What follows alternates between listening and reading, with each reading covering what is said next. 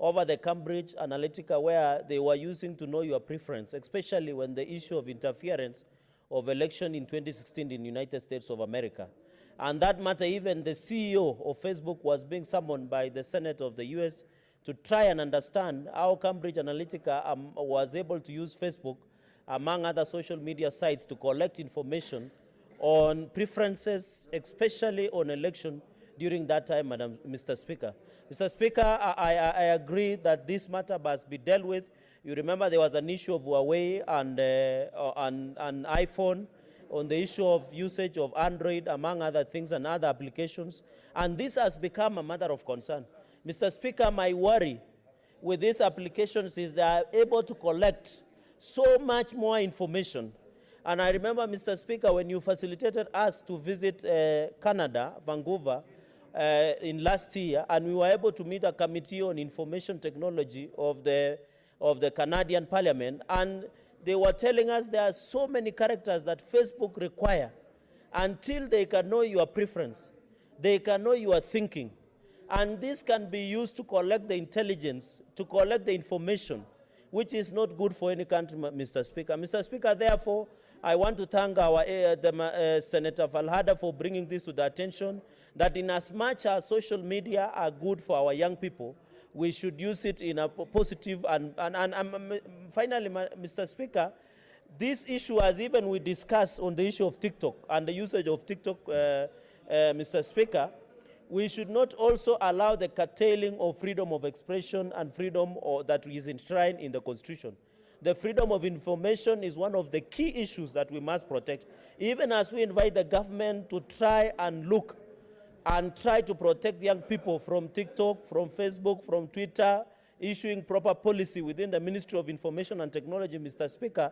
We must allow also not that violation of freedom of information. So, Mr. Speaker, the usage of TikTok as an application, it requires many information and character which should be carefully looked at. But I've seen many young people that have used TikTok to the benefit of their own exploitation of talents. And, Mr. Speaker, let us protect our young people from also unnecessary influence that will erode our values and culture in this country. I thank you, Mr. Speaker. Okay, that's enough for that particular statement. Order, members. Next statement is by Senator Moses Wetangula. What's your point of order, Senator? Thank you, Mr. Speaker, sir. Mr. Speaker, sir, I'm looking at the clock, and it's 3:40 p.m. As a member... Order, Senators. Let's consult in low tones. As a member of House Business, we had agreed at House Business Committee that we will suspend the deliberation and then go out there and have a kamkunji so that the Committee of 12 and the leadership can be able to report to the House on the way forward. Mr. Speaker, sir, I would like to request that we take this matter seriously, because outside there we are getting hit hard that Senate is pussyfooting. Senate is indecisive. They are not giving Kenyans what they want. Mr. Speaker, sir, what we agreed on in House Business, we should actually right now, I request with all humility that we suspend any other business, we go out in a kamkunji so that we can brief the rest of the members on the final thing that we agreed on. Mr. Speaker, sir, our names are circulating. There's a page which is circulating with signatures that we agreed to be able to send money to counties. So I don't see the reason as to why we should proceed with any other business. I mean, look at the House, Mr. Speaker, sir. There are small kamkunjis meeting outside. Can we then now go out and discuss this way forward so that we can send money to counties? I'm tired, Mr. Speaker, sir, of being hit hard by Kenyans out there who are being lied to that Senate is the one which is indecisive. Senate has made a decision, and let us live with that decision now. We go there. We have signed 12 non-partisan members have appended their signatures so that we can send money to the counties. So, Mr. Speaker, sir, I would like to request, with all humility, that we stop any other business in this House today. Let's go out there and let's give Kenya the way forward. Senator Mogeni, what do you want to? Senator Mogeni? You know very well before I...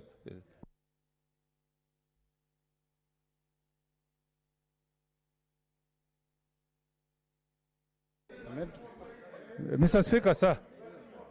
Yes, order, members. Mr. Speaker, sir. Yeah. There is Is it- very is it- loud consultation, Mr. Speaker. Order. There is very loud consultation. Mr. Okay, Speaker. okay, order. Senators, take your seats. Yeah. We need to move with speed. Yeah, Mr. Speaker, sir. Yeah.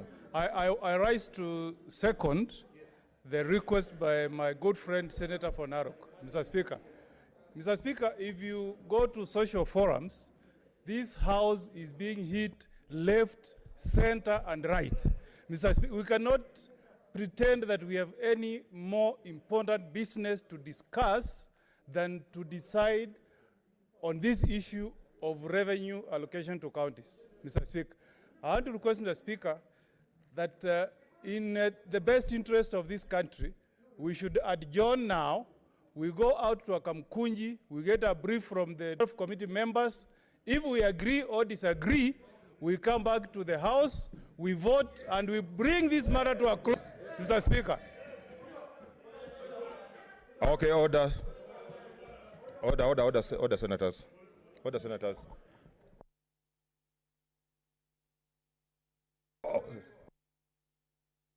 Okay. Order, members. You know very well that the Speaker must wait for an issue to be raised. And therefore, Senator Sakaja, I give you the floor.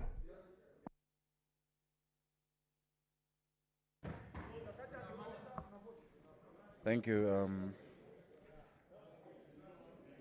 Thank you very much, Mr. Speaker. Mr. Speaker, I beg that I be heard in silence. Mr. Speaker, I rise pursuant to... Order, members. Consult in low tones.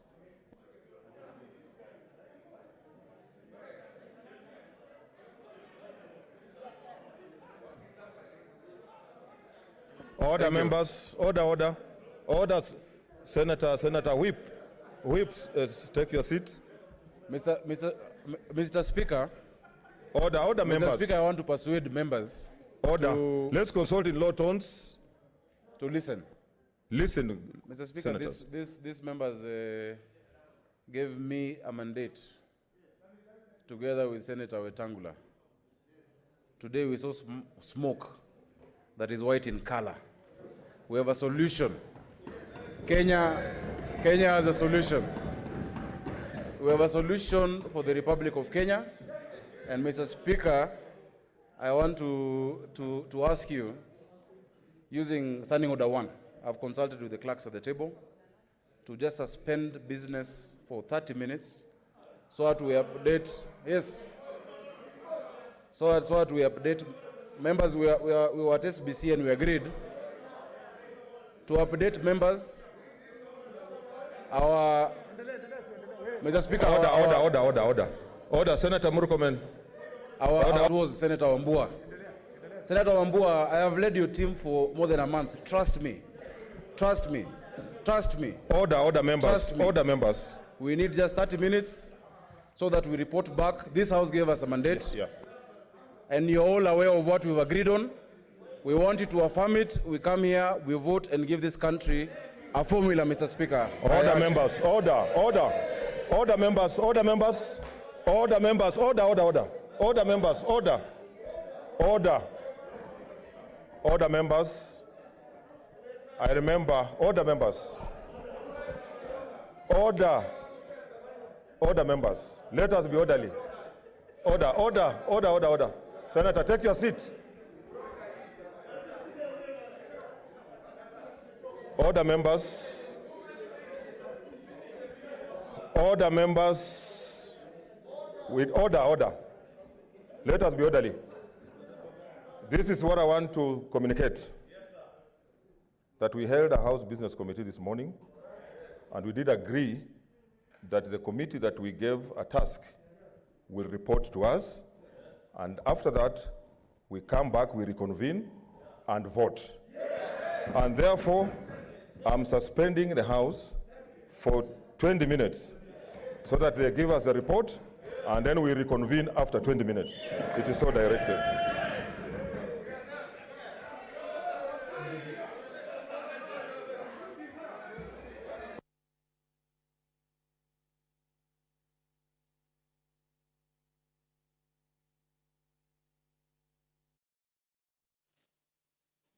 The Senate stands adjourned briefly, and the Speaker of the Senate has given a direction.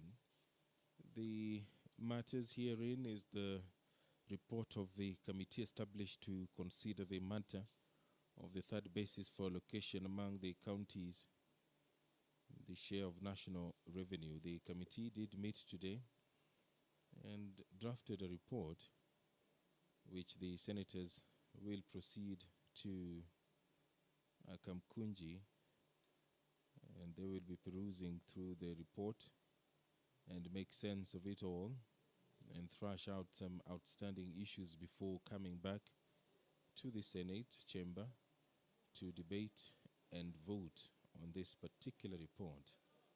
It has been a long time coming for the Senate, having spent weeks deliberating the contentious sections of the report by the Budget Committee, and the hope is that after the deliberations in the Kamkunji, the senators shall perhaps strike a deal. Kenyans have been waiting keenly on this particular process, and they will continue waiting as the Senate prepares to debate and consider the report by the committee, the 12-member committee, which was established to consider the matter of the third basis for allocation among the counties, the share of national revenue. You're watching this live broadcast courtesy of the Parliamentary Broadcasting Unit in conjunction with the Kenya Broadcasting Corporation. The broadcast will continue shortly.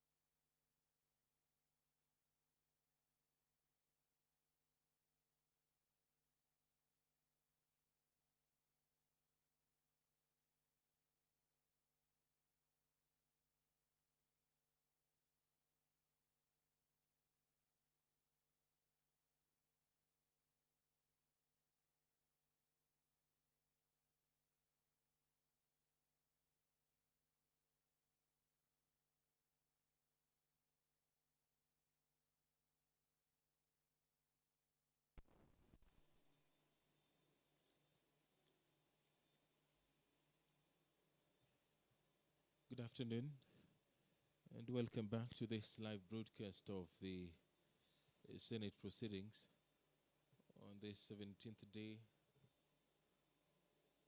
of September 2020. This broadcast is brought to you by the Parliamentary Broadcasting Unit in conjunction with the Kenya Broadcasting Corporation. The senators are from Ashot Kamkunji to deliberate on the third basis for allocation among the counties, the share of national revenue. The select committee, which was established to consider this matter, did meet today and drew a report that will be considered before this House this afternoon. The consensus building was called by the Senate Speaker, and they are from that particular engagement, and we await to see the result of that particular engagement, which lasted roughly 10 minutes. This is a process that has been a long time coming. This has had to adjourn business a couple of times to get to where it is today. The report of the select committee will be debated by the senators and it will be considered. The third basis for revenue allocation among counties is one of the most important businesses that the Senate must engage in. According to the procedure, the Commission on Revenue Allocation proposes a revenue formula, a revenue sharing formula, and then it forwards it to the Senate. And thereafter, the Senate considers and determines whether or not it will adopt it as it is or make amendments where need be. The Commission on Revenue Allocation did forward its formula to the Senate last year in 2019, and the Committee on Budget did take up the deliberations. A number of amendments were forwarded, and the report was finally tabled in the Senate. A number of amendments to the report were proposed. Some senators did argue that in the spirit of nation building and fairness, there ought to be some changes to that particular report. This report by the Select Committee, which was established to reach a consensus on the third basis for allocation among the counties, may be perhaps considered to be an amendment to that report by the Budget Committee. But the report has to be voted and considered by the senators before it sails through the Senate. If you're just joining us, we are waiting for the Senate to reconvene. They are fresh from a Kamkunji meeting chaired by the Speaker of the Senate, and it was meant to deliberate and reach a consensus on the proposed formula for revenue allocation among county governments. The Senate did speak extensively on the issues pertaining to the shutdown of counties, and senators maintained that they will continue to perform their mandate, and that mandate is ensuring that counties have enough resources for service delivery. A couple of selfies here and there. Senators appearing to be in a very jovial mood as they await this all-important debate and vote on the third basis for allocation among the counties' revenue.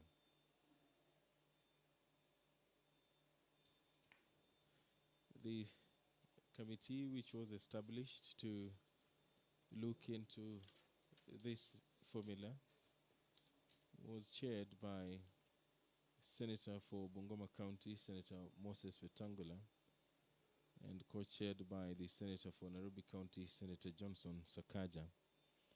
Other members of the committee include Senator Engineer Mahmoud Mohammed, Senator Stewart Madzai of Kilifi, Senator Kipchumba Murkomen, Senator Mutula Kilonzo Jr. of Makueni County, Senator Samson Cherargei of Nandi County, Senator Moses Kajwang of Homa Bay County, Senator Susan Kihika of Nakuru, Senator Anwar Loitiptip of Lamu County, Senator John Kinywanderitu of Laikipia County, and Senator Ledama Olekina of Narok County.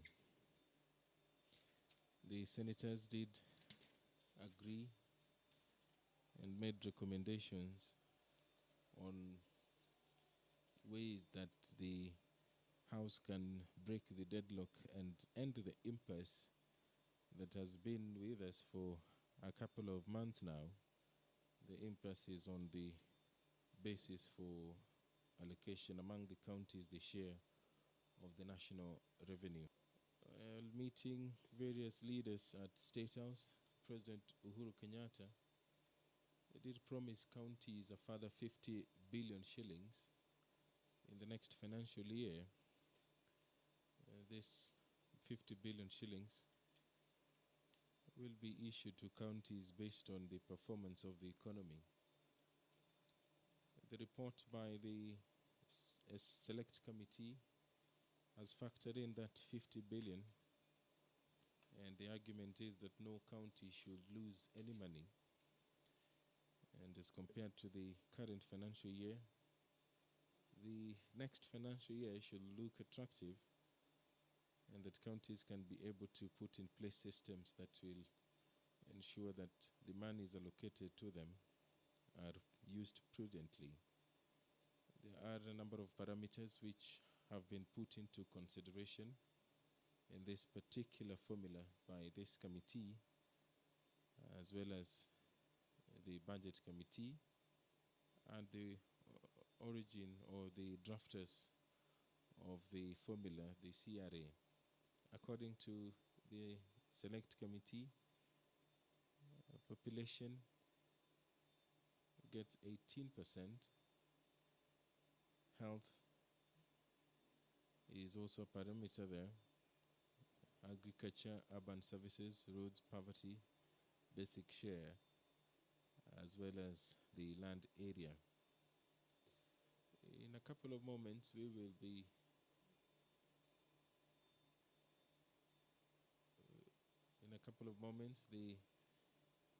the debate will get underway, and as soon as that moment arrives, then you'll be able to follow the proceedings of the Senate live. This broadcast is brought to you by the Parliamentary Broadcasting Unit in conjunction with the Kenya Broadcasting Corporation. Just a quick recap.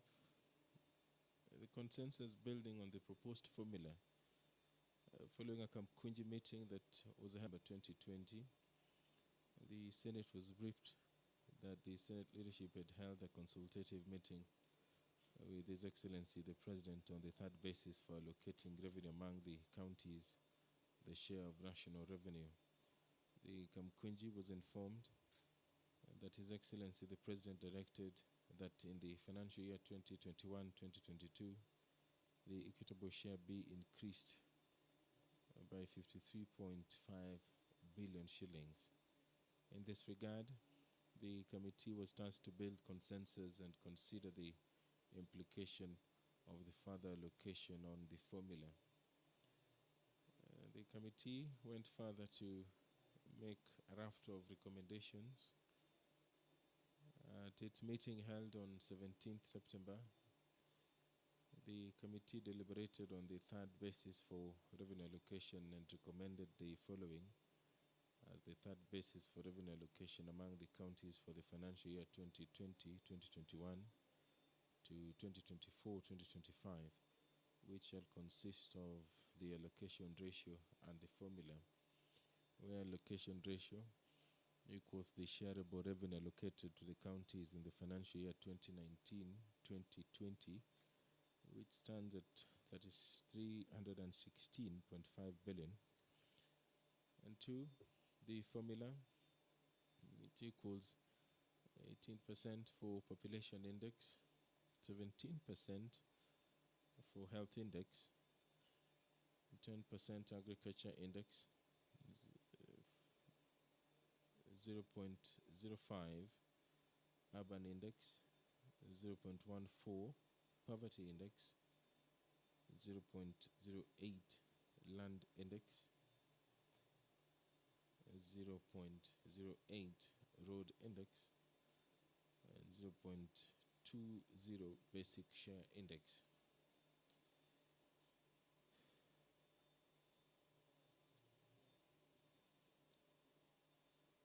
The broadcast of the live proceedings of the Senate will continue shortly.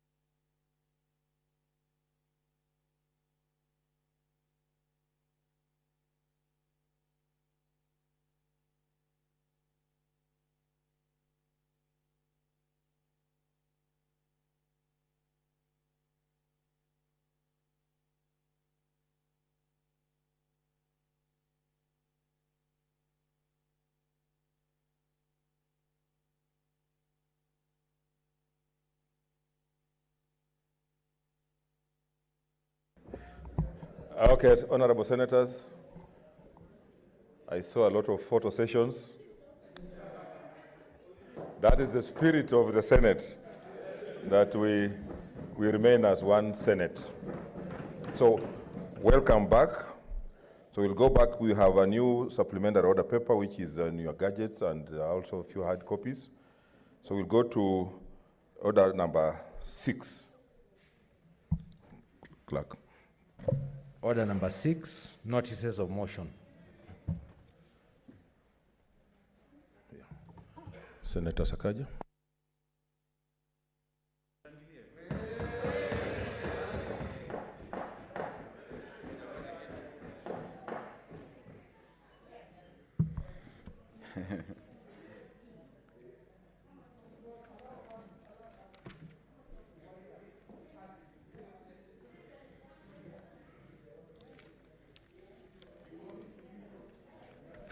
In English.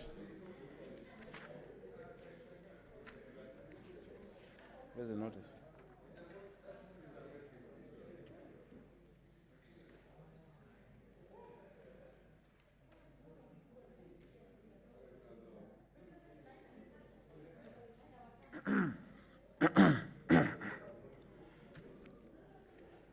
Thank you, Mr. Speaker. Mr. Speaker, I beg to give notice of the following motion. Of it. I have to read all of it. Okay, I have to read all of it. Approval of the third basis for revenue allocation among the county governments. That aware that under Article 217 of the Constitution, the Senate, by resolution, is required to determine the basis for allocating among counties the share of national revenue that is annually located to the county level of government. Further aware that the Senate mandated the Standing Committee on Finance and Budget to consider the recommendations of the Commission on Revenue Allocation and consulted the Cabinet Secretary responsible for finance and the Council of Governors, among others, and subsequently conducted public participation pursuant to Article 118(1)(b) of the Constitution, as documented in the report tabled in the Senate on Monday, the 13th of July, 2020, cognizant that the matter of the third basis for allocating among the counties the share of national revenue that is annually allocated to the county level of government has evoked robust debate in the Senate and in the nation at large, leading to a series of consensus-building initiatives. Now, therefore, the Senate resolves that pursuant to Article 217(1) of the Constitution, the third basis for allocating among the counties the share of national revenue that is annually allocated to the county level of government for the financial years 2020-2021 to 2024-2025 shall consist of the allocation ratio and the formula where 1. The allocation ratio shall be equals to the shareable revenue allocated to the county financial year 2019-2020, and 2.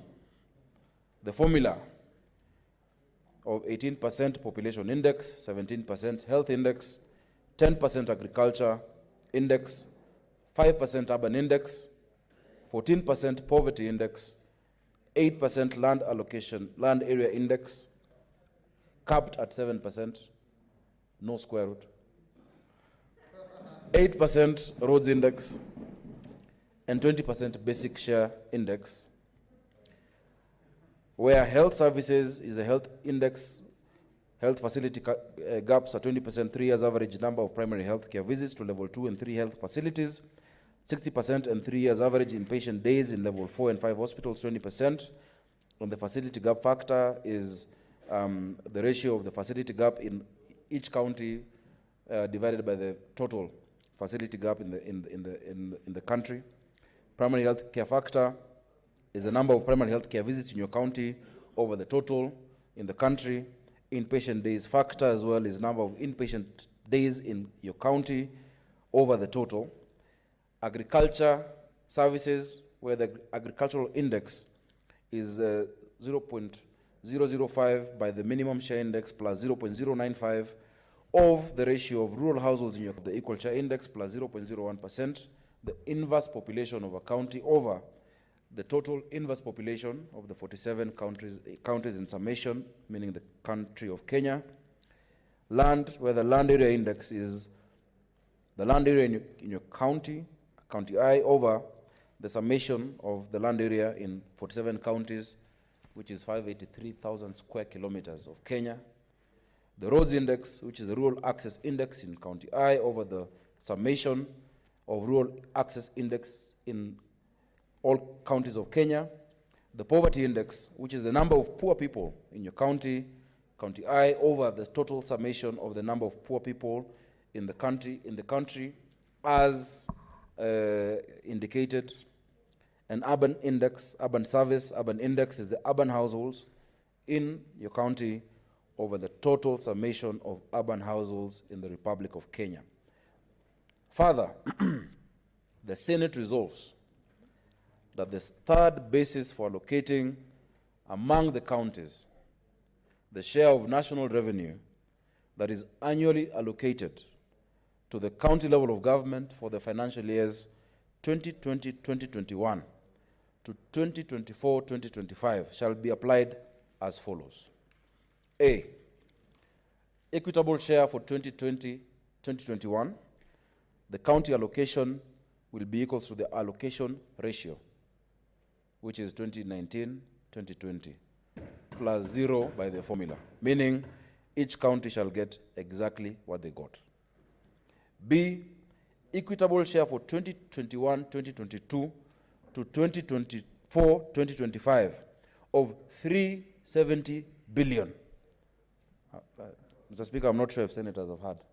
Of 370 billion and above, county allocation will be 0.5, which is 50% of the 1920 allocation ratio, plus the difference of whatever remains above, equitable share, minus 0.5 allocation ratio by the formula as stipulated above, provided that for the duration of the operation of the third basis for allocating revenue among the counties, no county shall receive in any financial year shareable revenue that is less than the amount of shareable revenue received by the county in the financial year 2019-2020. Further, the Senate resolves that pursuant to Article 217(2)(b) of the Constitution, the Commission on Revenue Allocation, CRA, takes account the resolution of the Senate on the third basis for revenue allocation and the debate thereon, and further take into account additional factors, including pastoralism, the livestock sector, the blue economy, the extractive industries, and wildlife and conservation, in determining principles and parameters of equitable sharing of national revenue among the counties moving forward. The simulation is as in the order paper. There is no way I can read the entire simulation. Mr. Speaker, I beg to give notice of motion. Thank you. Next order.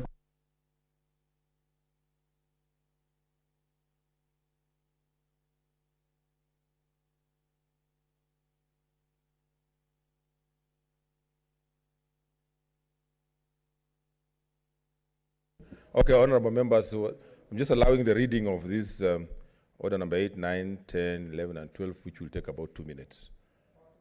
Okay, clerk. Order number 8, the Basic Education Amendment Bill, Senate Bills number 10 of 2020, first reading. A bill for an act of parliament to amend the Basic Education Act and for connected purposes. Order number 9, the Kenya Citizenship and Immigration Amendment Bill, Senate Bills number 12 of 2020, first reading. A bill for an act of parliament to amend the Kenya Citizenship and Immigration Act and for connected purposes. Order number 10, The Copyright Amendment Bill, Senate Bills number 13 of 2020, first reading. A bill for an act of parliament to amend the Copyright Act and for connect. Order number 11, the County Vocational Education and Training Bill, Senate Bills number 14 of 2020, first reading. A bill for an act of parliament to provide a framework for the establishment of systems for the administration of training in vocational education and training within a county and for connected purposes. Order number 12, the Persons with Disabilities Amendment Bill, Senate Bills number 15 of 2020, a bill for an act of parliament to amend the Persons with Disabilities Act to provide for the functions of the national government and the county governments and for connected purposes. Order number 13, motion, approval of the third basis for revenue allocation among the county governments.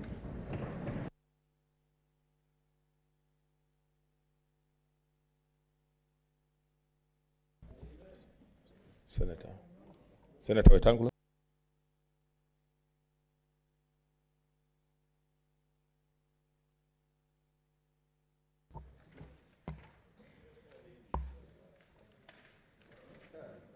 What did he say?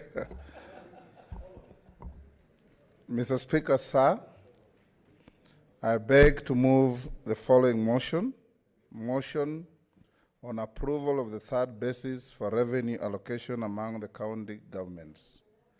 That aware that under Article 217 of the Constitution, the Senate by resolution is required to determine the basis for allocation among the counties, the share of national revenue that is annually allocated to the county level of government. Further aware that the Senate mandated the Standing Committee on Finance and Budget to consider the recommendations of the Commission on Revenue Allocation and consulted the Cabinet Secretary responsible for finance and the Council of Governors, among others, and subsequently conducted public participation pursuant to Article 118(1)(b) of the Constitution, as documented in the report tabled in the Senate on Monday, 13th July 2020, cognizant that the matter of the third basis for allocating among the counties the share of national revenue that is annually allocated to the county level of government has evoked robust debate in the Senate and in the nation at large, leading to a series of consensus-building initiatives. Now, therefore, the Senate resolves that pursuant to Article 217(1) of the Constitution, the third basis for allocating among the counties the share of national revenue that is annually allocated to the county level of government for the financial years 2020-2021 to 2024-2025 shall consist of the allocation ratio and the formula where 1. Allocation ratio, the shareable revenue allocated to the counties in the financial year 2019-2020.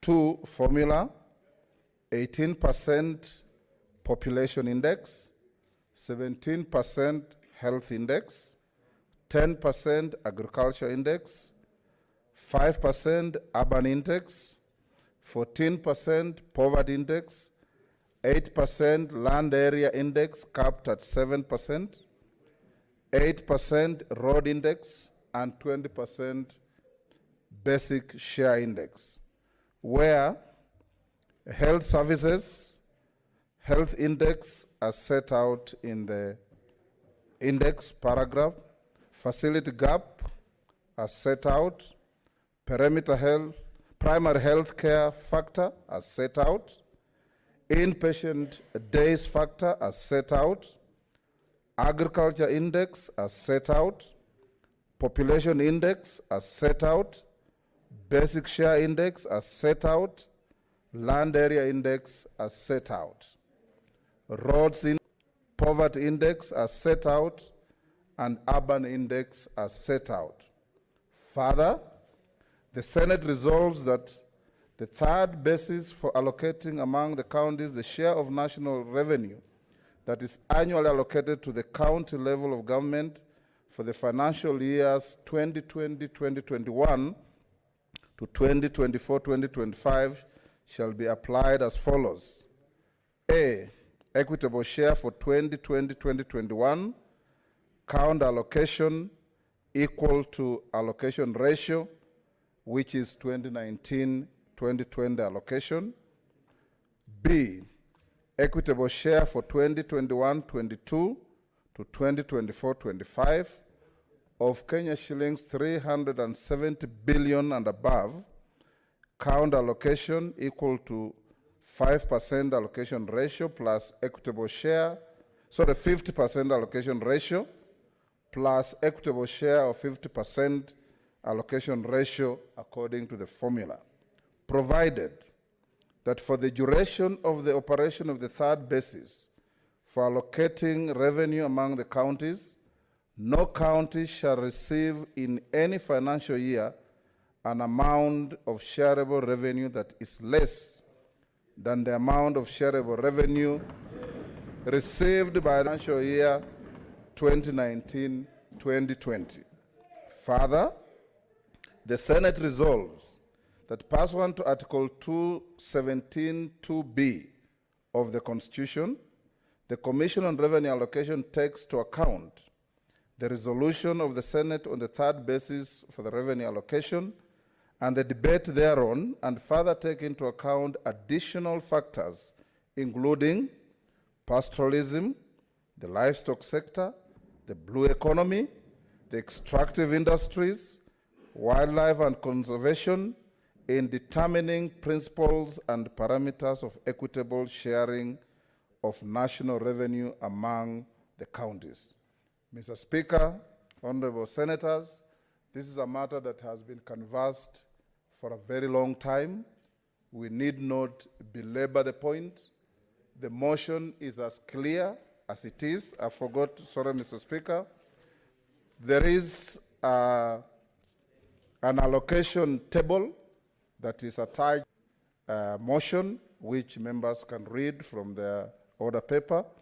Mr. Speaker, I beg to move, and in so moving, I want to table the report of the Committee of 12 so that it becomes part of the record of this debate and this House. And for the record, Mr. Speaker, allow me to acknowledge the members of the Committee of 12, Senator Moses Wetangula, EGH MP, Senator Johnson Sakaja, CBS MP, as co-conveners, Senator Engineer Mohamud Mohammed, CBS MP, Senator Stewart Matsayo, CBS MP, Senator Kipchumba Murkomen, EGH MP, Senator Mutula Kilonzo Jr. MP, Senator Samson Cherargei MP, Senator Moses Kajwang MP, Senator Susan Kehika MP, Senator Anwar Loitiptip MP, Senator John Kinyuanderitu MP, and lastly, Senator Ledama Olekina MP. Mr. Speaker, I beg to lay the report, to table the report of the committee. Mr. Speaker, without much ado, I just want to thank the House for giving the Committee of 12 an opportunity and the confidence and the trust for the committee to labor for the last 17 sittings of the committee to come up with this formula. This formula, Mr. Speaker, brings to rest a long, protracted, winding, noisy debate in the House. Noisy and messy debate in the country, Mr. Speaker, that has now come to an abrupt end. This House has risen to the billing as the defender of counties, and in so doing, Mr. Speaker, we are giving the country a formula that will work. Last but not least, Mr. Speaker, I want to salute the head of state and the leadership of the House and the House as a whole that the protracted process that we took has been able to bring on the table of our counties an additional 53.5 billion. So it has not been in vain, Mr. Speaker. It has borne fruit. And I want to encourage this House to remain steady, to remain steadfast, and to be the last line of defense of the doctrine and tenets of devolution in this country. I wish now, Mr. Speaker, to invite I beg to move and invite my distinguished nephew, the Senator for Nairobi and co-convener, to second.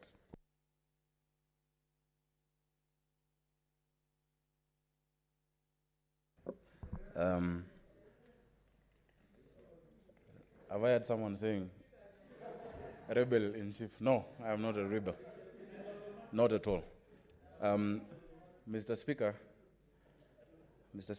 I beg to second this motion and associate myself with the remarks by my distinguished uncle, Senator Wetangula, Masika, Moses, on this formula.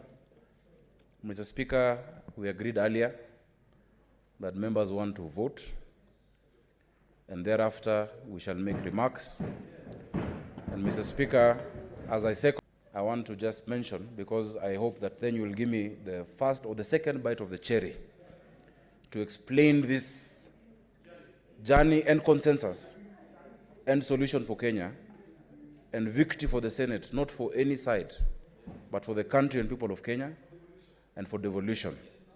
As I second, Mr. Speaker, I beg to second and I beg to ask, as earlier directed, that you propose the question and immediately put the question so that we vote and then we can discuss this, Mr. Speaker, and explain to Kenyans what we've been able to do. With that, Mr. Speaker, I beg to second. Thank you.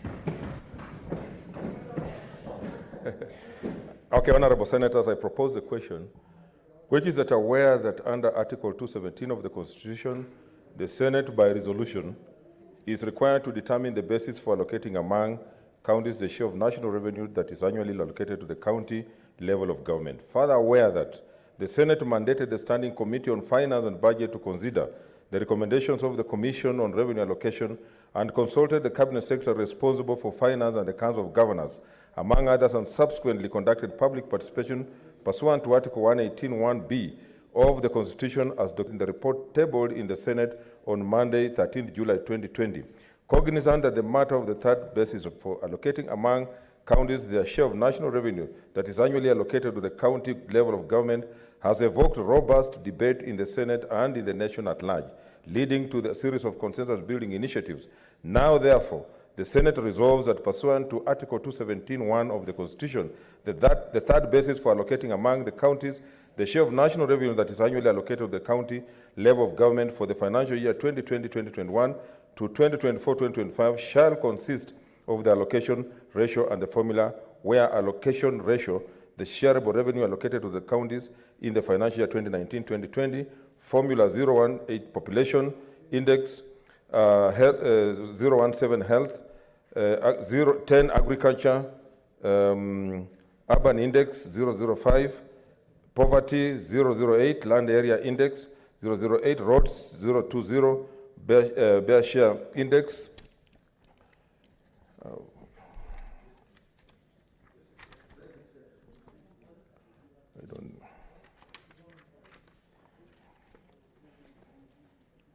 Or basic share index, where the table is very long and I don't think in the interest of time, are set out in the table. Further, the Senate resolves that the third basis for allocating among the counties the share of national revenue that's annually allocated to the county level of government for the financial year 2020-2021 to 2024-2025 shall be applied as follows.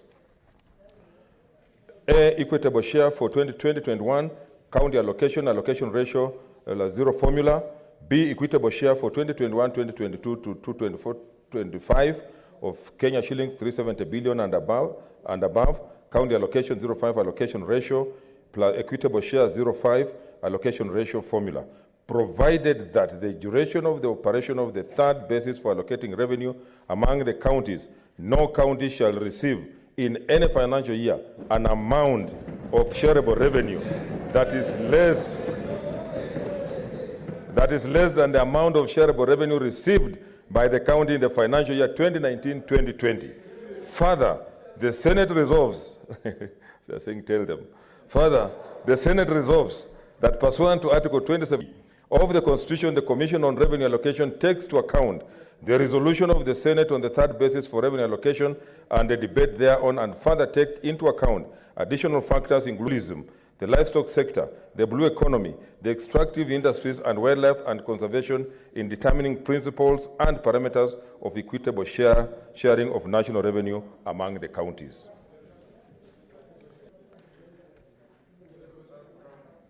It concerns counties, and therefore you are going to vote as delegations.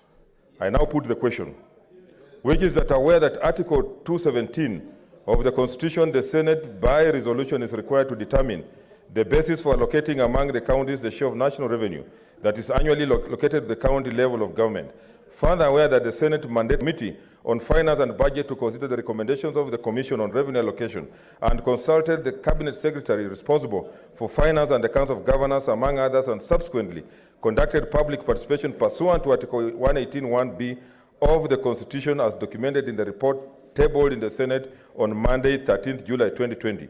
Cognizant that the matter of the third basis for allocating among counties the share of national revenue that is annually allocated to the county level of government has evoked robust debate in the Senate and in the nation at large, leading to a series of consensus-building initiatives. Now, therefore, the Senate resolves that pursuant to Article 2017(1) of the Constitution, the third basis for allocating among the counties the share of national revenue that is annually allocated to the county level of government for the financial year 2020-2021 and 2024-2025 shall consist of the allocation ratio and the formula where 1, allocation ratio, the shareable revenue allocated to the counties in the financial year 2019-2020, formula 18, population index, 17, health, 10, agriculture, 0, urban index, poverty, 8, land index, 8, road index, 20, basic share index, where the rest are set out in the table. Further, that the Senate resolves that the third basis for allocating among the counties that share of national revenue that is annually allocated to the county level of government for the financial year 2020-2021 to 2024-2025 shall be applied as follows. A, equitable share for 2020 equals to allocation ratio plus 0 formula. B, equitable share for 2021, 2022, 2024, 2025 of 370 billion and above. County allocation equals to 0.5 allocation ratio, equitable share of 0.5 allocation ratio formula. Provided that for the duration of the operation of the third basis for allocating revenue among the counties, no county shall receive in any financial year an amount of shareable revenue that is less than of a shareable revenue received by the county in the financial year 2019-2020. Further, that the Senate resolves that pursuant to Article 217(2)(b) of the Constitution, the Commission on Revenue Allocation takes to account the resolution, the third basis for revenue allocation, and the debate thereon, and further take into action additional factors including pastoralism, the livestock sector, the blue economy, the extractive industries, and wildlife and conservation in determining principles and parameters of equitable share of national revenue among the counties. I now order that the bell be rung for 1 minute. No. Counties.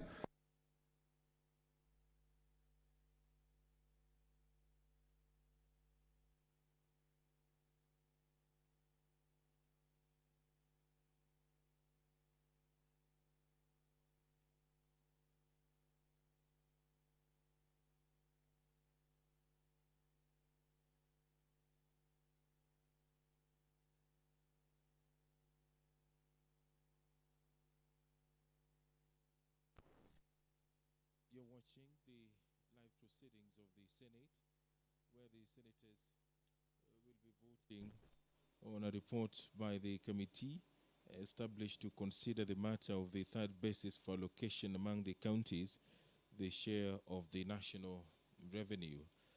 The committee, convened by the Senator for Bungoma County and co-convened by Senator Johnson Sakaja of Nairobi County, did draft a report, and that particular report is providing a way forward on this impasse that has been blamed on cash crunch in the counties.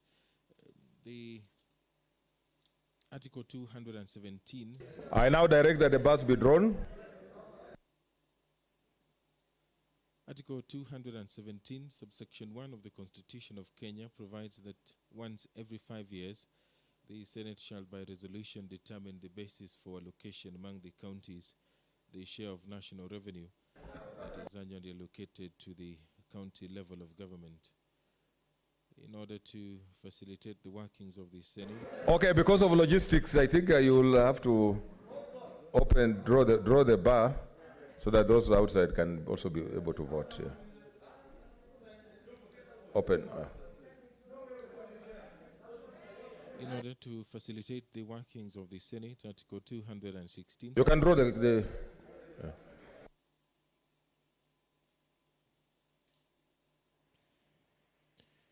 The teller for the ayes and the teller for the no.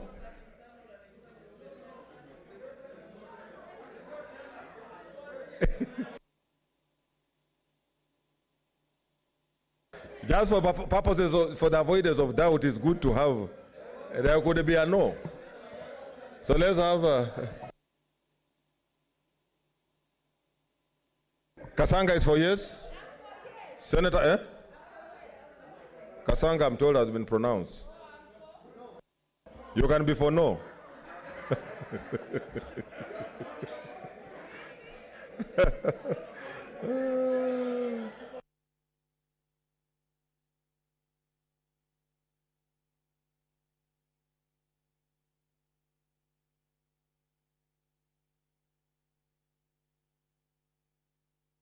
Okay.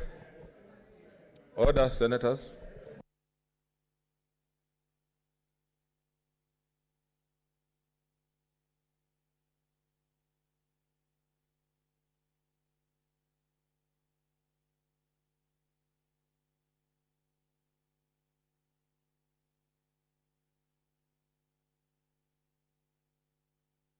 Okay, we can begin.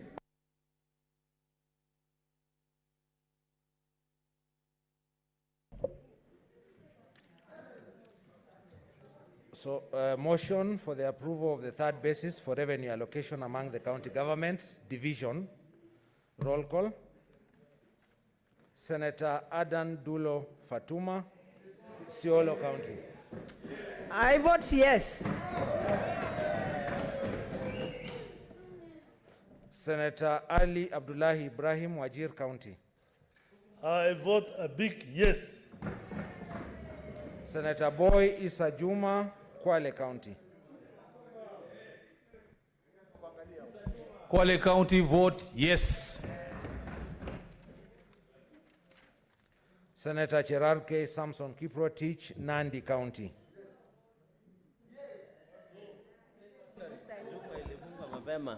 I, Cherargei Kiprotich Samson, in the spirit of Koitalel Arab Samoe, and getting additional 1.6 billion to Nandi County, I vote a resounding yes.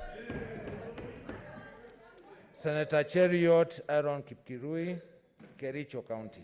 Kericho votes yes. Senator Haji Mohamed Yusuf. Mr. Speaker, sir, I vote big yes. Senator Hagura Godana, Marsabit County.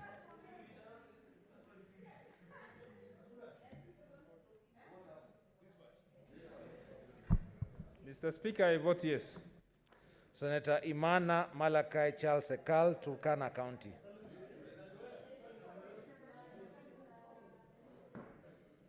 Senator Kabaka Boniface Mutinda, Machakos County.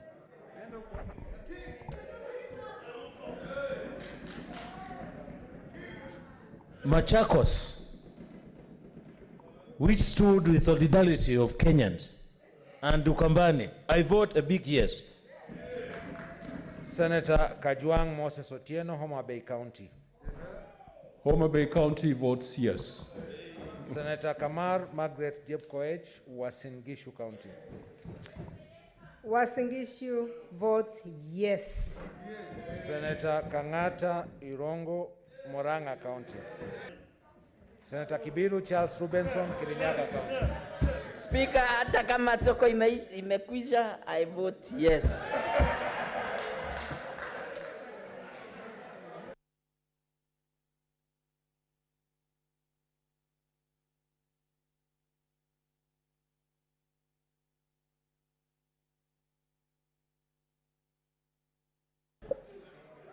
Senator Kihika Susan Wakaru, Nakuru County.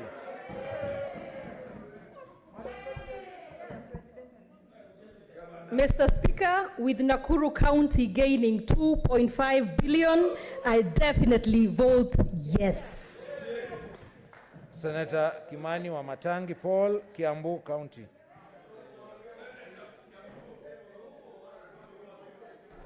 Mheshimiwa Spika, kwa watu wa Kiambu na vile ambavyo nimewapigania pamoja na seneta, na sasa tunapata bilioni 2, nasema ndio. Asante. Senator Kindiki Kithure, Tharaka Nithi County.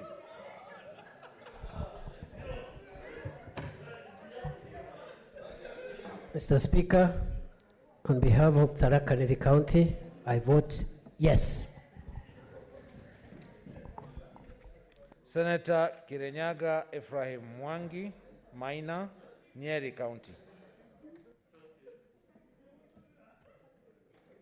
Okay.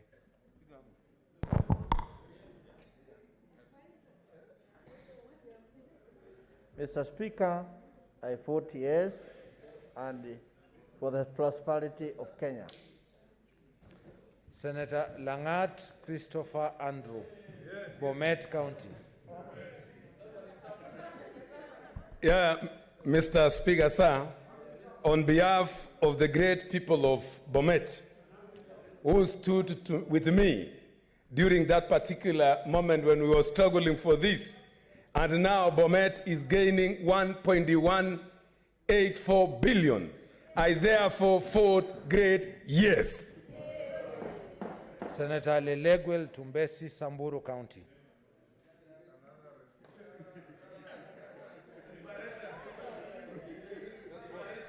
I, Dr. Leleguel Tumbesi, Senator for the great people of Samburu County, now gaining 750 million votes yes. Senator Linturi Franklin Mithika, Meru County.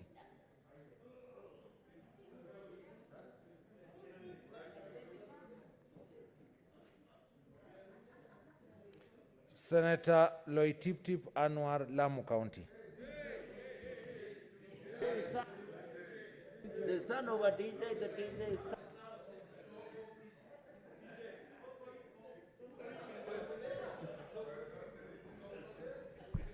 I, the Senator of Lamu County, together with the great people of Lamu for the willing of devolution, together with my internal and external organs, I vote yes.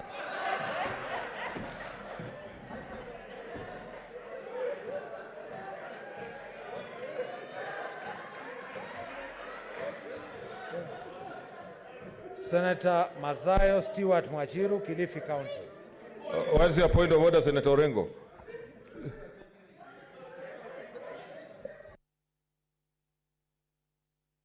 Mr. Speaker, the Senator of Lamu has a very interesting way of voting that I, with my internal and external organs.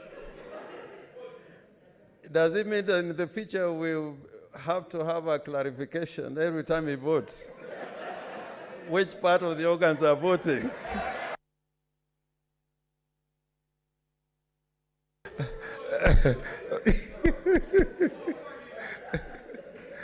I think next time we'll include others that are not external. Let's proceed. Shukran, Bwana Spika.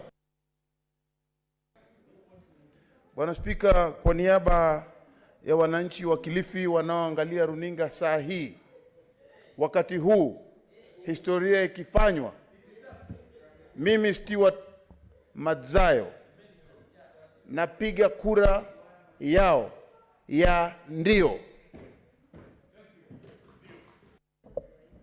Senator Mahamud Mohamed Maalim, Mandera County. Mr. Speaker, sir, this is really a great day. On behalf of the great people of Mandera, I vote yes. Thank you. Senator Malala Cleophas Wahungu, Kakamega County.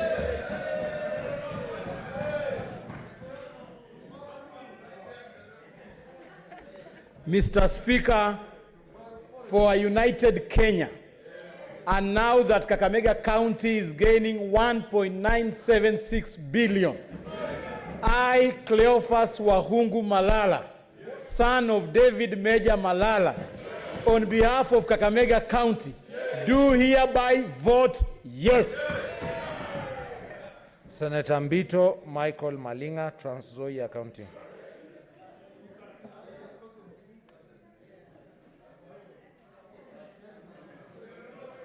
Senator Mbogo George Ochilo Ayako, Migori County. Thank you, Mr. Speaker. I, Ochilo Mbogo Ayako George, on behalf of the good people of Migori, and grateful for 1.2 billion that we have received, I vote yes. Senator Mogeni Eric Okongo, Nyamira County. Mr. Speaker, sir, have you gone to battle on behalf of the great people of the county of Nyamira, and having saved them a loss of 545 million, and having saved the entire Omogusi nation a loss of more than 600 million, and now going back home with 1.432 billion to the Omogusi nation, vote yes. Senator Moi Gideon Kipsiele Toet, Baringo County.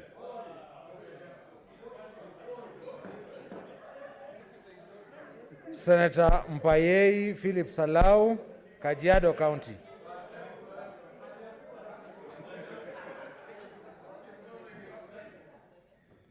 Senator Murkomen Onesimus Kipchumba, Elgeyo Marakwet County. Mr. Speaker, on behalf of the great people of Elgeyo Marakwet County and for a united nation called Kenya, and on behalf of all people who believe in equity in this great republic, I vote a great yes. Senator Mutula Kilonzo Jr., Makueni County. On behalf of the people of Makueni, and in the spirit of leaving no county behind, and for a united Kenya, and for Team Kenya, and for 726 million shillings, I vote yes. Senator Mwangi Paul Githiomi, Nyandarua County. Mr. Speaker, sir, for the sake of expecting development in Nyandarua, and for the sake of expecting good roads to be constructed in Nyandarua County, I, Paul Githiomi, vote yes. Senator Mwaruma Jones Mwashushe, Taita Taveta County. Mr. Speaker, on behalf of the great people of Taita Taveta, whom I saved from loss of 400 million to gaining 600 million, I vote yes. Senator Mwinyi Haji Mohamed Faki, Mombasa County.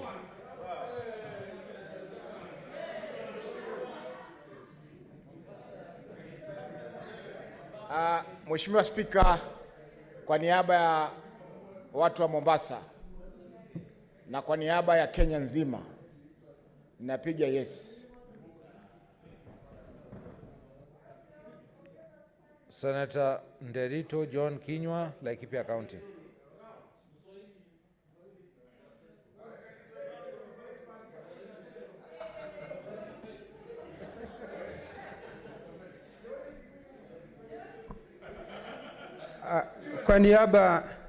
Kwa niaba ya watu wa kaunti ya Laikipia, na kwa sababu hela za Laikipia zimeongezeka kwa milioni 958, mimi kwa niaba ya ndugu zangu wote wa hapo Laikipia napiga ndio.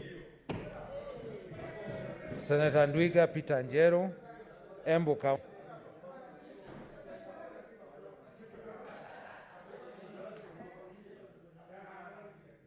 Senator Olekina Ledama, Narok County.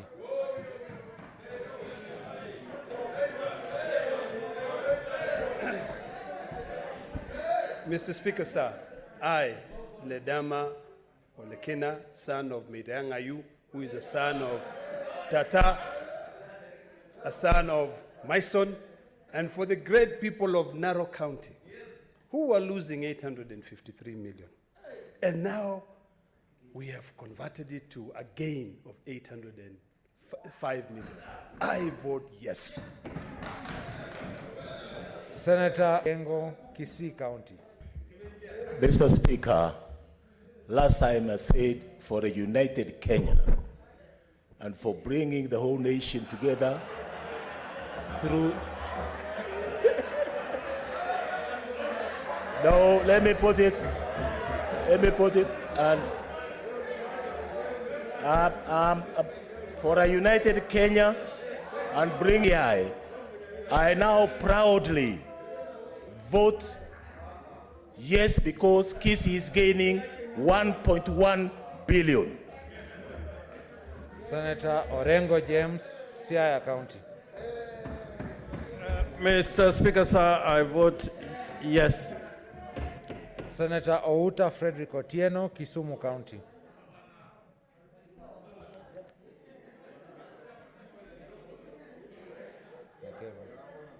Mr. Speaker, with Kisumu County joining the League of Billionaires at 1.189 billion on behalf of the Kisumu County and the Kisumu City, I, Frederick Otieno Outa, aka Nyarwath, I vote yes.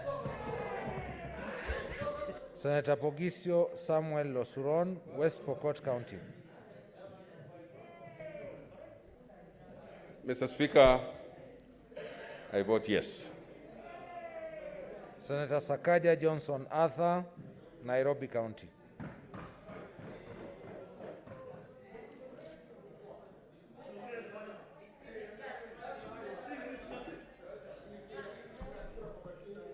Mr. Speaker, in accordance to the Constitution, I have consulted the delegation of Nairobi with Senator Millicent Omanga, Senator Faria. Others were not available for comment. Senator Kasanga, because Nairobi believes there is no Kenya A and Kenya B, we vote yes. Senator Wako Situila Amos, Busia County.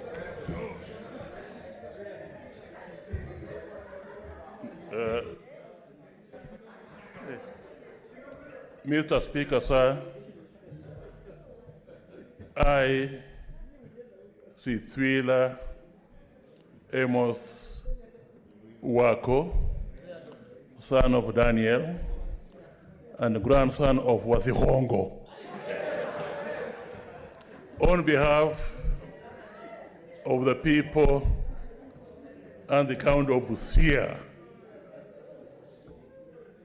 which has now left the club of millionaires and joined the club of billionaires, I vote yes and ask the county government to use what we have struggled to get for them in a very transparent and accountable manner. Yes. Senator Wambua Enoch Kio, Kitui County.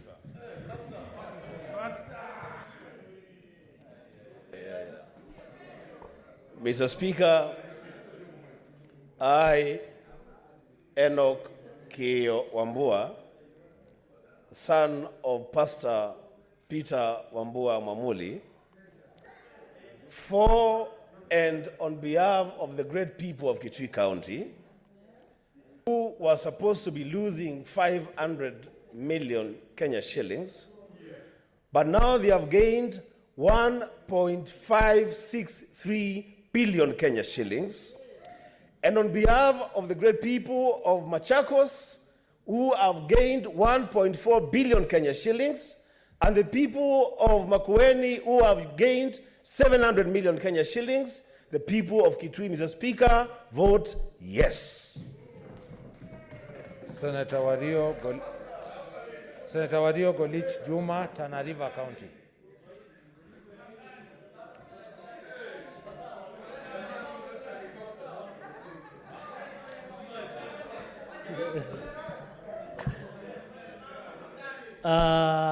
Mr. Speaker, mimi Senator Juma Wario lalafa uta disajejitia jelata gumitutwa. On behalf of the great people of Tana River County, I was to lose 600 million and now recovered the 600 million and gained another 600 million. Therefore, on behalf of Tana River County, I vote yes.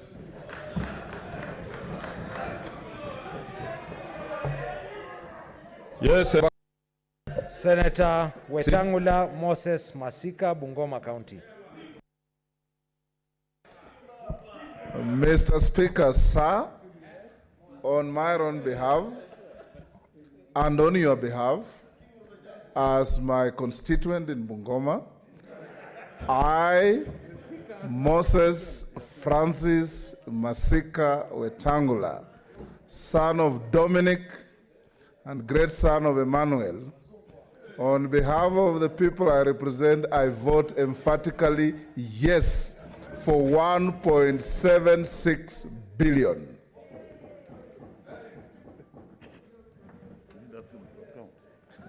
Senator Imana Malakai, Senator Imana Malakai Charles Ekal, Turkana County.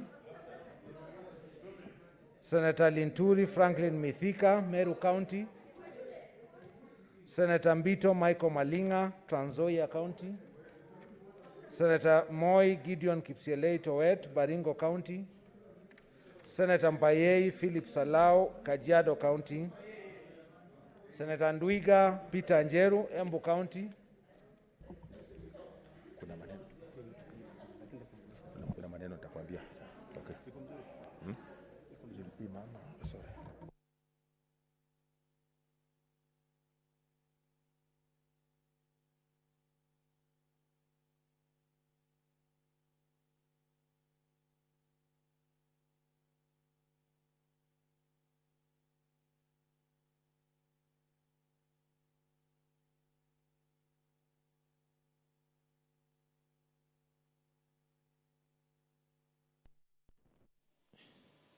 You're watching live proceedings of the Senate this evening of 17th September 2020, where the senators have concluded voting exercise on the report by the committee established to consider the matter of the third basis for allocation among the counties, the share of national revenue.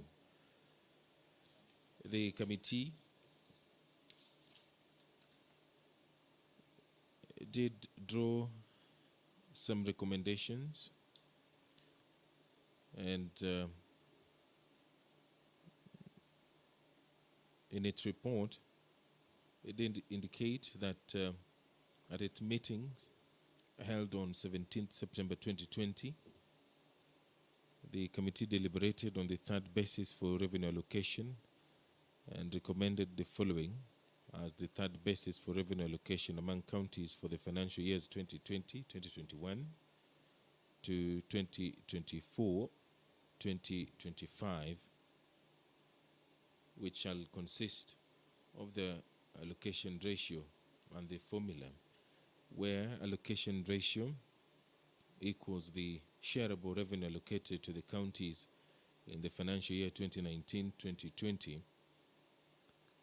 Formula equals 0.18 for population index, 0.17 for health index, 0.10 for agriculture index, 0.05 for urban index, 0.14 for poverty index, 0.08 for land area index, 0.08 for roads index, and 0.20 for basic share index.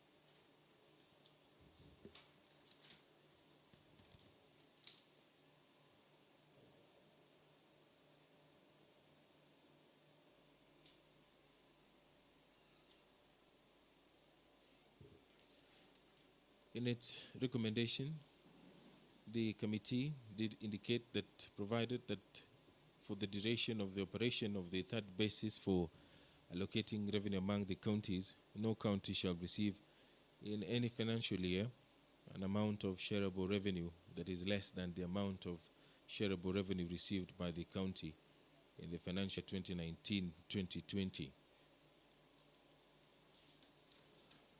Okay, order, members.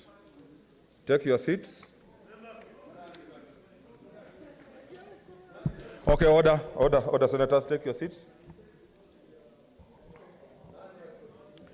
Okay, honorable senators, Senator Amos, son of, take your seat. Son of someone. Son of someone. I was Hongo, I remember. So, honorable senators, the results are as follows. Abstentions 0, nays 0, ayes 41. The ayes have it. Now, honorable senators, for the convenience of the House, I want to amend the order so that we also deal with the CARA, and then comments will be made together because for both, because they are all matters dealing with finance. So, order number 14, clerk. Oh, yes, Senator Haneri.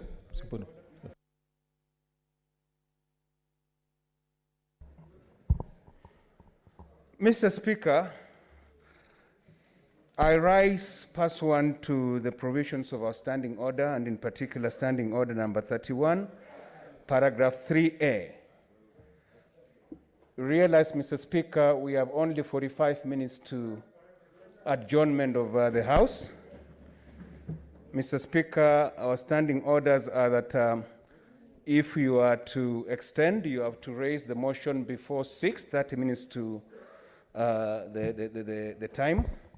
I therefore raise pursuant to the provision of that standing order, and the Senate resolves and move that the Senate resolves to extend its sitting until the conclusion of business listed in the order as number 13, number 14, and number 15 in the supplementary order paper.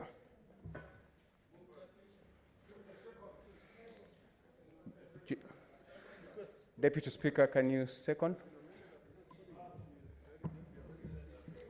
Mr. Speaker, I second. Okay. Honorable Senators, I propose the question, which is that pursuant to Standing Order 31-3A, the Senate resolves to extend its sitting until the conclusion of business listed in order number 13, 14, and 15 in the supplementary order paper. I now put the question, which is that pursuant to Standing Order number 31-3A, the Senate resolves to extend its sitting until the conclusion of business listed in order number 13, 14, and 15 in the supplementary order paper. As manner of that opinion, say aye.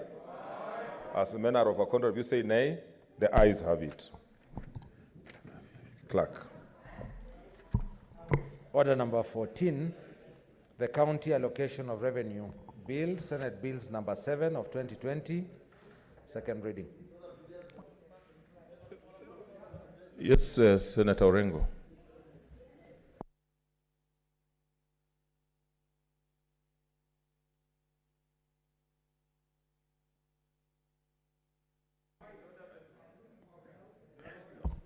Since the bill had been moved and seconded, and essentially CARA and the formula are related, will I be in order, Mr. Speaker, to ask you to call upon the mover to reply? Then we vote, and then the comments will be made together.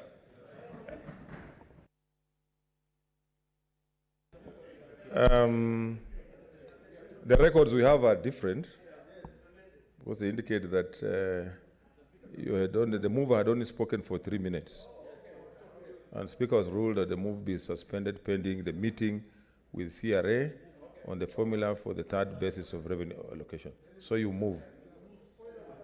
Yes, Senator. In that regard, Mr. Speaker, it means the motion was not moved. And will I be in order then to request the mover to move it as amended, so that, Mr. Speaker, since it had not been moved, we move it as amended. We don't have to go through all these other amendments that are in the order paper. He moves it together with the amendments. And I think that is in order within the standing orders. This is second reading.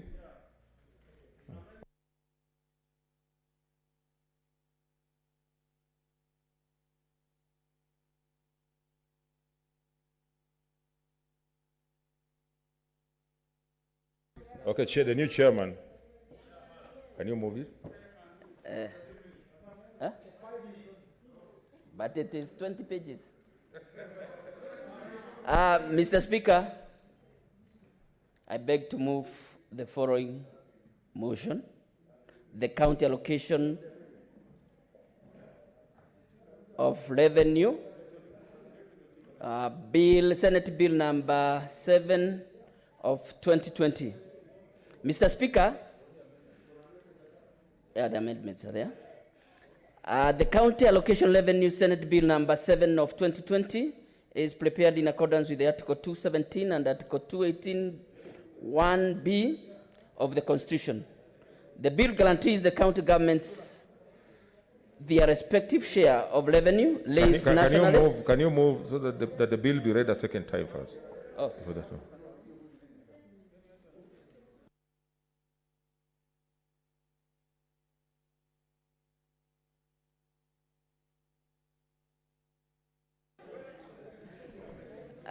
Mr. Speaker, I move that the bill be read a second time. And Mr. Speaker,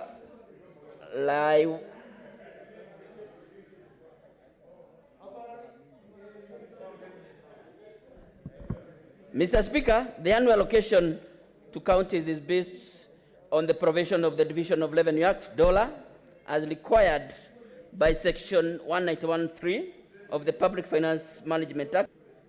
The Division of Revenue Act 2020 gives a total allocation of Kenya shillings 369.8 billion to county governments for the financial year 2020-2021. The allocation of Kenya shillings 369.8 billion is aggregate of the following: equitable share of Kenya shillings 316.5 billion as set out in the first schedule of the bill. Conditional allocation from national government share of revenue of Kenya shillings 23.16 billion as indicated in the second schedule. And third, conditional allocation to loans and grants from development partners of Kenya shillings 30.2 billion as indicated in the third schedule. Mr. Speaker, the first schedule of the bill sets the allocation of each county government's equitable share of revenue raised nationally in the financial year 2020-2021. The second schedule of the bill, Mr. Speaker, sets out the 6 conditions allocation for the counties from the share of national government revenue for year 2021. This constitutes total of 23.1 billion, including 9 billion from the Roads Maintenance Levy Board fund. The six conditional allocations to the county government are leasing of medical equipment of Kenya shillings 6.205 billion, which has increased to Kenya shillings 6.2 billion allocated in 2019-2020. Level 5 hospitals of Kenya shillings 4.33 billion. Compensation for user fee forgone of Kenya shillings 900 million. Rehabilitation of youth polytechnics of Kenya shillings 2 billion. Supplementary for construction of county headquarters, 5 counties, Kenya shillings 300 million, which has decreased from Kenya shillings 485 million allocated in the financial year 2019-2020. Road maintenance fuel levy funds, Kenya shillings 9.43, which has increased from the allocation of Kenya shillings 8.98 billion in the financial year 2019-2020. The increase is attributable to higher projected revenues from the fuel levy in the financial year 2020-2021. Mr. Speaker, the second schedule with respect to conditional grants, to conditional allocations to county governments from loans and grants from development partners during the financial year 2020-21. The National Treasury is a signatory to the financing agreement with development partners. During the year 2020-21, the total additional conditional allocations from the development partners amounts to Kenya shillings 30.2 billion, which is a decrease from the allocation of 39.09 billion allocated in the year 2019-2020. Mr. Speaker, the conditional allocations from the development partners are as follows. IDA, Kenya Devolution Support Program, KDSP, Level 1, Kenya shillings 2.115 billion. Transfer of health services for universal health care, Universal Care Project, 4.345 billion. Danida, Universal Health for Devolved System Program, 900 million. National Agriculture and Rural Inclusive Growth Project, NAGLIP, 4.261 billion. AU Instruments for Devolution Advice and Support, Ideas, Kenya shillings 216. ID World Bank, Kenya Climate Smart Agriculture Project, Kenya shillings 7.119 billion. World Bank Kenya Urban Support Program, UDG, Kenya shillings 6.366 billion.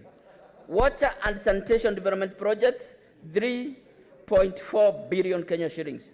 Sweden Agriculture Sector Program, Program 2, Kenya shillings 652.584 million Kenya million. AU Water Tower Protection and Climate Change Mitigation Adaptation Program, Kenya shillings 528 million. Drought Resilience Program in Northern Kenya, Kenya shillings 300 million. Mr. Speaker, the fourth schedule is on the budget settings on recurrent expenditure of county executives at county assemblies for the financial year 2021.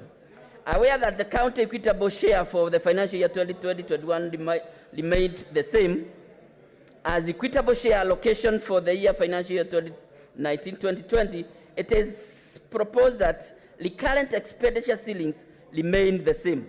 Mr. Speaker, it is important for the House to note that the equitable share allocation provided in the bill are based on second basis for sharing national revenue among counties. Having approved that basis, it is proposed that the first schedule of the bill be amended to reflect county allocation based on that basis. Mr. Speaker, pursuant to Article 187(2) of the Constitution and Gazette Notice number 1609 of 25th February 2020, some functions of the Nairobi City County, as set out in Part 2 of the fourth schedule of the Constitution, were transferred to national government. Article 187(2)(a) of the Constitution requires that arrangement be put in place to ensure resources necessary to undertake or perform the functions transferred are provided. Article 219 of the Constitution provides that counties share of revenue raised by the national government shall be transferred to the county without undue delay and without deduction except when the transfer has been stopped under Article 225. It is therefore important for the bill to clarify on how matters concerning transfer of functions from the county government to national government would be dealt with. In line with the provisions, with the above provisions, the committee proposed amendment to clause 7, which currently provides that where a county government has transferred function to national government pursuant to Article 187 of the Constitution, what do I do? How?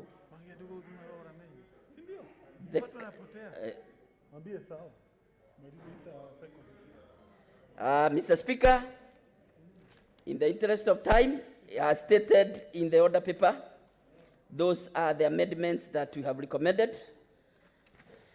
And Mr. Speaker, these provisions are intended to ensure the transferred functions are appropriately funded from the respective county government budgets through the implementation of programs under such functions is under national government. Mr. Speaker, I beg to move and request Chilo, my distinguished brother from Migori, to second the motion.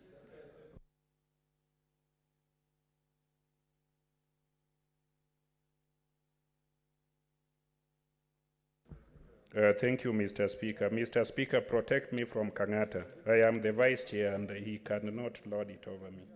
Now, Mr. Speaker, I want to thank the Committee for Finance and Budget, and I also want to thank colleague senators for the good work that they have done, and I want to appreciate my able chair for moving this bill. Mr. Speaker, we have had discussions to the extent that we are nearly exhausted on matters finance. I just want to say a few things by way of seconding, and I hope all of us will be in support of this bill. Mr. Speaker, a politician in my backyard is now deceased, once said that in order for conception to take place, in order for pregnancy to take place, there must be physical and robust engagement of man and woman. Mr. Speaker, that engagement is the engagement that leads to conception, and all of us were conceived that way. So I want to say that this bill has been preceded by that kind of engagement. This House and the nation has engaged robustly. Some people were apprehensive that that engagement would tear the nation apart. I am happy, and so are my colleagues, that out of that engagement, a healthy child has been born, and you can see every person claiming parentage to that child. I think that is a wonder. Many people have called us names, but those people have nothing to show for the success we have today. Some of them are waiting for this money, which they have not fought for, but do not want to come to this house to account. I do not want to mention them. I just want them to appreciate the fact that it is this robust engagement that has led to the monies that they are expecting to utilize. I hope they utilize that money well. And Mr. Speaker, I want to say that the amendments that are being proposed are also healthy amendments that would be able to have the monies released to the counties in time. One of the proposed issues is to enjoin Treasury and the Controller of Budget to release monies to counties in a timely way and to ensure that counties are not starved of funds. So, Mr. Speaker, I want to lastly thank members of this Senate for that kind of engagement. It caught the attention of everybody, including the People's Republic of Kenya. And when Senate and its leadership met in that house, everything good came out of it, and I'm happy to be associated with what has come out of it. I want to conclude, because the mood of the House is that we dispense and dispatch money to counties so that the Council of Gangsters do not continue with their gangsterism. So, Mr. Speaker, I propose and I want to second that we do so. Thank you very much, Mr. Speaker. You second, not propose. I want to propose and second, Mr. Speaker. I'm doing both. You, no, I'm that's just not your word. Semantics. No, don't get into semantics that will mislead the House. Just okay. for the record. Mr. Speaker, I stand advised and I second. Thank you, Mr. Speaker, for the honor and correction. Honorable Senators, I now propose the question which is that the County Allocation of Revenue Bill, Senate Bills number 7 of 2020, be read a second time. I put the question, which is that the County Allocation of Revenue Bill, Senate Bills number 7 of 2020, be read a second time. So again, we are going to use the roll call to vote, just like we did the other time. So the bell should be, direct that the bell be rung for 1 minute. For 5 minutes, okay. 5 minutes, okay. Okay.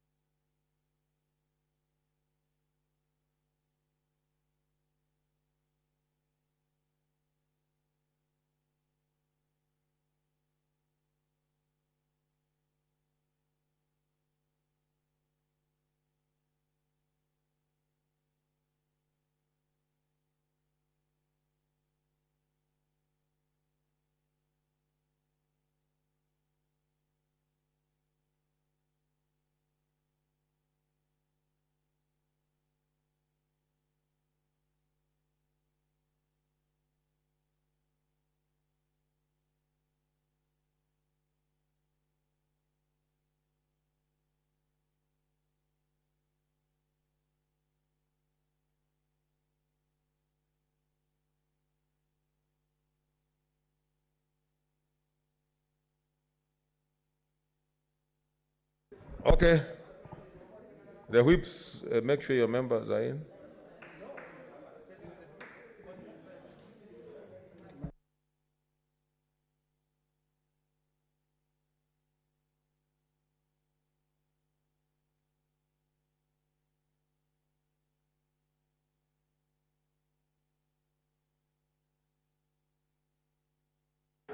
Whips.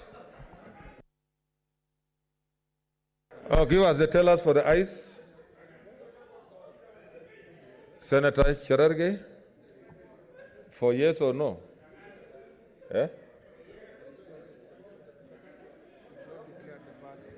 Eh?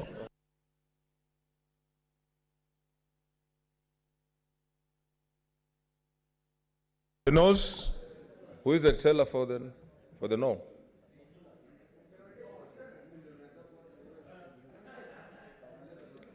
Okay. Can we start? Let's start the voting.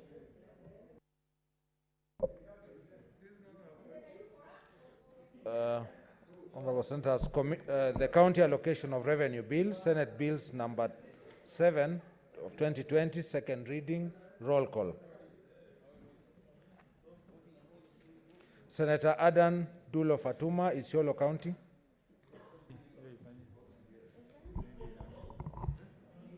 Mr. Speaker, I vote yes. Senator Ali Abdullahi Ibrahim, Wajir County. I vote yes. Senator Boy Issa Juma, Kwale County. I vote yes. Senator Cherargei Samson Kiprotich, Nandi County. I vote yes. Senator Cheriot Aaron Kipkirui, Kericho County. I vote yes. Senator Haji Mohamed Yusuf, Garissa County. I vote yes. Senator Hura Godana, Marsabit County. Mr. Speaker, sir, I vote yes. Senator Imana Malakai Charles Sekal, Turkana County. Senator Kabaka Boniface Mutinda, Machakos County. Senator Kajwang Moses Otieno, Homa Bay County. I vote yes. Senator Kamar Margaret Jebkoech, Uasin Gishu County. I vote yes. Senator Kangata Irongo, Moranga County. I vote yes. Senator Haniri George, Vihiga County. Mr. Speaker, sir, I vote yes. Senator Kibiru Charles Robinson, Kirinyaga County. I vote yes. I vote yes. Senator Kihika Susan Wakarura, Nakuru County. I vote yes. Thank you. Senator Kimani Wamatangi Paul, Kiambu County. Napiga ndio. Senator Kindiki Kithure, Tharaka Nithi County. Mr. Speaker, for the sake of one Kenya, I vote yes. Senator Kirinyaga Ephraim Mwangi Maina, Nyeri County.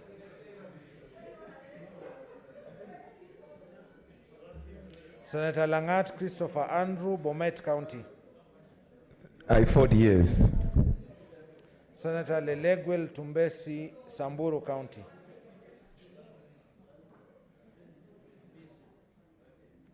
Senator Linturi Franklin Mithika, Meru County. Senator Loitiptip Anwar, Lamu County. I vote yes. Senator Mazayo Stewart Mwachiru, Kilifi County.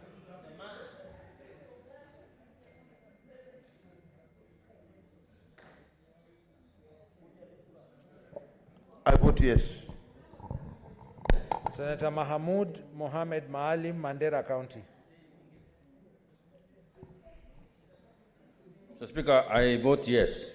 Senator Malala Cleophas Wahungu, Kakamega County. I vote yes. Senator Mbito Michael Malinga, Trans Nzoia County. Senator Mbogo George Ochilo Ayako, Migori County.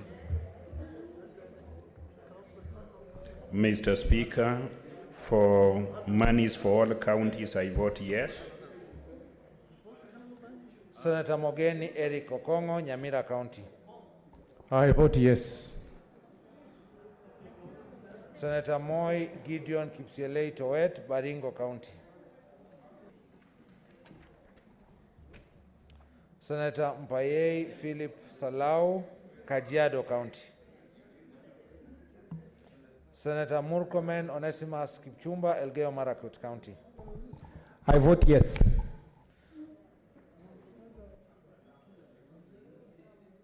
Senator Mutula Kilonzo Jr., Makueni County.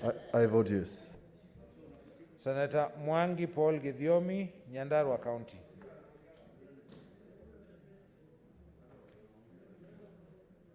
Senator Mwaruma Jones Mwashushe, Taita Taveta County.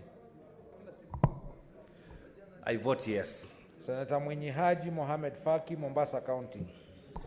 I vote yes. Senator Nderito John Kinyua, Laikipia County. I vote yes. Senator Ndwiga Peter Njeru, Embu County. Senator Olekina Ledama, Narok County. Mr. Speaker, sir, I vote yes. Senator Ongeri Samson Kegengo, Kisii County. I vote emphatically yes. Senator Orengo James, Siaya County. Mr. Speaker, I vote yes. Senator Outa Frederick Otieno, Kisumu County.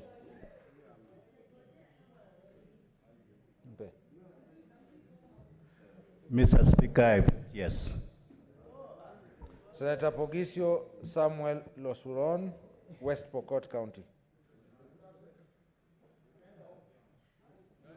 Senator Sakaja Johnson Arthur, Nairobi County. I vote yes.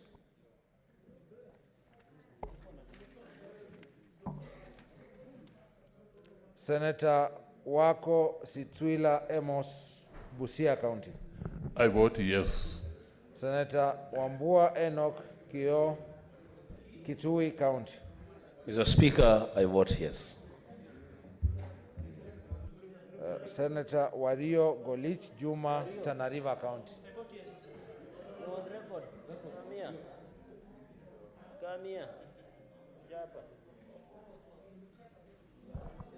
I vote yes.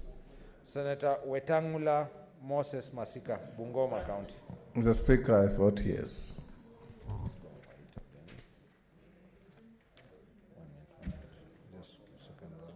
Senator Imana Malakai Charles Ekal, Senator Kabaka Boniface Mutinda, Machakos County. Senator Kirenyaga Ephraim Mwangi Maina, Nyeri County. Senator Leleguel Tumbesi, Samburu County. Senator Linturi Franklin Mithika, Meru County. Senator Mbito Michael Malinga, Trans Nzoia County. Senator Moi Gideon Kipsielei Towet, Baringo County. Senator Mpayei Philip Salau, Kajiado County. Senator Mwangi Paul Githiomi, Nyandarua County. Senator Ndwiga Peter Njeru, Embu County.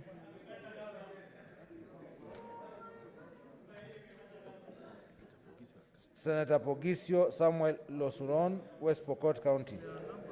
Mr. Speaker, I vote yes.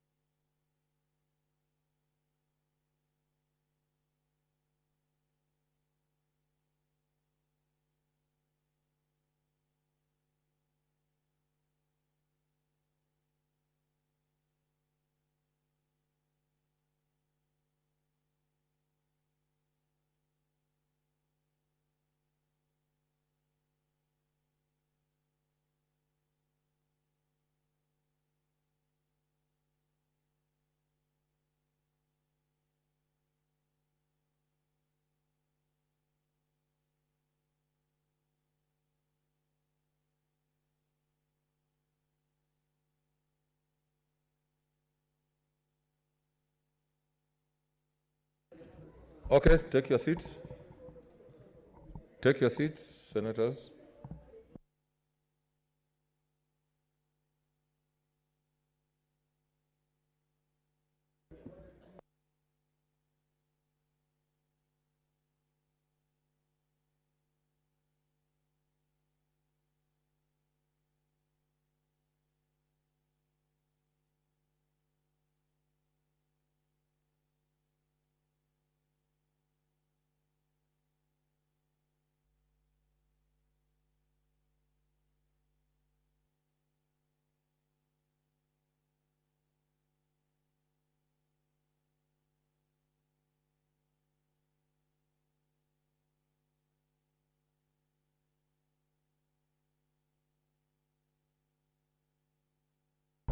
Okay, order, senators. Before I read the results, I just want to remind senators that there's another voting, so you will hang around so that we conclude this business tonight. So, results of the division are as follows. The nays have 0, abstention 0, ayes 37. The ayes have it. The County Allocation of Revenue Bill 2020, a bill for an act of parliament to provide for the equitable allocation of revenue raised nationally among the county governments for the 2020-2021 financial year, the responsibilities of national and county governments pursuant to such allocation, and for connected purposes.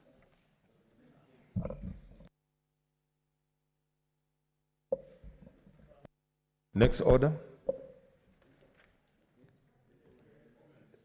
Order number 15, the County Allocation of Revenue Bill, Senate Bills number 7 of 2020, Committee of the Whole.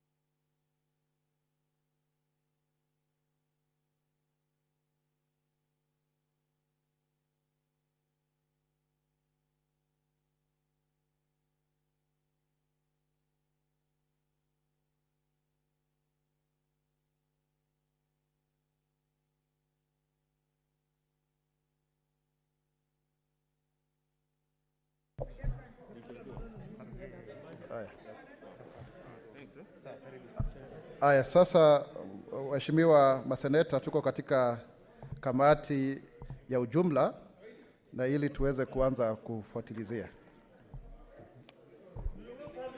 Clauses 3, 4, 5 and 6. Napendekeza kwamba swala rasmi kwamba kipengele cha 3, 4, 5 na 6 kiwe mojawapo ya mswada huu. Na pendekeza rasmi kwamba kipengele cha 3, 4, 5 na 6 kiwe cha mswada huu. Tutapiga kura hapo mwisho. Kipengele cha 7. Clause 7. Na pendekeza kwamba kipengele cha 7 kiwe kimojawapo cha mswada huu.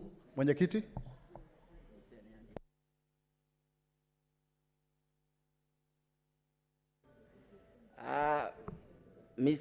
Mr. Chairman, I move that the amendment be proposed.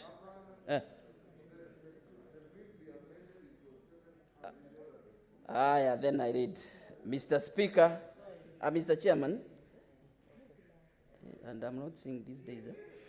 I propose that the amendment in the bill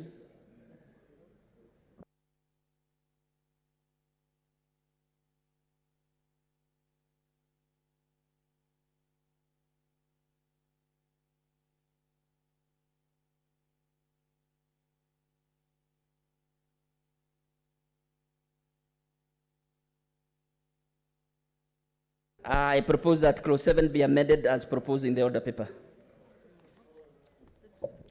Napendekeza kwamba kipengele cha 7 kiwe kama vile ambavyo kimebadilishwa kiwe vile kilivyo.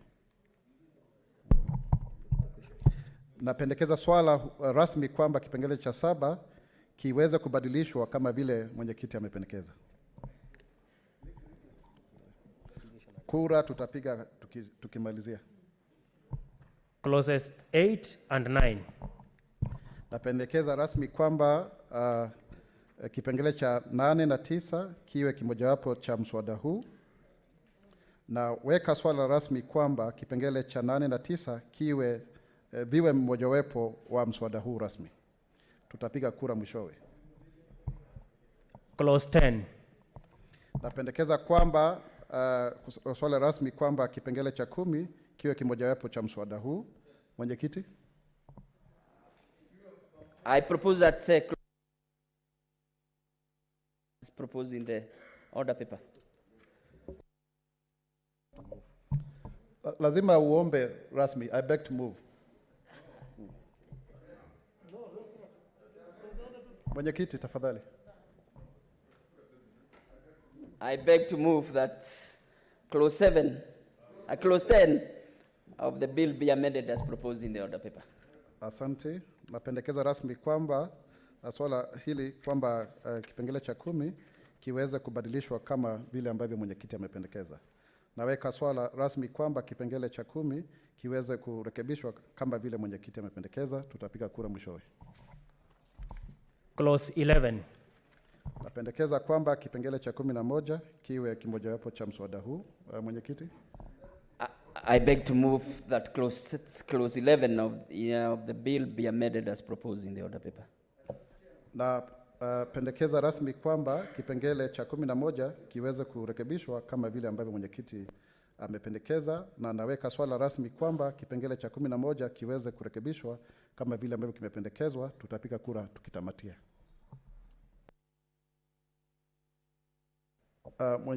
Mheshimiwa Mtula Kilonzo, Senator. I thought, Chair, that in your communication you would say, I propose that clause 11 be amended, as opposed to be saying be part of the bill, because it is being amended. Yani Kiswahili kinaleta utata. Kiswahili chako kinaleta utata.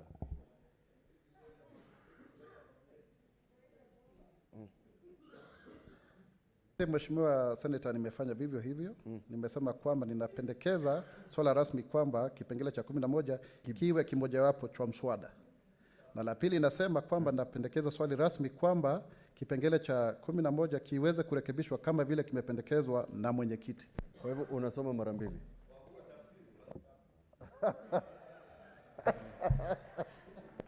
New clause 12. Mwenyekiti? Kwa Kiswahili ama kwa Kizungu. I beg to move that clause 12 of the bill be amended as proposed in the order paper. Mwenyekiti tafadhali karibia hapa ili tuweze kuwasiliana vyema. Tuieni radhi, hatuna ule uzoefu lakini tunajaribu.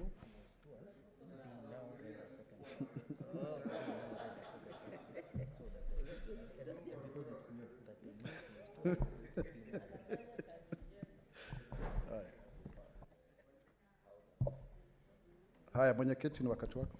Asante. I beg to propose that the new clause 10 be clause 12.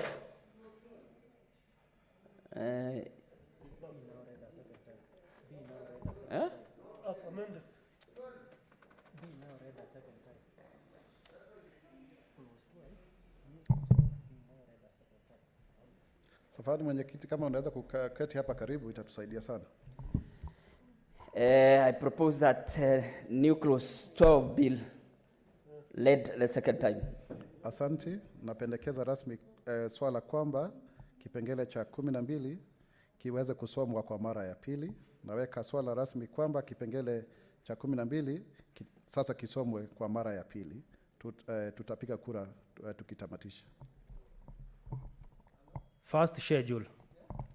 Naweka swala rasmi kwamba jadwali hili la kwanza liweze kuwa mojawapo la majadwali ya huu mswada.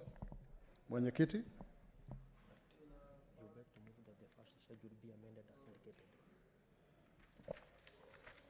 I beg to move that the first schedule be amended as indicated in the order paper.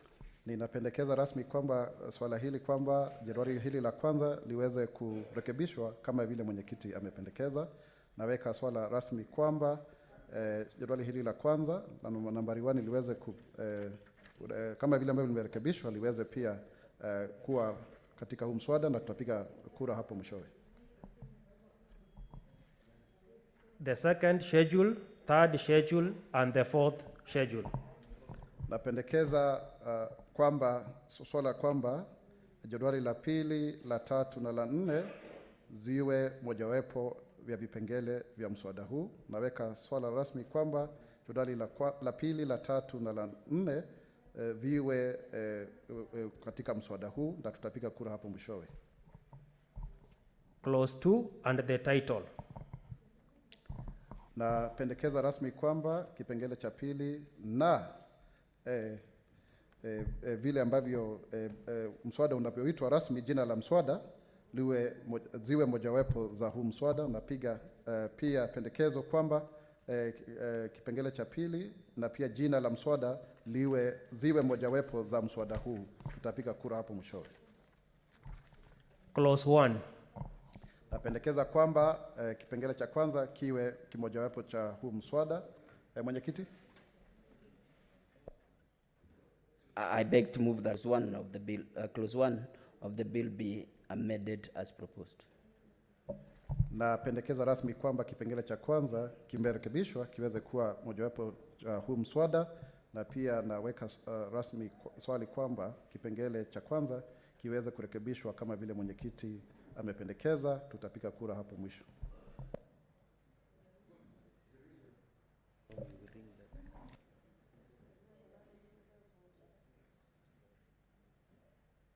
Asanteni sana waheshimiwa wataadhimiwa maseneta. Tumefika tamati ya mswada huu na ningependa kuomba kwamba kengele ipigwe kwa dakika 2 ndiposa tuweze kurejea katika kikao rasmi. Asante. Na tutapiga kura baadaye. Asante.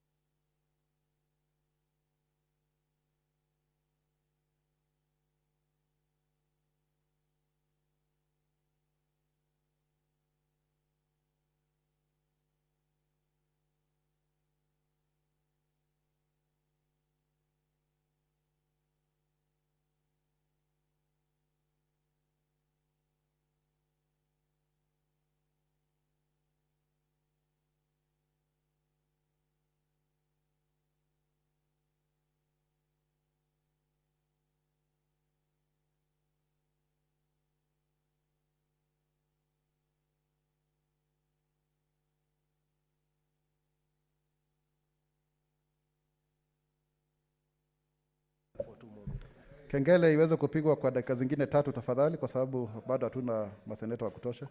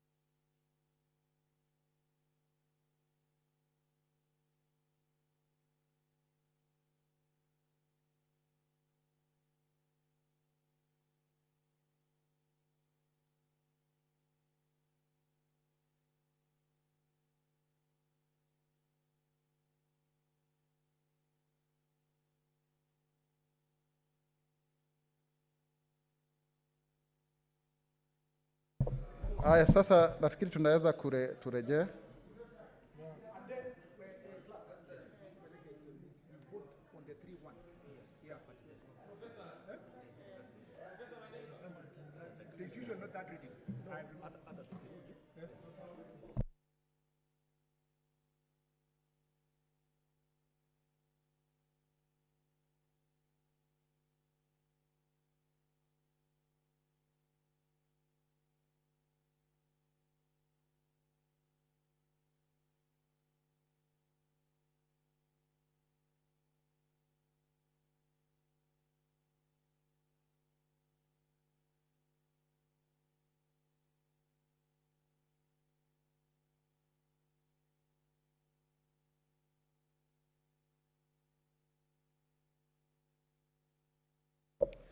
Waheshimiwa maseneta, tunaweza kuketi sasa hivi ili tuweze kuendelea.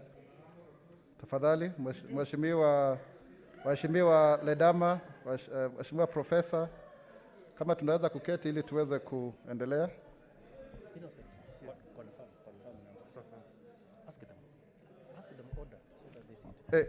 Order. Senator Mazayo, Senator Mutula Kilonzo, Senator Ledama, tafadhali tunaweza kuketi ili tuweze kuendelea na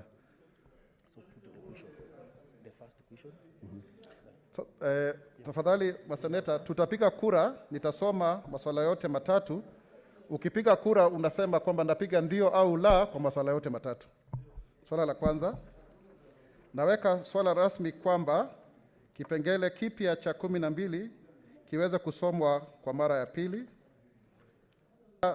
Swala rasmi kwamba vipengele vya 7, 10, 11, jedwali la kwanza na kipengele cha kwanza viweze kurekebishwa kama vile vilivyopendekezwa. Na swala la tatu, na sasa naweka swala rasmi kwamba kipengele cha 3, 4, 5, 6, 7 kama vilivyobadilishwa, 8, 9, 10 kama vilivyobadilishwa, 11 kama kilivyobadilishwa, na kipengele kipya cha 12 jedwali la kwanza kama ilivyobadilishwa, jedwali la pili na la tatu na la 4, kipengele cha pili, jina la huu mswada na kipengele cha kwanza kama kilivyobadilishwa, vyote viwe pamoja kwa huu mswada. Nafikiri tuwe na wale ambao watanakili makarani, tuwe na Senator Petronila Were na pia tuwe na Senator Anwar Loitiptip.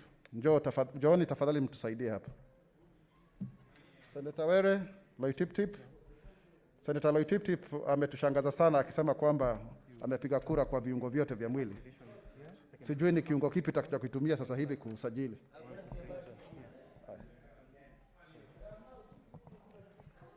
Senator Adan Dulo Fatuma, Isiolo County.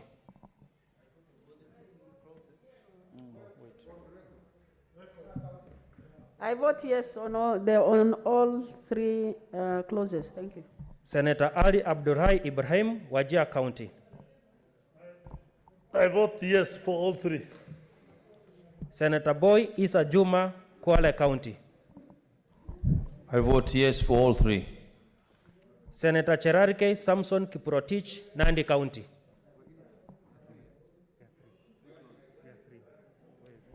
Senator Cheruiyot Aaron, Kericho County. I vote yes. Tafadhali useme kwa miswada yote mitatu. I vote yes on all three amendments. Senator Haji Muhammad Yusuf, Garissa County. Yes on all the amendments. Senator Harigura Godana, Marsabit County. For all the three. Senator Imana Marakai Charles, Turkana County. Senator Kabaka Boniface Mutinda, Machakos County. Senator Kajwang Moses Otieno, Homa Bay County. I vote yes on all the three.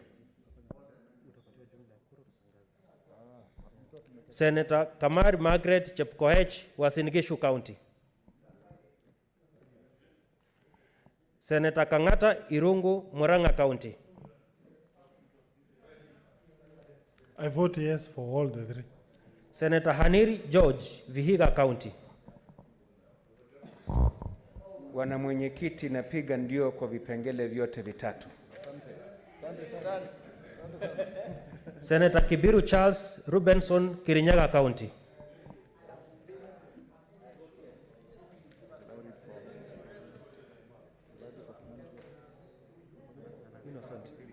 I vote yes on all the three amendments.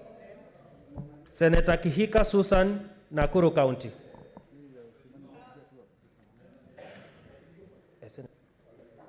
Wamenikatia hii kitu.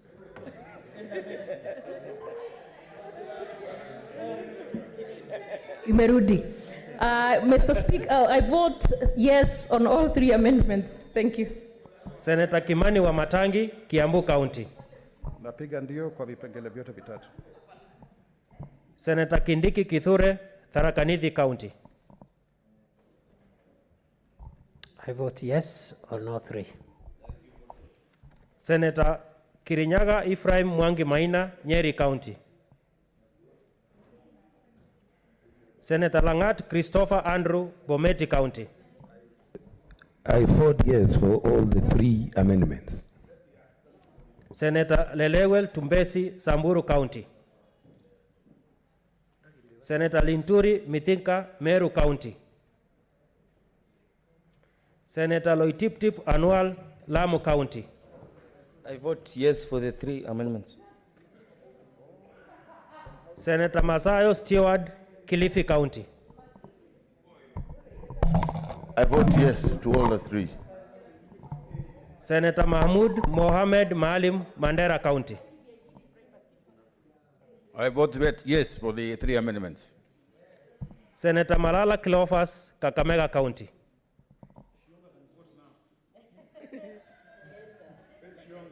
I vote yes on all the three amendments.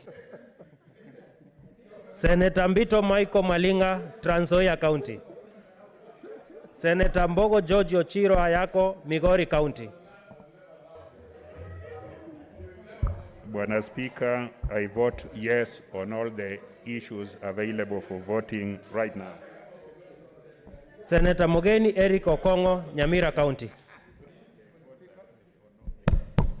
Mr. Speaker, I vote yes on all the three clauses. Senator Moi Gideon Kipselei Towet, Baringo County. Senator Mpayei Philip Salau, Kajiado County. Senator Murkomen Kipchumba, Elgeyo Marakwet County. Mr. Speaker, I vote yes on all the three amendments. Senator Mutula Kilonzo Jr., Makueni County.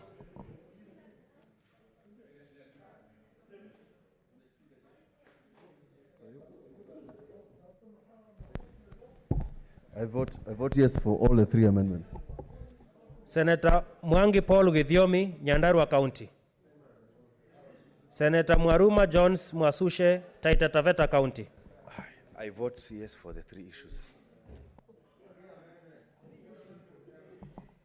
Senator Mwinhaji Mohamed Faki, Mombasa County. Chair, I vote yes for the three amendments. Senator Nderitu John Kinywa, Laikipia County. Senator Ndwiga Peter Njeru, Embu County. Senator Olekina Ledama, Narok County. Bwana Mwenyekiti, napiga ndio kwa vipengele vyote vitatu. Senator Ongeri Samson, Kisii County. I vote yes for all the three sections, amendments. Senator Orengo James, Siaya County. Senator Outa Frederick Otieno, Kisumu County.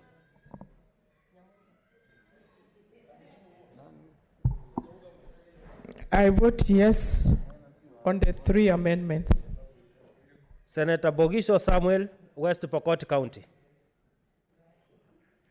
Senator Sakaja Johnson, Nairobi County.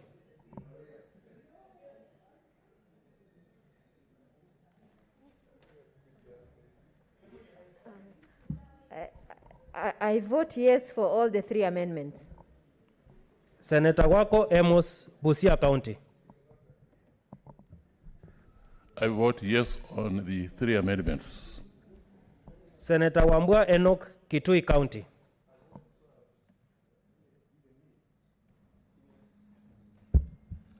I vote yes for the 3 amendments.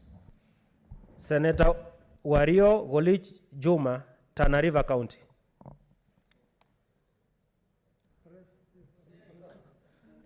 Bwana mwenyekiti, napiga ndio kwa mabadiliko yaliyofanywa kwa vipengee vyote vitatu.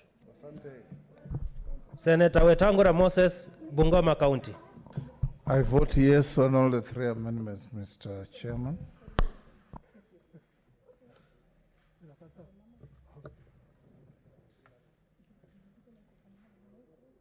Sasa tunangoja matokeo. Mhakikishe kwamba hakuna wizi wa kura.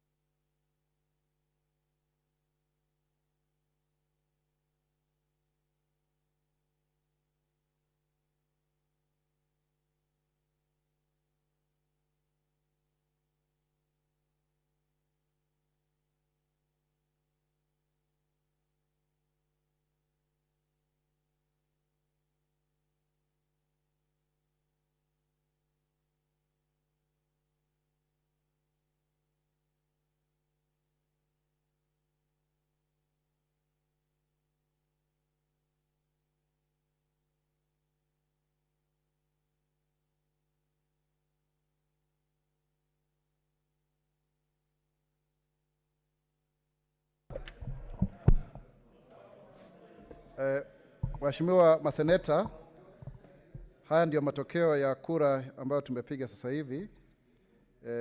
Kipengele cha kwanza, kura za ndio ni 32, za la ni 0 na waliokosa kupiga kura ni 0.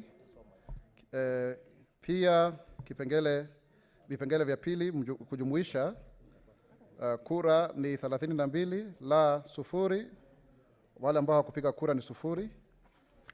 Na pia vipengele vya tatu kwa kujumuisha, ni kura 32, 0 na 0.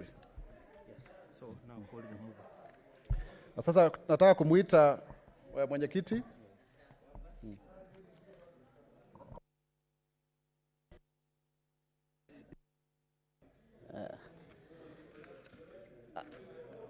Mr. Chairman, I beg to move that the Committee of the Whole do report to the Senate its consideration of the County Allocation of Revenue Bill, Senate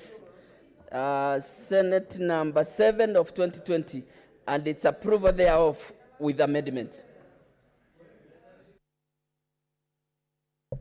Sasa nataka kuweka swala rasmi kwamba kamati rasmi ya jumuishi ya bunge la seneti iweza kuweka ripoti ya jumba hili ya vile ambavyo tumeweza kujadiliana kuhusu mswada wa mgao wa fedha kwa county, mswada wa bunge la seneti nambari 7 wa mwaka 2020, na vile ambavyo umeweza kupitishwa na kukiwa na marekebisho.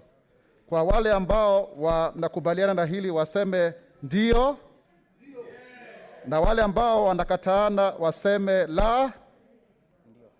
Walio wengi ni wale ambao wako na ndio.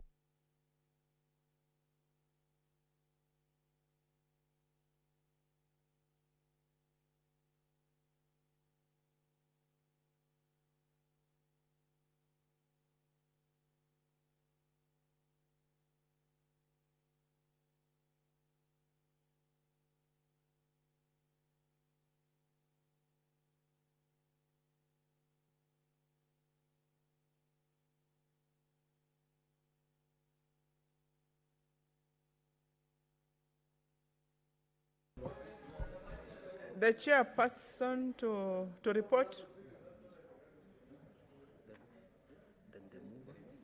Mheshimiwa Spika, Ebu. ningelipenda sasa kuleta rasmi ripoti ya kamati jumuishi ya jumba la Seneti ambayo imeweza kuangazia na kujadiliana kuhusu mswada huu wa ugavi wa fedha kwa kaunti zote 17, mswada wa bunge la Seneti nambari 7 mwaka wa 2022 na vile ambavyo tumeweza kupitisha pamoja na marekebisho. Mover. That's it. Then we close. Honorable Speaker, I beg to move that the House do agree with the committee in the said report. Who is your seconder? And ask Senator of Mombasa, Faki, to second. Mheshimiwa Spika, Senator Faki. naunga mkono mswada kama ulivyorekebishwa.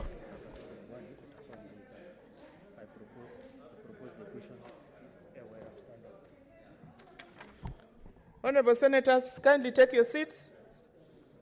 Take your seats.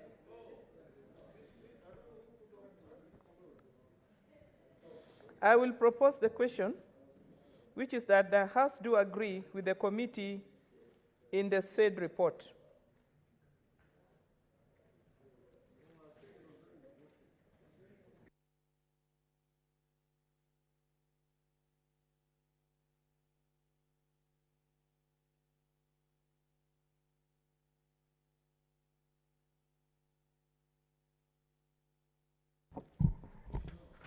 Honorable Senators, I put the question, which is that the House do agree with the committee in the said report.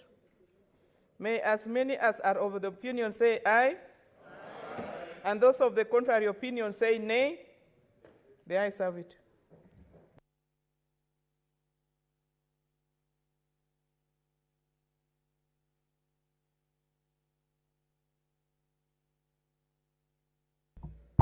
The mover, Chair of Finance, Senator Kibiru. Honorable Speaker, I beg to move that the County Allocation of Revenue Bill, Senate Bill number 7 of 2020, be led at that time. I'd ask Professor Ongeli to second. Madam Speaker, I second.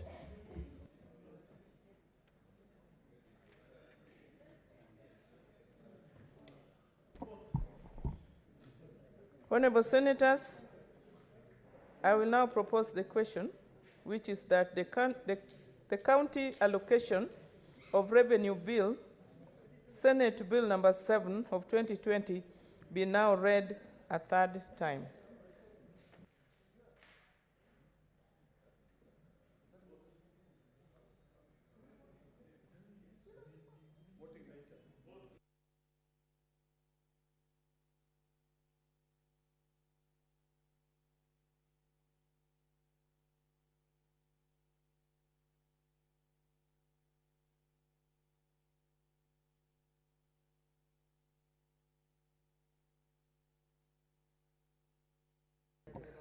No, I want to give Kangata kwanza. But is not ready. Senator Kangata, are you ready? Yeah. Kindly, take the floor. Yeah. What is next? So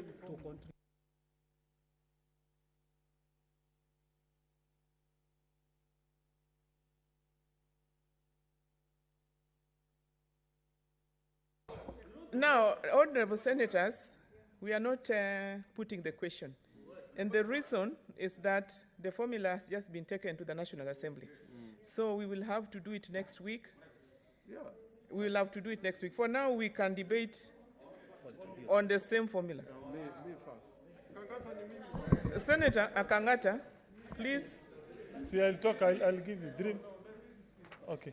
Yeah, let's give a leader of minority. So I'll speak after him. Thank you.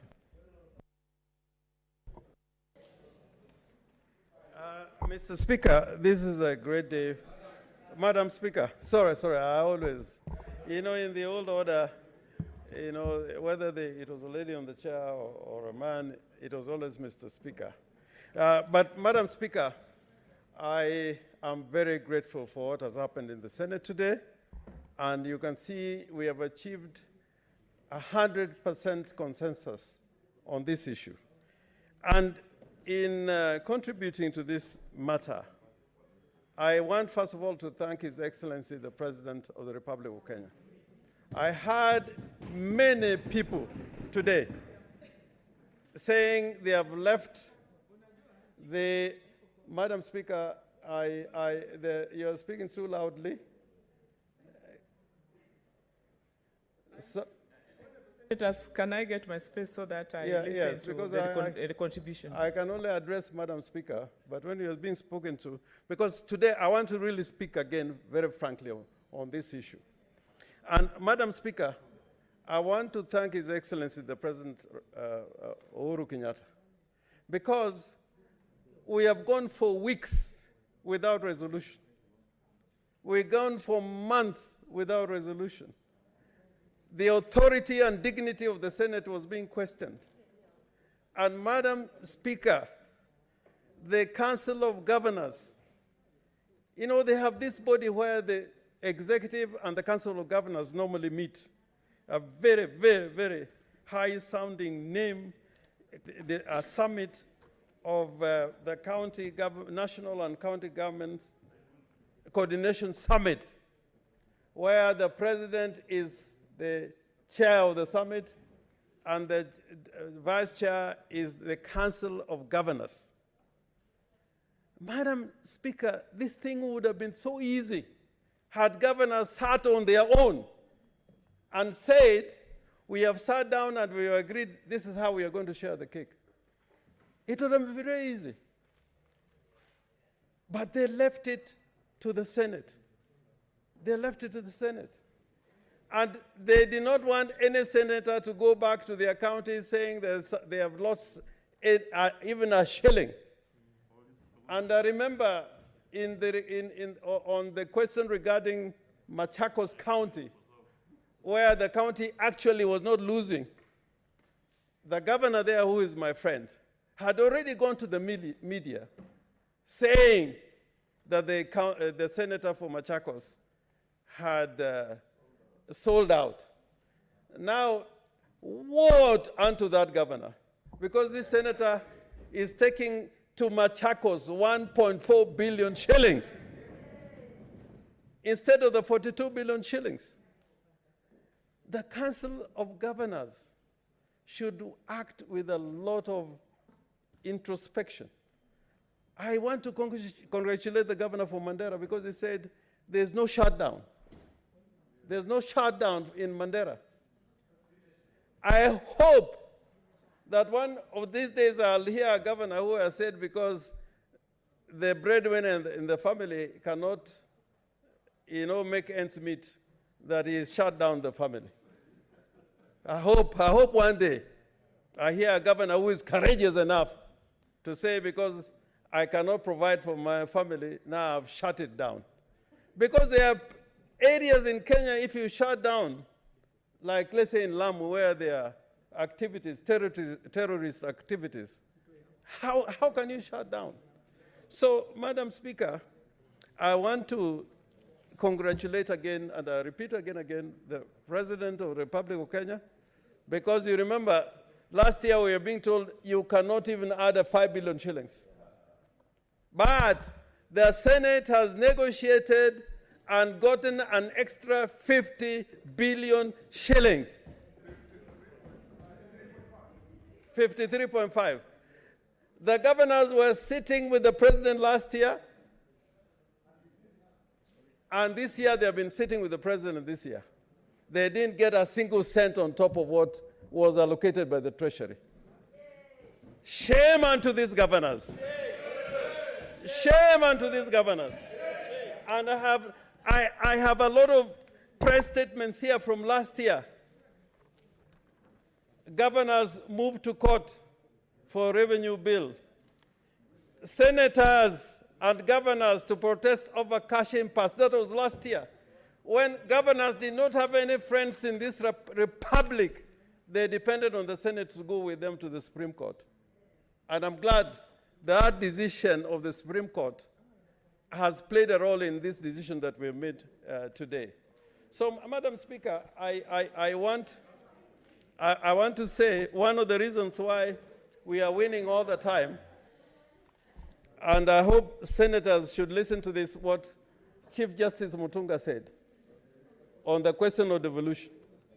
And I want the Honorable Senator for Makueni to listen to this, because he likes referring to this decision, the advisory opinion of the Supreme Court. And this was a concurring decision. Senator Mutula Kilonzo normally refers to the decision of the court, but I want now to refer to the decision of the Chief Justice at that time, a concurring decision. And this is what he said: realizing the role of the Senate, and I quote, "The Supreme Court in this reference bears a duty of care to ensure the Senate shall realize its constitutional duty to protect the devolution process in Kenya's history and heritage." He was saying, knowing from the history we've had since we had a Senate, that the only institution which was speaking for devolution was the Senate. And he made a statement which is part of this judgment, that the Supreme Court bears a duty of care to us. And I dare say that's why we keep on winning every case that we are doing. Mr. Speaker, Madam Speaker, I want to tell you, even the case we had yesterday, we are going to win that case. Amen. We are going to win that case. But I don't want to say it loudly. But as a lawyer, I'm entitled to say it. So, Madam Speaker, what am I trying to say? What am I trying to say? This Senate has a constitutional duty. And when the three arms of government cannot work in a harmonious way, the Senate also has a role to bring that harmony. Last year, Madam Speaker, if you remember, when the Senate was fighting very hard to increase the amount that would be allocated to the counties to be more than 335 billion. And I want to commend our members of the Finance Committee and the Mediation Committee. And I've got this. Madam Speaker, I photocopied this. And I want to, this is part of the record of this House, but I want to table it. If you look at the debates we had here last year, June 2019, and in September 11, 2019, and on the 17th of September 2019, and you read what every senator said at that time. If the governors had read what we said at that time, this year around, they would not have allowed the allocation to be less than 350 billion shillings. But we have done better than them and increased for next financial year to 370 billion shillings. So, Madam Speaker, I hope that in this conversation, let's come together and reason together. And there's somebody that I respect, Martin Luther King, who said, only when it is dark enough can you be able to see the stars. When it looked like the Senate was divided, it was no division. No. I am one of the students of dialectical materialism as a logic. Until you have a thesis, an antithesis, you cannot get a proper synthesis. You have to have two arguments from both sides. That's all what science is about. And this world is based on friction. The law of friction. You know, without friction, there cannot be a lot of things that we take for granted. That's the law of science. Even to produce children, the law of friction applies. There is a constant universal struggle between man and man, or man and woman, or woman and woman, or man and man, and between man and nature. And dialectics are very important as a rule of logic to enable us to reach where we are. So I want to be grateful to whatever formations we had, including Team Kenya.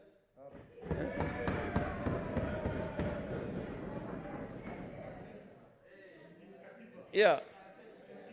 And Team Katiba.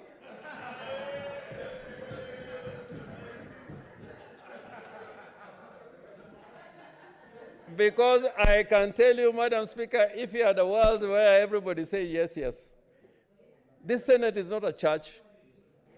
You cannot ask people, Madam Speaker, when you come in, close your eyes and say amen. No, no, no, we can never close our eyes.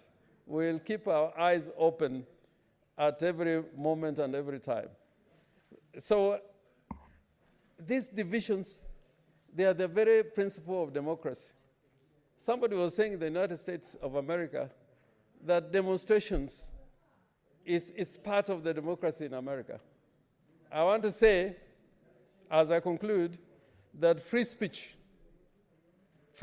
now I'm talking as James Orengo, free speech is a central pillar of our democracy, inside and outside the Senate. And I'm hoping that everybody who wants Kenya to move forward, the medicine for bringing law and order is not to curtail free speech. In order to bring democracy in this country, when somebody says something you don't agree with, you should have more free speech. That's the only way of resolving issues. That's the only way of resolving issues. So I'm saying in this Kenyan tent, we need to think a little bit about other things that are happening, because if you don't have free speech, which is central to operations of parliament, we will be moving backwards. But I am glad that at least for President Uhuru Kenyatta, he has looked over this particular issue and said we must come with a formula that is good for all Kenya. And I also want to thank my party leader, because without his interjection, probably getting there would have been extremely difficult. I want to say that without fear of contradiction. Because when it reached a moment on what do we do, and Madam Speaker, I'd said at the beginning that we are quarreling over squirrel. We had 316 billion shillings to divide. And my answer was that we should get 400 billion. Well, now the governors failed to get 1 shilling more, but the Senate has been able to get 53 billion shilling more, including my governor of here has now more than 1.1 billion. When the next time the Senate is calling governors to come here for accountability, they better come running, because this money that we're giving to them is not for them to use the way they like. Madam Speaker, I was trying to find out, each county has got a fund. They have an account at the central bank. Each county, a constitutional fund, because it's provided for in the Constitution. The judiciary has a fund. Do you know that Parliament is supposed to have a parliamentary fund, but it has not been put into effect? We don't have such a fund. We're just, getting money anyhowly.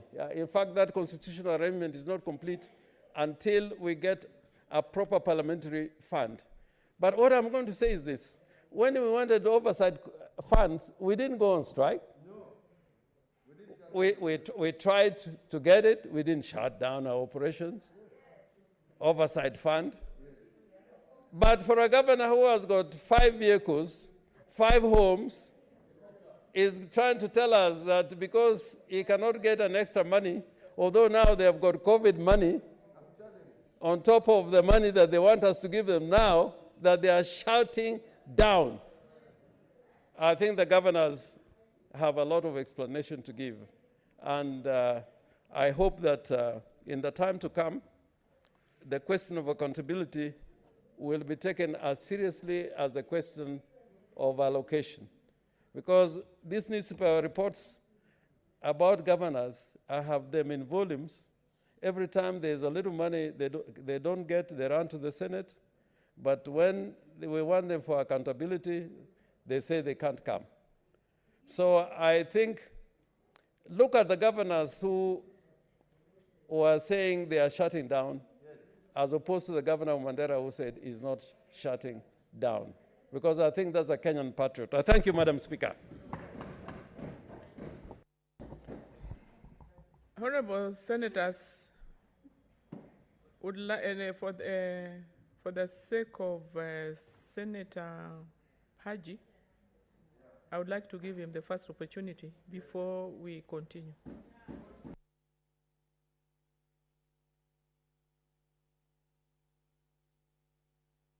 Senator, just 1 minute. What is the point of intervention, Senator Malala? Thank you, Madam Chair. Madam Chair, I do not wish to delay Senator Haji further, but because it's getting late, and in the gravity of this matter, Madam Speaker, I would request that we limit our time to 3 minutes each. 5 minutes. Is that the mood of the House? Yeah, we reduce it to 5 minutes. Thank you. After Senator Haji. Thank you very much, Madam Speaker. I thank you and I salute you. Orders, honorable senators. I thank you and I salute you for giving me this opportunity. Madam Speaker, this is the first time I have talked about the question of formula, which has been going on for the last 1 month. The only time I spoke about it, Madam Speaker, is when we held a press conference down at the gate of the Senate. And at that time I said that while it is quite in order for people who need to be given more money because they have to give more service, at the same time, there's nowhere in the Bible or the Quran where it says you take away from the poor. And today, this has been proven by the fact that our honorable 12 members committee have tirelessly worked and met more than 17 times for this to be achieved. Madam Speaker, at the same time,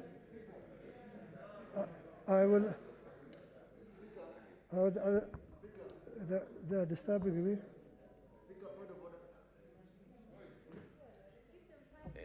Yes, what is the point of order? Intervention? The good gentleman, Senator 007, rarely comes to the dispatch box.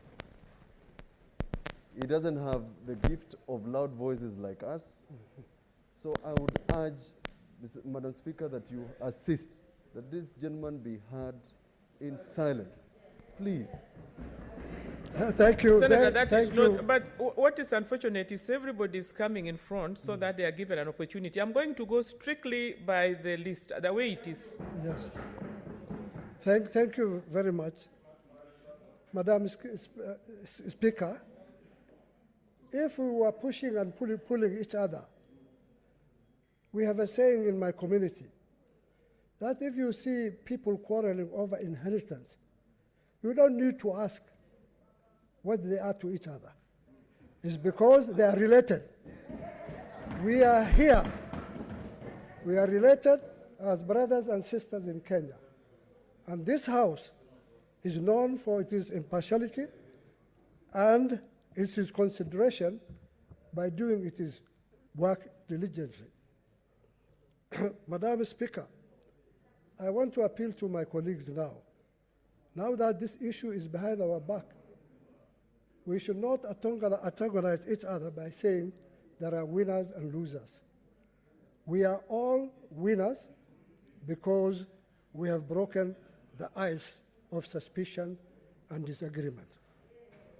On the same, I would like to thank the leadership of the country, and I should be forgiven. I should be forgiven. I'm not criticizing anybody, but I want to advise that the leadership of the House should do its responsibility by becoming public relation. They should do public relation between the Senate and the executive. Because if this matter would have been taken to the president and he was given enough explanation, I'm sure we would have resolved this issue, much as I know the president. He's a very kind person, he's a good-hearted person, and he will always give consideration to the voice of leaders. Colleagues, I want to thank you very much. You know, unity is the pillar of any nation. We have shown in this house that united in considering the welfare of Kenyans all over this country, irrespective of a population, irrespective of land mass, that everybody at least got something. In my own county, we were going to lose 9 million shillings. Today, 900,000. Today, 900 million. Today, you have saved it, and they are getting 1.8 billion shillings. On behalf of the people of Garissa, I want to thank you very much for doing that, and I want to encourage you to continue. Because of time, and people have said we should limit ourselves, I say once again thank you, and may God bless Kenya. Long live Kenya. Senator, Deputy Speaker. Yes, go ahead. Please give him the mic. I have been away on BBI business for the last 1 year. I want to thank Senator Falhado, who stood for me all this time that I was away. And I want to appeal to Garissa people that next election come, so you should be given the vote for women rep.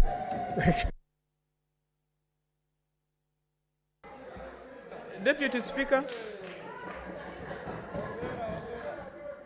Honorable Senators, kindly keep order. Please, Honorable Senators, we are taking a lot of time instead of listening so that we finish this thing and we dispense with it and go home.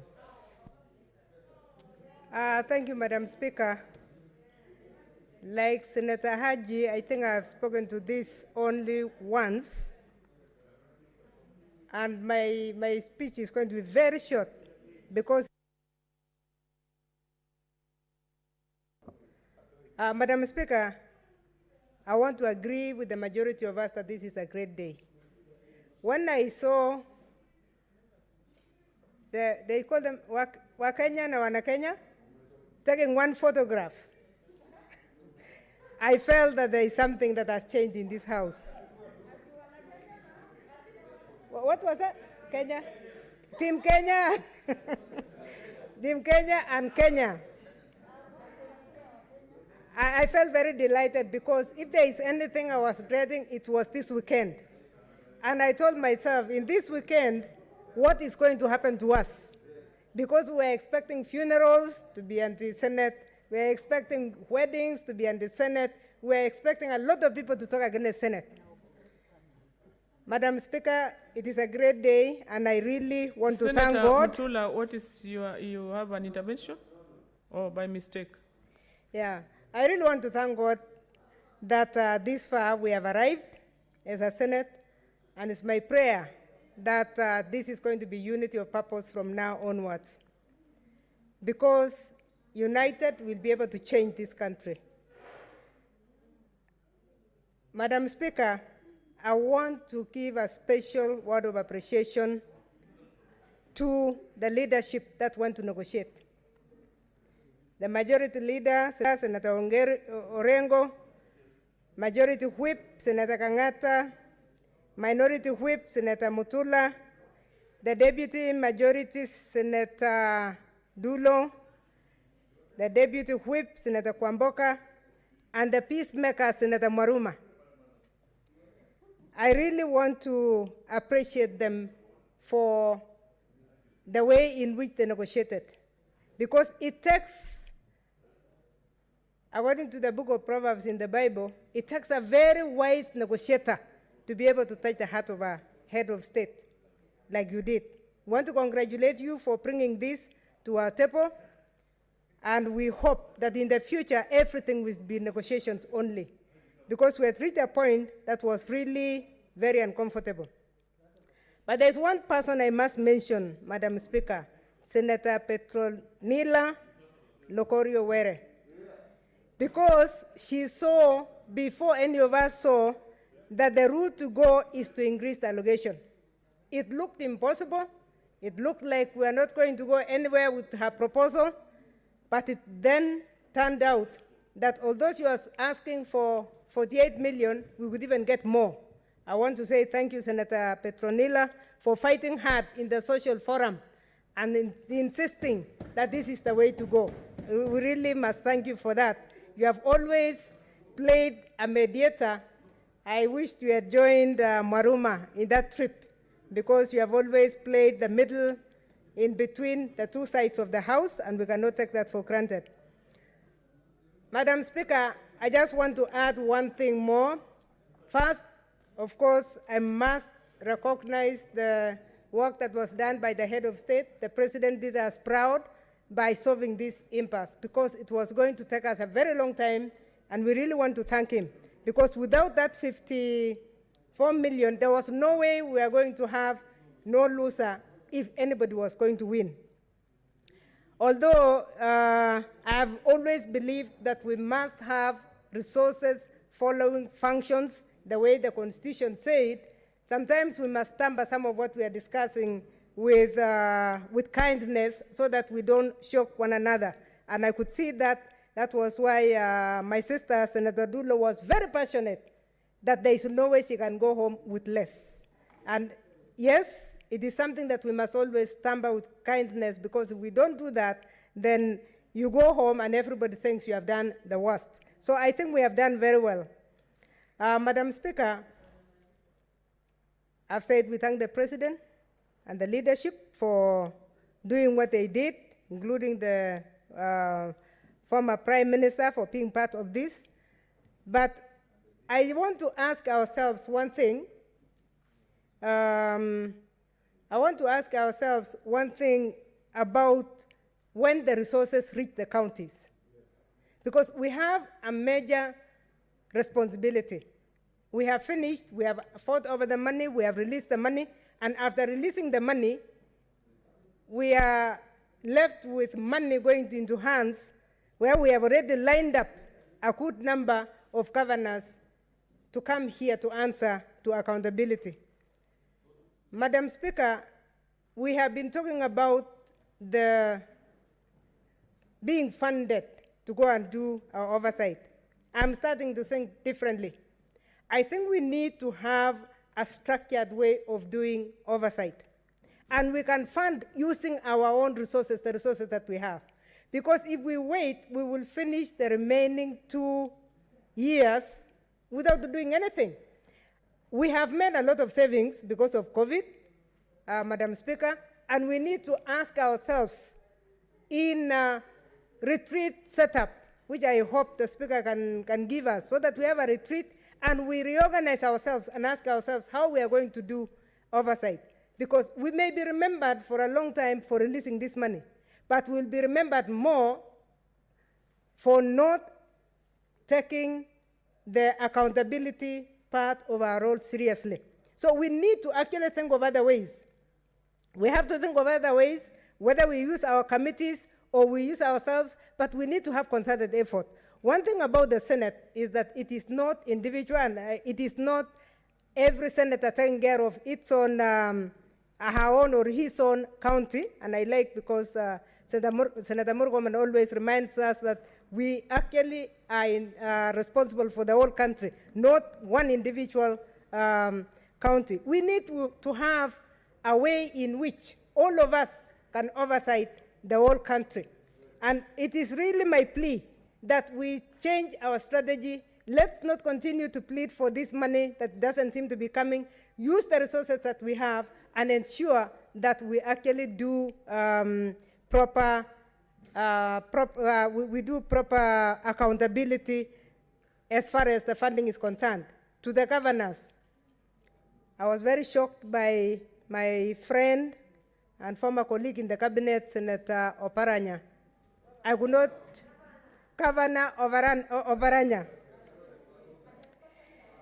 I was shocked because he drank the same tea that our leadership drank in State House. He went for the meeting and thereafter he flipped. I want to appeal to him and all the governors that accountability.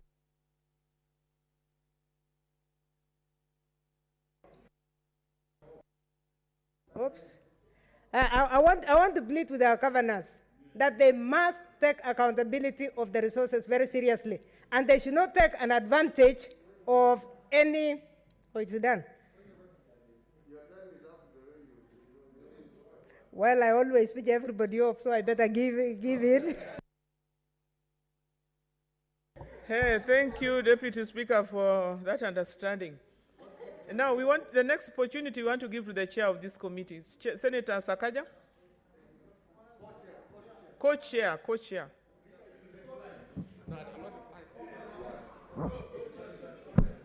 Thank you, Madam Chair, and I'll just beg you, because I've seen you've been lenient with the previous two speakers, to just give us some time. Madam Chair, you realize, Madam Speaker, I am trying to catch your attention. Our attention is on our, not the eye. Even the ear. Madam Chair, I'm just saying that I've seen that you've been lenient to the Deputy Speaker and everybody else. Please, if you could allow some latitude to the co-chairs, because we didn't move the report. Madam Speaker, can I get a response?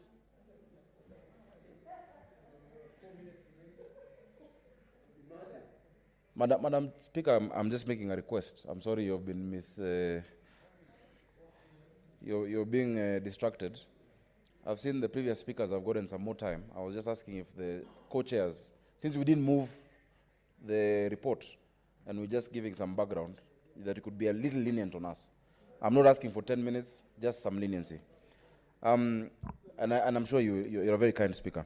Madam Speaker, I want to first start by noting this is indeed a special day, and good things normally happen. I wish Speaker Lusaka was here because it is also his birthday tomorrow. The first time we all met was during induction on his birthday, and there's usually some magic that happens around that date. And so happy birthday to our Speaker, and maybe that is why we got some good luck. But more than that, Madam Speaker, I want to join the senators who've spoken in thanking all of us as a Senate. This has been a very, very tough process. It's been a tough period, tougher for some than for others. But Madam Speaker, at the end of the day, we come out strong, we come out united, we come out as one Senate, the Senate of the Republic of Kenya, Madam Speaker. Madam Speaker, we insisted when we started this debate that Kenya is and must remain one indivisible country. The result we have today is a Kenya that is indivisible and a Kenya that has no Kenya A or Kenya B, Madam Speaker. That is the resolution of the Senate, Madam Speaker. Madam Speaker, we insisted that the victory we were looking for was not victory for any political side, because people in the midst of our work try to insinuate that there are political issues and political ambitions, but a victory for Kenya and a victory for devolution. The victory we have today is indeed a victory for devolution and a victory for Kenya.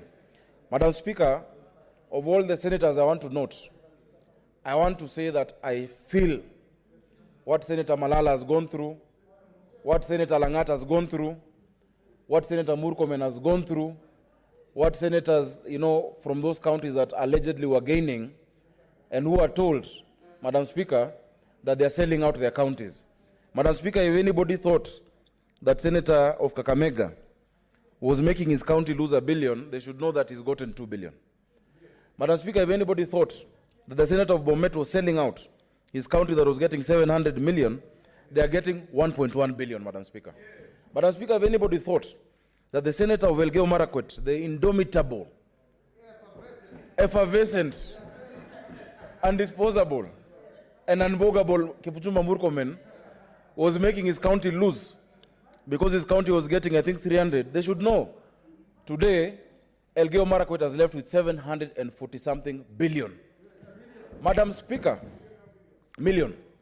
Madam Speaker, for me, there are people who put up billboards across this city saying I'm a traitor. They hired bloggers. They tried to arrest me. They named me names because Nairobi was getting 100 million. And a formula that says Nairobi is not even the top 20 gainers, yet it has the biggest population at number 28, is a flawed formula. Madam Speaker, let them know today that the highest allocation we have found is 3.5 billion for the county of Nairobi. So I want to tell my fellow leaders, as a leader, when you do something, never be afraid to be misunderstood. If your conscience is clear and you're doing the right thing, do it, they will understand later. I hope those who put those billboards now will put one saying, thank you for the 3.3 billion. Those who said that I thought there's no poverty in Korogosho can say today, thank you. And Madam Speaker, it is not hubris. It is that, Madam, we must acknowledge the strides we have made for this country. That we said no county should lose as a principle. No. Madam Speaker, we said Y is equals to A plus B. Y is equal to A plus B. Madam Speaker, that is what we've ended up with. That is what we've ended up with. Because you've said that we will hold what counties got at 316, no one will ever get below what they got. Kenya is indivisible. Let there be no one who ever thinks that there's a part of Kenya that does a favor to another part of Kenya. Devolution is not a competition amongst counties. It is not a competition, it's cooperation and for us to move forward together. Madam Speaker, as I move towards finishing, I want to remind my colleagues of the words of the Bible. In Philippians 2:34, it says, let nothing be done out of selfish ambition or conceit, but in lowliness of mind, let each other esteem each other better than himself. Let each of you look out not only for his own interest, you can't stop the Bible, but also for the interests of others. Madam Speaker, I think only my friends and family know how it has been a tough 1 month or 2 months. But I thank God that we've emerged victorious. After this now, members, we finish this debate. We have other things now to get into. There are other things that are coming, Madam Speaker, but let us always remember to remain together. There are members here who possibly even are not seeing eye to eye. Please, let's restore those relationships. Finally, we prayed for a unanimous vote and we've gotten a unanimous vote. Let us have the same vigor. Let us have the same vigor as we oversight the counties. I want to make a special mention to the Parliamentary Budget Office of the Parliament of Kenya. Martin Masinde, Amran, and the entire team. Madam Speaker, they presented to us and gave us better options than the entire CRA, 3 people. Then the entire Treasury, 3 people. They worked day and night and they never get the credit they deserve, Madam Speaker. We must thank them and the Secretariat led by Mr. Nyegenye. We want to thank Mogere. Mogere has done an amazing, amazing job. throughout this process. On behalf of the committee of 12, who have met 17 times, we want to thank you, Mugere and Mr. Nyegenye and PBO, for what you've done for this country. Let it be known, let it be remembered, let it go down in history that the Senate of the Republic of Kenya in 2020 stood up for the rights of this country and believed that every Kenyan, no matter where they are, invariably wants the same thing. No matter your race, no matter your color, no matter your tribe, every Kenyan wants the same thing: to go about their lives peacefully, to make something out of themselves, and guarantee their children a future. Today, the child in Mandera will sleep as soundly as a child in Kakamega, Madam Speaker. I thank you on behalf of everyone. God bless this country. Senator Majority Leader, Senator Pogisho, for Senator for West Pokot.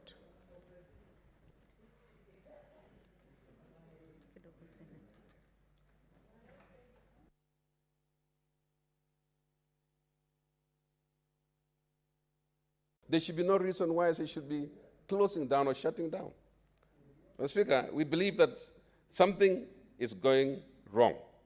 And that's why, with these resources, Madam Speaker, we must now use our opportunity as senators for oversight, to oversight these funds.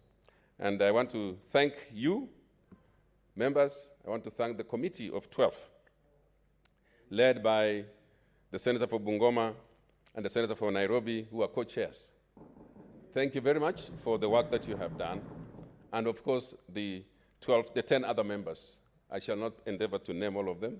They are well known. To thank them for the way that they have conducted themselves. Usually, Madam Speaker, in our competitive spirit, they should have rushed to the media. They would have claimed accolades, but they did not do that. They would have probably said they are the ones who brokered this deal. But even for those who may want to say so, you are at liberty to say so, because you had a role to play, as long as you recognize that the whole House is responsible for this thing. Mr. Speaker, we now come back to the issues ahead of us. If we bring ourselves to the place where we don't allow the Senate to be ridiculed by anyone or belittled by anyone, we will stand together and ask our friends and colleagues in the other House as well, Madam Speaker, that in this process, let us all consider the counties as our responsibility.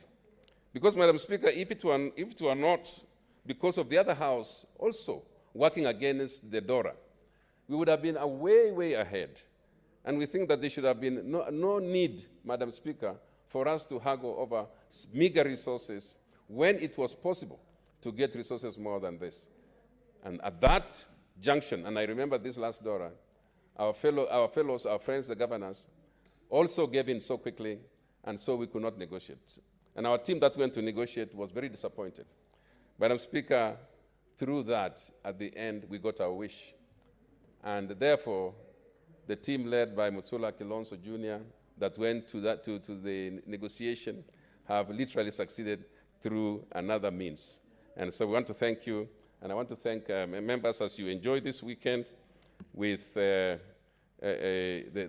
promise that we'll finish Kara on Tuesday, and then everything else will move in tandem with our promise that the country will start getting their resources very soon. Thank you, and I will now lay the Senate the business of the Senate for the week. Thank you very much. Senator Kangacha.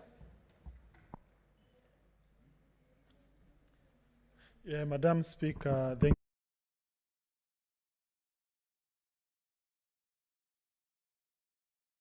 congratulating His Excellency President Uhuru Kenyatta for having hosted us yesterday, and we had a very good meeting, very fruitful meeting, together with the leader of ODM, the former Right Honorable Prime Minister, and my colleagues who attended that meeting.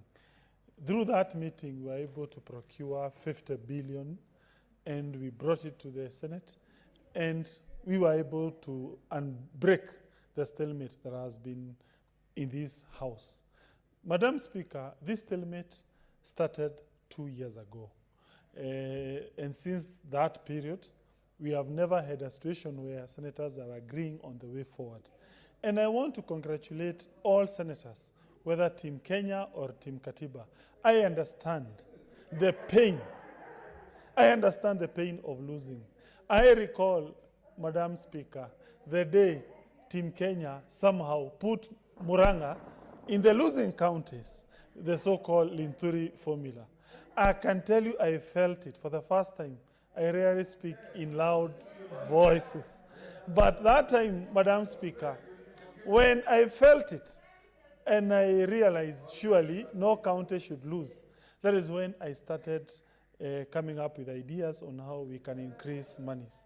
Madam Speaker, allow me now to confess so many things in this house. Madam Speaker, allow me to confess so many things. The first confession, Madam Speaker, I was the one behind a Petronila amendment. Madam Speaker, when I took that proposal to my colleague Motula, he opposed it immediately. So I realized, okay, this guy is Team Kenya, is training all guns on me. I realized the best way to reduce those bullets that were being aimed at me is to talk to my colleague Petronila Were. and indeed, she was able to bring that amendment. And I can tell you, based on that amendment, we now moved to this new final solution. Let me also confess that on Saturday, I met myself with my brother from Nyamira, Omogeni, at a hotel called Concord Hotel. And my brother, Omogeni, Senator Omogeni, he signed a document. In fact, he signed an amendment, Senator Omogeni, for 370 billion. But once he agreed on 370, I do not know what Team Kenya used to give to its membership, because it was so strong. The following day, Omogeni turned against me. The following day, he turned against me. But now, the good thing is at the time Senator Omogeni was standing against me, I'd already escalated that idea to my colleagues, in particular Senator Orengo. We took it to more senior persons in the executive. It was on the basis of that agreement we had with Senator Omogeni that ultimately we were able to come up with the extra 50 billion Kenya shillings. And therefore, in a way, I thank my brother for that discussion we had. I also thank Minority Leader James Orengo, because we are it not for that discussion we had at a certain hotel room, and we wouldn't be here. And I want to thank for that agreement, which has brought us to where we are. And another confession is, I was not behind the arrests that were made in this house. I was not behind those arrests. I say that because there has been a lot of rumors. For me, I am happy with two things. Number one, unlike the Linturi formula, Murang'a is now gaining 800 million. Linturi formula was proposing Murang'a to lose 15 million. And on behalf of the people of Murang'a, for the first time, we have a formulation where Murang'a is going to gain 800 million. I'm so happy. And I agree, my brother from Kericho. CRA, by the way, was proposing Murang'a also to lose 150-something million. So CRA was bad. Linturi was also problematic. It is only this one where Murang'a has been rescued, and we are now getting 800 million. Finally, this one is a simulation where no money is going to lose. Every county is going to gain. And on that basis, His Excellency President Uhuru Kenyatta has made Kenya to be united. He has ensured my county is not going to lose money, and all counties in this republic are not going to lose money. He has ensured we are a united Senate, and we are going to speak in one voice going forward. Thank you. Senator Mutula Jr., Senator for Makueni.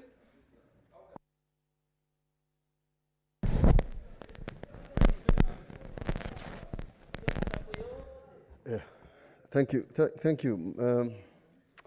This has been challenging, Madam Speaker, because, and just like Senator Kangata let me make my And own. senators, we've reduced, sorry, Senator, we are at 4 minutes. Oh, 4 minutes. Madam Speaker, since Kangata started, let's all confess our sins, or whatever they are.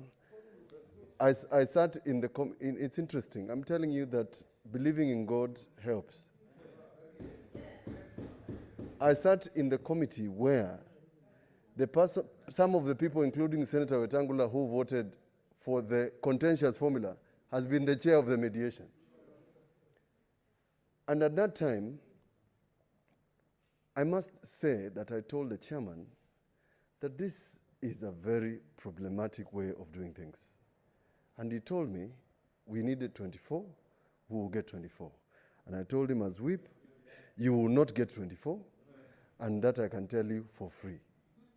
It has come to pass.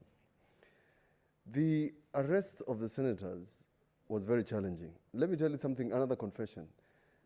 This gentleman, Senator Orengo, whom I have admired since I was 17, because I used to do my research for the legal cases and petitions where they were against my father, but I was taking more notes about what Orengo was saying about my cases, because he used to demolish them one by one. When there is something wrong about something, he normally would not look at you in the eye. You would not talk. And I can assure you, Senator James Agri Bob Orengo is one of the senators and leaders of this country who is pro-reform. And that is the reason why this issue disturbed him. And I am the one who gave him a tie of Team Kenya. Mimi. He didn't wear it, but he went with it. But he didn't return, and he didn't return it either. Madam Speaker, if there's one thing we should realize, that we are stronger together. We didn't know the talents of Senator Sakaja until he started drafting formulas. Y plus YA plus YB. Y equals A plus B. Those things.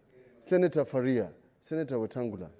Madam Speaker, all this has been realized because we have used all our talents to get this thing together. Madam Speaker, there are several senators who took a political risk. The political risk is this, that you are gaining, but you're supporting losers. It's a political risk. Senator Malala is one of them. Senator Bomet is another one. The governor of Machakos went bonkers with Senator Kabaka. We had to take him to a church to commit him to a true oath. Because he went bonkers on him. It's a political risk when you are gaining to support losers. Some of our members here who want to become governors were thinking, how am I going to divorce myself from a gain and becoming a governor? And therefore, we must congratulate those senators who took that sacrifice, political risk. Senator Sakaja was arrested. There were many things that were happening to him. But more importantly, Senator Malala said something about the contentious formula. He said, to take away money from one county to give to another is ungodly. It's ungodly. And it reminded me of the verse in the Bible that says, and I wish Kibiru was here because this I would have referred to him to go and read. For those who have, more shall be given. And for those who do not have, even the little they have shall be taken away from them. It sounded more like that. But we want to tell the people of Kiambu, the people of Nairobi, that we love you more than you love us. Because the people of Nairobi host the people of Makueni. Because the people of Makueni are possibly contributing to the second or third largest tribe outside Nairobi. And same to Taita Taveta. We must love this nation and we must love one another. The church which I belong to and Senator Sakaja AIC is a majority church in Senator Cherargei's place. And that is why I was telling him to turn to the Lord when he kept on talking about bushes and shrubs. I hope you have turned to the Lord and confessed your sins so that you are forgiven. But lastly, let me say this.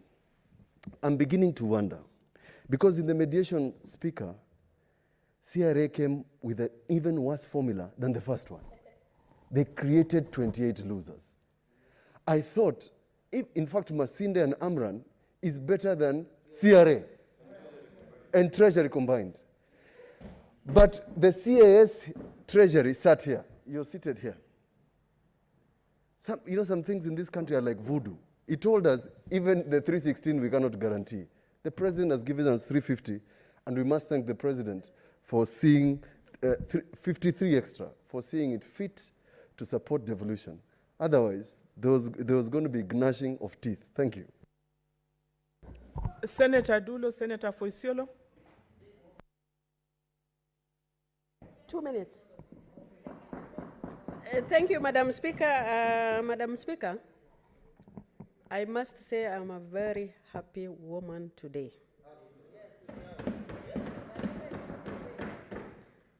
Simply because I remember the last time we were here, most of us, we were thinking, how are we going to go back to our counties? But today, I am really very grateful that I have something to smile about. Number one, Madam Speaker, I think over the last 2 months, we didn't know whom to trust in this house. Simply because if we turn this side, we'll see, is this person really going to betray me? If you turn this side, you will think, who is going to betray me? But fortunately, Madam Speaker, I must be very grateful, number one, to Team Kenya. Team Kenya, God bless you. The reason why I'm thanking Team Kenya, this team, they have stuck together for 2 months with all the threats, with all pressures, people writing messages in the middle of the night, 3 a.m. Some of them, they don't sleep. I must be grateful, and I think we must get something out of Team Kenya to take us to the next step. Number two, our 7 brothers who sacrificed their lives, their families' lives. I'm telling you, God will pay you, will not be able to pay you. Number 3, I wish to thank our nominated senators who stood with us despite the challenges, despite the threats, especially on procedural motions. Our sisters and brothers, we are really, really grateful. And more so to my delegation, my sister, Senator Abshiro. God bless you. We are very proud as Isiolo people to have you in this house.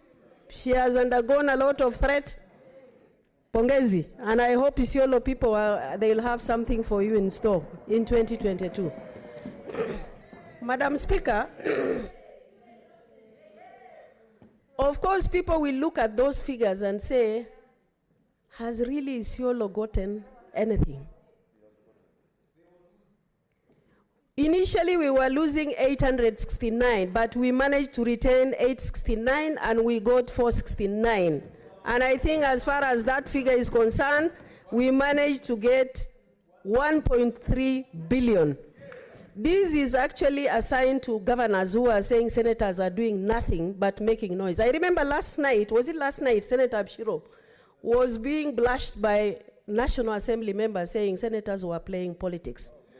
But clearly, it has come out, senators are not playing politics, and this is a signal to the governors. When they are summoned to come and be accountable to the Senate and to Kenyans, they should prepare themselves to come and be accountable to whatever shilling we have actually worked for today. Finally, Madam Speaker, I must say I'm really grateful to the leadership that brought us together on Tuesday morning, although I was hesitating whether to go or not. When I woke up in the morning and I found a message from Kangata, the first person I called was Engineer Mahmoud. Are things okay?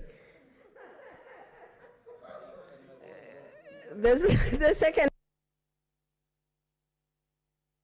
is, The second person I called was Senator Mutula. I asked him, Senator, are you going to State House? He said, I don't know. So I said, let me just go. In fact, Senator Mohamud encouraged me, go and see why you are being called. And I must say, I'm really grateful because it's my first time to sit down with even Baba in his office, which I didn't know where it was. Number two, and finally, to His Excellency, the President of this country. We are really grateful for coming up with a solution. And finally, to all Kenyans, politicians, I remember Deputy President was also heard very loud saying that we must be sharing this revenue equal. Thank you so much to all politicians, all leaders, all Kenyans who supported Senate and supported us to have a win-win situation in this country today. I thank Senator Ungeri. Yes, Senator Ungeri. Thank you, Madam Speaker. Let me also add my voice. And I want at the onset to thank my wife for being a prayer partner.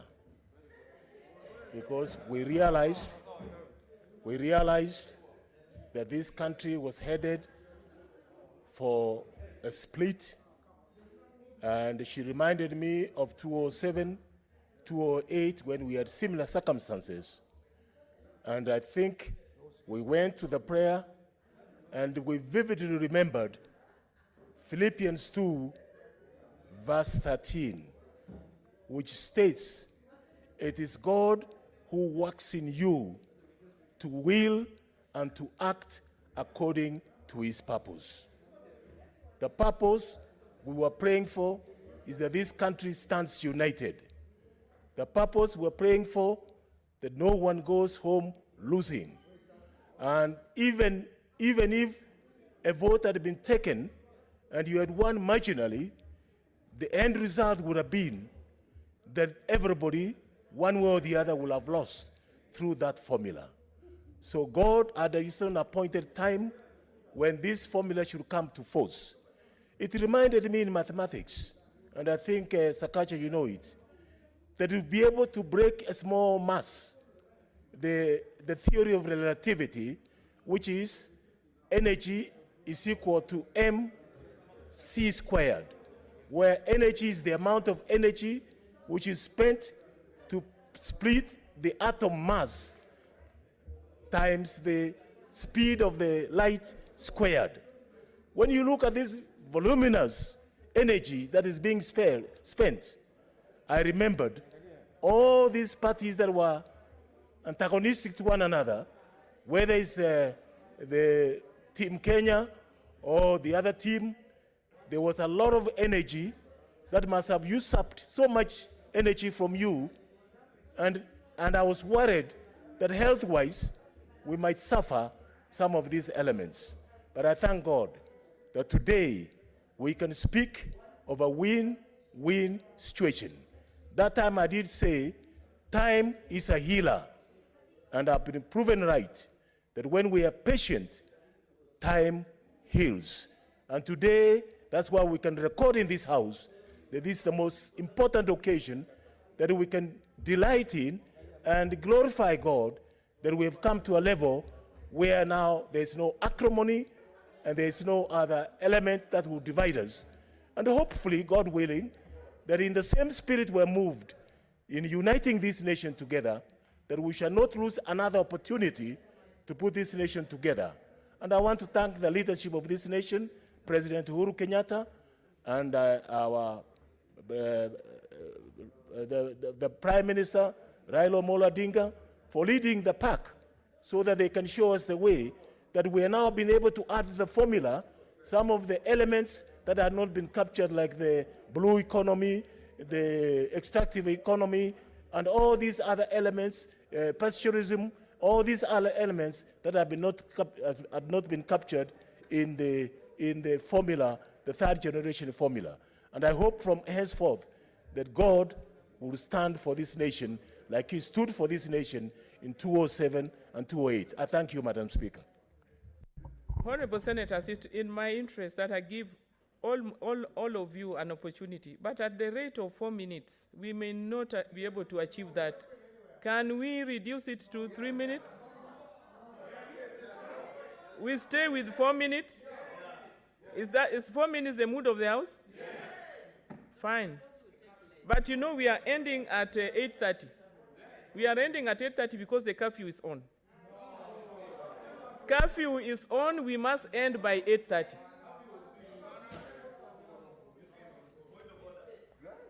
Senator Faria.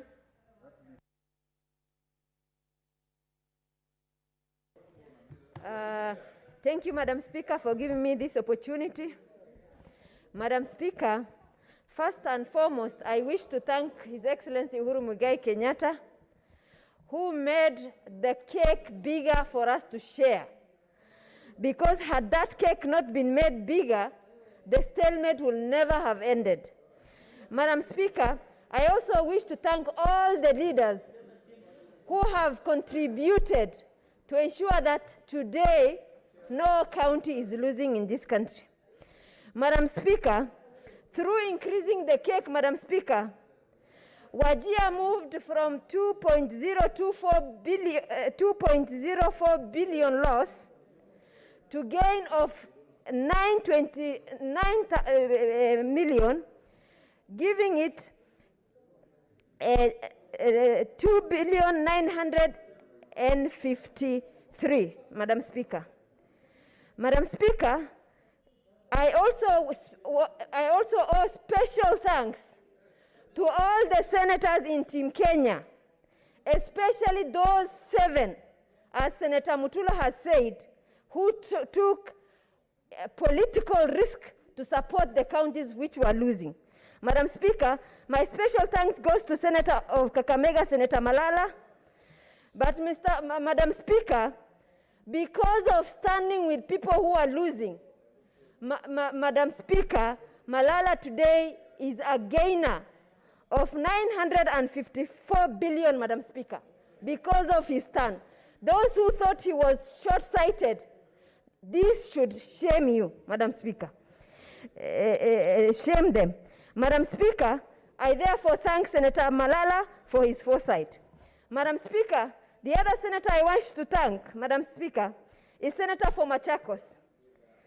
And because of his great courage, Madam Speaker, he is enjoying 1.15 billion extra that he never had before. Madam Speaker, I wish shame on the governor of Machakos, Madam Speaker, for making life difficult for Senator Senator Kabaka, because he was supporting the losing counties. Madam Speaker, someone who is just thinking about his own county alone is purportedly saying that he wants to be the president of this country. I hope you never even get the vote of your wife. Madam Speaker, I also wish to thank Senator for Elgeyo Marakwet, Senator Kipchumba Murkomen. Madam Speaker, because of his hard work, Madam Speaker, his county got more than double what it ought to have gotten, Madam Speaker. So he got 427 million instead of 318 million. Madam Speaker, Senator Kipchumba Murkomen, you are our hero. Madam Speaker, I also wish to thank Senator for Meru, Senator Mithika Linturi. Because of his steadfastness, Madam Speaker, Senator Linturi, from 473 million, he got 1.46 billion, Madam Speaker. So, Madam Speaker, I also wish to thank Senator Linturi for his steadfastness. Madam Speaker, I wish to thank Senator of Nairobi, Madam Speaker, Senator Johnson Arthur Sakaja, Super Senator, Madam Speaker, because of also standing with the Senator Patronila Were.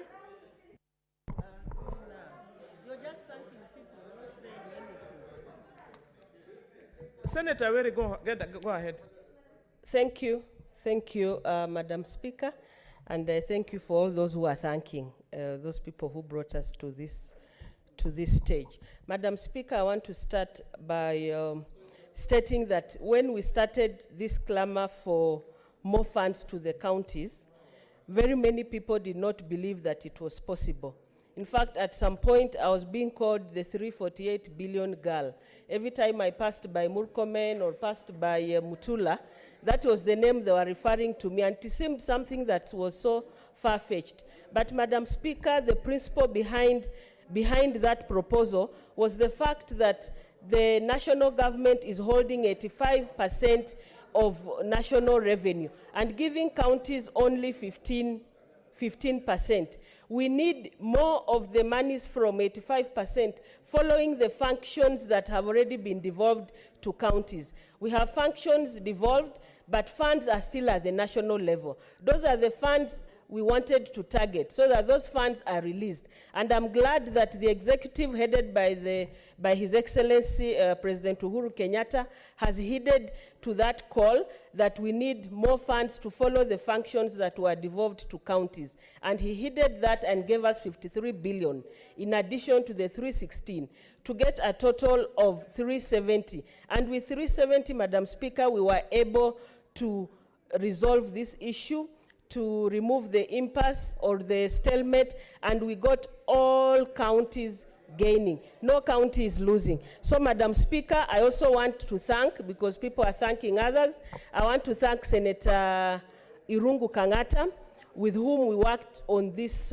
proposal. I want to thank the Parliamentary Budget Office for approving, for going through our figures and approving them before we presented that proposal to the Senate Business Committee.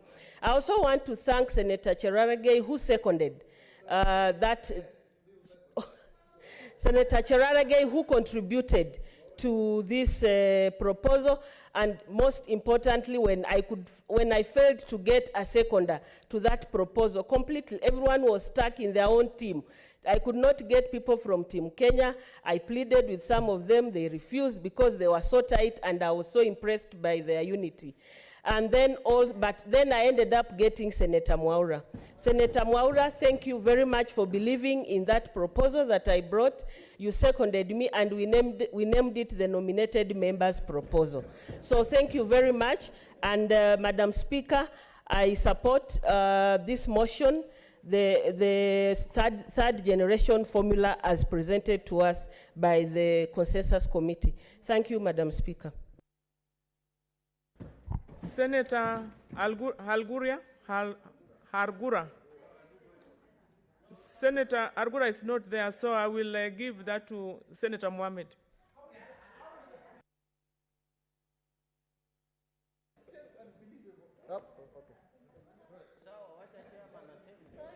Thank you very much, Madam Speaker. Madam Speaker, this is a really great day. A success for all of us, success for the Senate, success for this country. Madam Speaker, this Senate of the Republic of Kenya has functions that are given to it under the Constitution. And in fact, Article 963 of the Constitution gives the mandate for us to deal with revenue sharing between the counties. Madam Speaker, as a former chair of the Finance and Budget Committee, the process we have gone through has taught me a lot of things. Madam Speaker, my de-whipping from the committee and subsequent loss of the chairmanship actually energized me to fight harder for the undertrodden counties in this country. Madam Speaker, when we got the formula from CRA, and we are being accused for sitting on it for 1 year, in fact, there was a reason why that thing took over a year. First of all, the first 1 year, we are dealing with the Division Revenue Bill, which was very, very protracted, and we are not able to move to anything else apart from the Division Revenue Bill. Madam Speaker, you remember when we were dealing with the Division Revenue Bill in the year 2018-19 for 2019-20, we were proposing that we give the counties 335 billion shillings. The Council of Governors who are making noise today were the ones who went behind our back, and they settled for a figure which was far less. Madam Speaker, what we have done in the Senate, and in fact where we reached, because we actually, this house got divided, right in the middle. Instead of acting as senators for Kenya, working for the counties and defending counties as per the constitution, we got divided because we are dividing ourselves, competing ourselves on very little money that was, allocated to counties. Madam Speaker, I'm happy today, as members of Team Kenya, and as the chair, let me confess, as the chair of Team Kenya, we have reached today where we reached because our colleagues who are not listening to us have listened to us, and we are able to force ourselves on the table with the executive to promise some figure. But Madam Speaker, it will not be possible if we just agreed and say yes, all of us, and left this to fate. I thank the President for seeing the danger this country is in and calling leadership and saying that the money will be allocated. And I hope that money will be available. As Senate, we must ensure that in the next DORB, we will not pass DORB without the 53.5 billion shillings. You have the authority because Parliament makes budget. Parliament is not at the mercy of the executive. Let us stop being at the mercy of the executive and run away from our responsibilities. Madam Speaker, the executive actually is taking us for granted.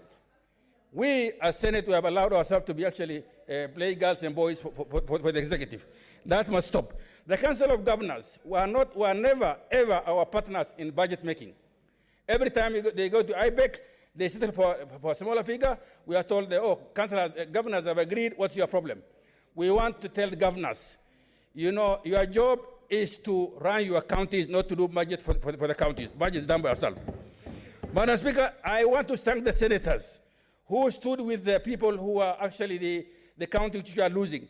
The 7 senators, Senator Murkomen, Senator Sakaja, Senator Malala, Senator Kabaka, Senator Cherargei, Senator Langat, Senator Langat, Cheriot, all these senators who actually put their own career online and supported us. Some of them actually have to pay heavily because they were arrested and molested for nothing. Madam Speaker, I want to thank also especially Senator Sakaja for being very innovative. Senator Sakaja is the one who brought the idea Y is equal to A plus B. I want to thank him. Let me not forget our nominated senators, the gallant ladies in this house who have been very strong, intimidated by the leadership led by Kangata and his team, harassed for nothing, but they have stood for this country, and actually they have been very, very, very, very useful. Senator Murkomen, Onesimus, Senator for Elgeyo Marakwet.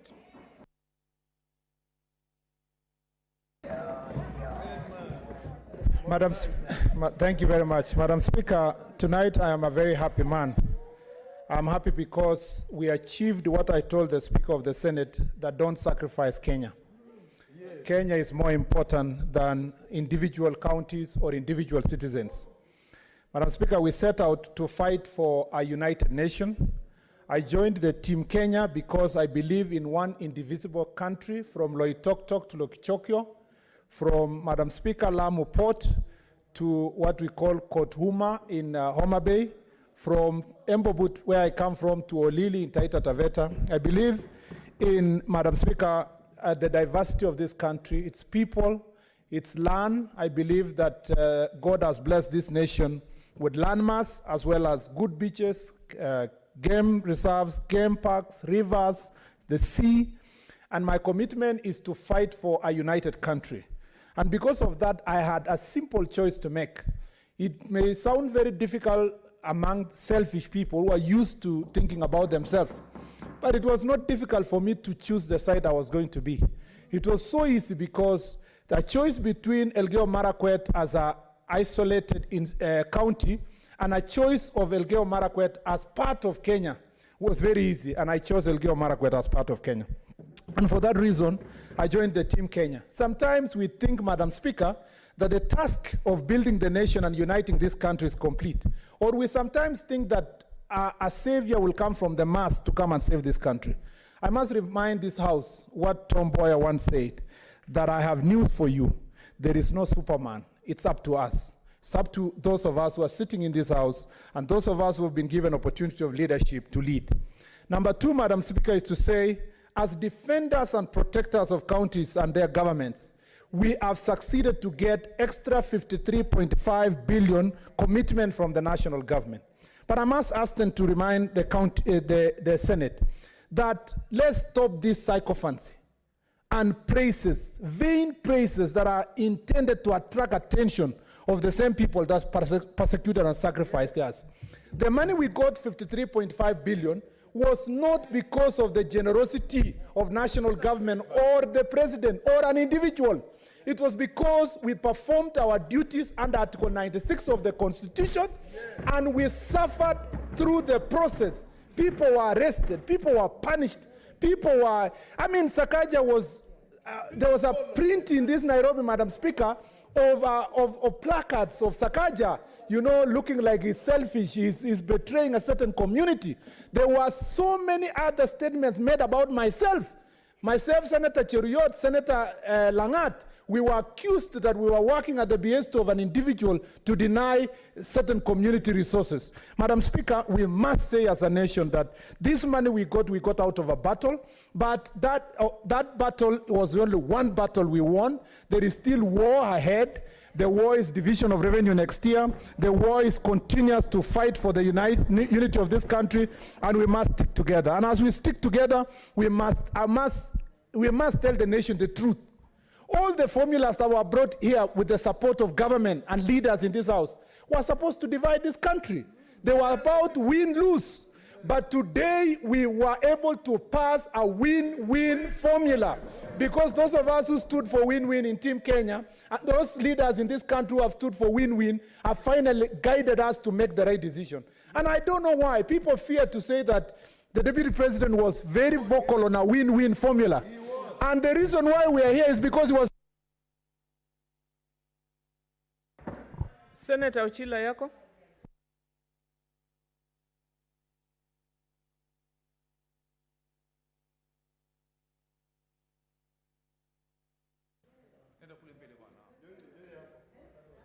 Thank you, Madam Speaker, for giving me an opportunity to celebrate with the nation, to celebrate with fellow senators, and to celebrate with counties, and to celebrate with all rich and poor, as Senate has finally lived to its expectation. Madam Speaker, the history of the oldest Senate in the world was a house of compromise. In fact, there is a phrase that is attributed to George Washington and Thomas Jefferson called senatorial saucer.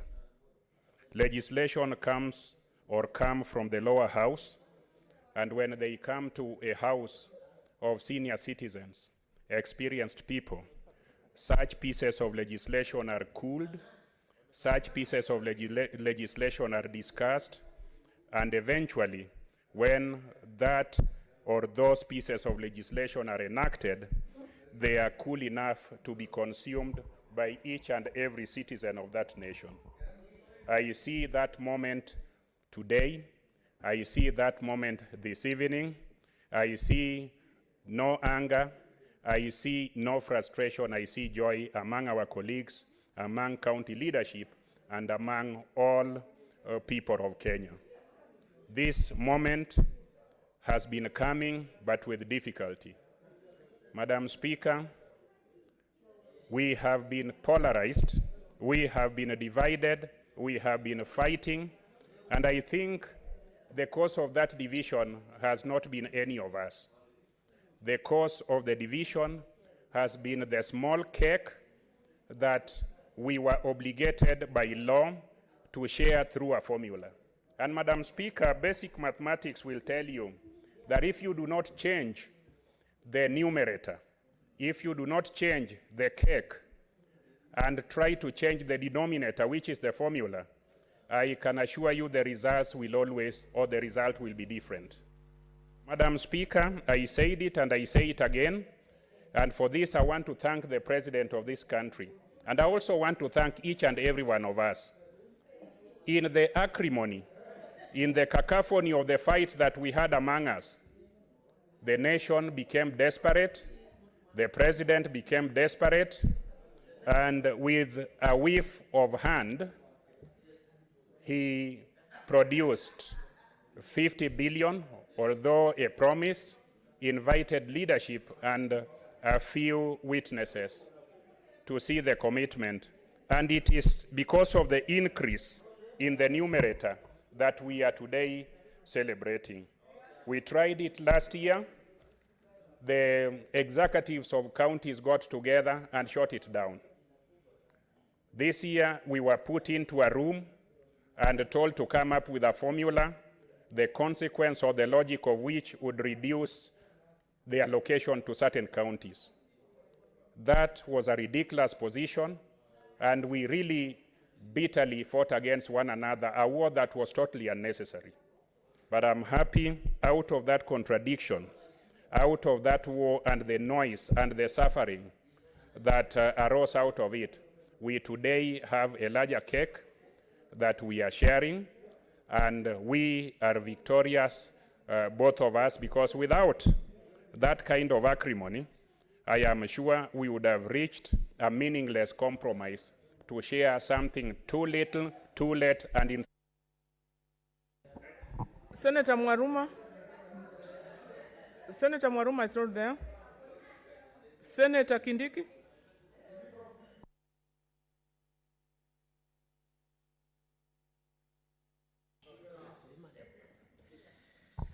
Thank you, Madam Speaker. Madam Speaker, what does this consensus mean? This consensus means that unity has defeated division. This consensus means that equity has triumphed over marginalization. This consensus means that today devolution has won over centralism. Madam Speaker, I'll take a very short time. I'll only say Tharaka Nithi was threatened with a revenue loss of nearly 499 million. Today, it will gain 289 million, meaning the net gain is 788 million shillings, from negative 499 to positive 289. The people of Tharaka Nithi, Madam Speaker, will be forever grateful to this House. The people of Tharaka Nithi will be grateful to the 7 senators especially, who their counties were initially supposed to gain under a flawed formula, but they decided to forego the immediate gratification of their counties for the sake of the unity of our great nation. Madam Speaker, on behalf of the people of Tharaka Nithi, I am advised and instructed by the people of Tharaka Nithi to thank in particular Senator Onesmus Kipchumba Murkomen, Senator Johnson Sakaja, Senator Dr. Christopher Langat, Senator Malala of Kakamega, Senator Boniface Kabaka, Senator Aaron Cheruyot, and Senator Mithika Lenturi, who is also my neighbor. Madam Speaker, because of the sacrifices they made, today it's not Tharaka Nithi that has won, but even the people behind the flawed formula have even gained much more money than everybody else. Madam Speaker, I want to say that I am disappointed with what the Council of Governors have done to devolution.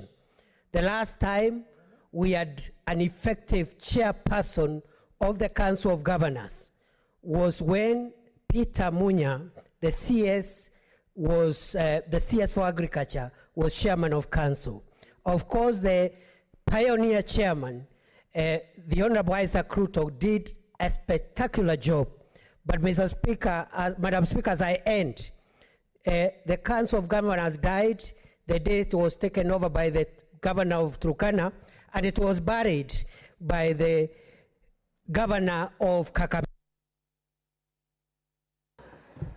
Senator Olekina Ledama, Senator for Narok. Madam Speaker, the unity of this nation is rooted in blood and sweat of great men and women who fight and keep their interests aside for the unity of this country. In history, the unity and the future of this nation will also be rooted in distinguished senators, particularly Tim Kenya, who stood firm and said, "No way, Jose," for session paper number 10. What we want is we want to take Kenya as a country that recognizes all 47 counties as counties that are supposed to develop and know, what do you call it? You know, whether or not they are along the railway line, but counties that Kenyans live in. Madam Speaker, today, I want to remind this House that we were not given any gift by the President. No, he didn't. It is our responsibility as Parliament to divide revenue between the two houses. Madam Speaker, this notion that the President is the one who gave us 50 billion, it's a lie, it's a fallacy. And I want to beseech you, distinguished, that is why you're called distinguished. Distinguished men and women, senators of the Republic of Kenya, wake up from your dream. You know, you're doing your job. And I'm proud to be a senator of the Republic of Kenya. I have stood my grounds that anything to do with revenue shall be determined by Parliament of Kenya. Madam Speaker, as I end, because my 4 minutes seems to have evaporated, we must respect division, or rather, we must respect separation of powers. I want to tell Narok County that today we have gained a net of 1.6 billion shillings. We are going to lose 800 million, we gain 800 million. So that is 1.6 billion, and I'm proud to be a senator. And I'm proud to be in this House, and I thank all senators, because finally you've woken up from your dreams.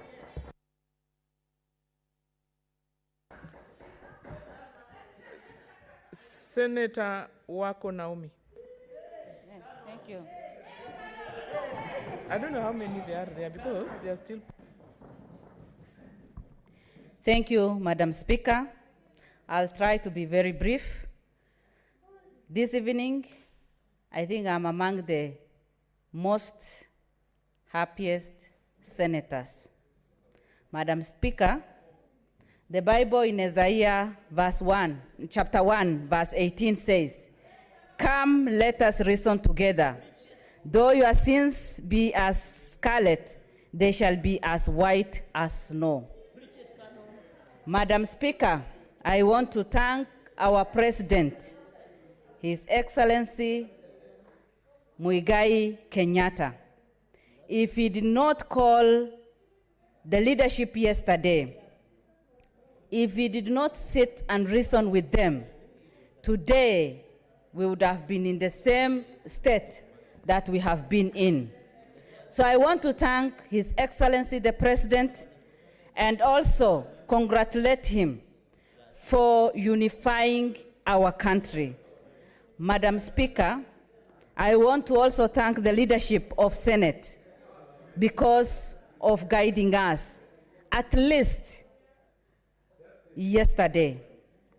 Madam Speaker, on the same note, I want to say that under this formula, today we are glad as people of Marsabit County. 2 months ago, we have been talking and crying and saying that we are losing 2 billion. But today, Marsabit County is gaining over 500 million. Madam Speaker, when we voted, 86% of Marsabit voters voted for Jubilee. So today we can be proud of our party. Madam Speaker, many months before the stalemate, many counties stopped paying their staff. Madam Speaker, that is not right. I urge the county executive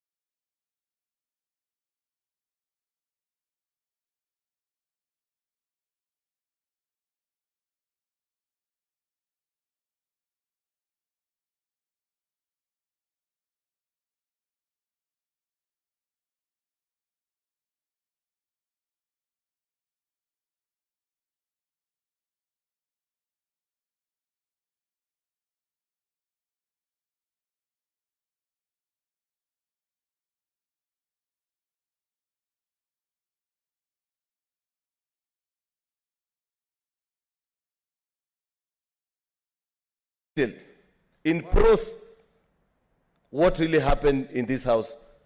There has been intimidation, there has been blackmail, there has been politics of exclusion. Madam Speaker, it is not an easy thing how we won this victory. The true victory for Kenya belongs to that team of 25 senators who said no to division, who said yes to devolution, who decided that a time has come to say no to some of our party leaders who, instead of viewing Kenya as one indivisible unit, consider other regions as lesser regions. Madam Speaker, the truth of the matter is that we are gathered here today, we are celebrating, but there are those of us who are hurting. Because there are people that we held in extremely high regard. And we thought that there were leaders who could take this country forward. They could help us achieve greater aspirations as a people. But any leader who never took their time to say to the senators individually and corporately that you need to find a formula that will ensure all the 47 devolved units benefit, then shame of you. You do not deserve to be in anywhere near leadership of this country, Madam Speaker.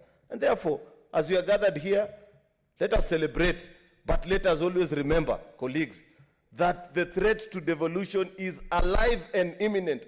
The formula is not the only threat. We are aware that in the coming few days, there shall be launch of the BBI report.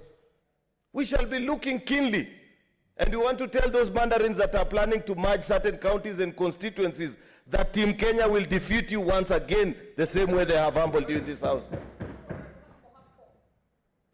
We must respect each other, Madam Speaker, as a people, and know that there is no greater Kenya or lesser Kenyan. I am happy tonight that this Senate has made a decision that is good for posterity. 50 years down the line, when I look back and I'm asked to give my account of my work in Senate, I will list this formula as part of the achievement.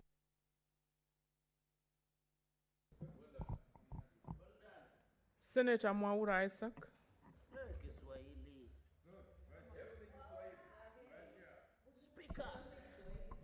Thank you very much, Madam Speaker. Madam Speaker, I stand here very proud as a Kenyan because of this consensus that has come as a result of two sides that were really antagonistic. And, Madam Speaker, we were able to witness a contest between what I call majoritarian overconfidence and marginalization overplay. Some people felt that because they are majority, then they deserve more. And some people also felt because they are marginalized, they deserve some kind of reparation. In actual sense, our conversation, Madam Speaker, was also between nationalism and countyism. And countyism is increasingly going to be a feature of our democracy, which will actually divide people further from the tribe to intertribal divisions. We as a Senate and in this national conversation, Madam Speaker, we were facing a critical juncture of our history, of whether to give a shot in the arm for devolution, which is the revolution, or to continue with some centralism where monies from a country such as ours are stolen and taken to Swiss accounts and offshore accounts to the detriment of our development. Madam Speaker, today, this Senate has demonstrated that it has actually the capacity, indeed the will, to believe in the future of our great republic.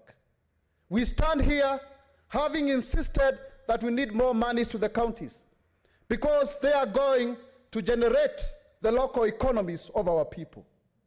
We have seen devolution and the way it has been able to transform counties that were erstwhile had nothing to speak about, like Kitui. We just were there under Senate Mashinani. But at the same time, we are also seeing counties that are reeling under the yoke of overpopulation because of the fact that that is where government services and indeed amenities were to be found. Today, Madam Speaker, we are not here to say who was right and who was wrong. As Senator Orengo said, it's a friction that makes any motion to occur. We stand proud, and I want to indeed really congratulate President Uhuru Muigai Kenyatta for refusing to go by the nationalism that he would otherwise have been able to defend as the head of the national executive. Senator Sylvia Kasanga.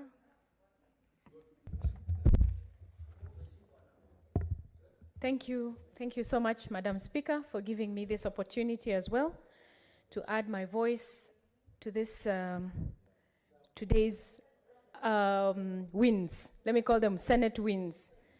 100% consensus indeed is a wonderful thing for this country and for us Senate. I think we can now hold our heads high and say we have done our constitutional duty by giving Kenyans what it is they are always asking for. Madam Senator, let me thank the mediation team. Let me thank Team Kenya. Let me thank everybody. All the thank yous have been said, and I don't want to keep repeating. 4 minutes is a very short time. But let me say that from the beginning, I actually wanted this Senate to go back to that basis of the formula, which I believe was a problem in the first place when it was presented in the Finance Committee. There are some parameters there I believe we needed to look back and look at them and say, how did they come up with this? How is it that the agriculture parameter, for instance, is still based on households and population?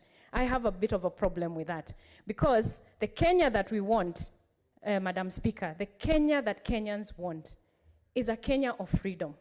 Kenyans want to be free. And I believe today, yes, we have given them that freedom. But it still means we still need to look into these formulas as we go ahead.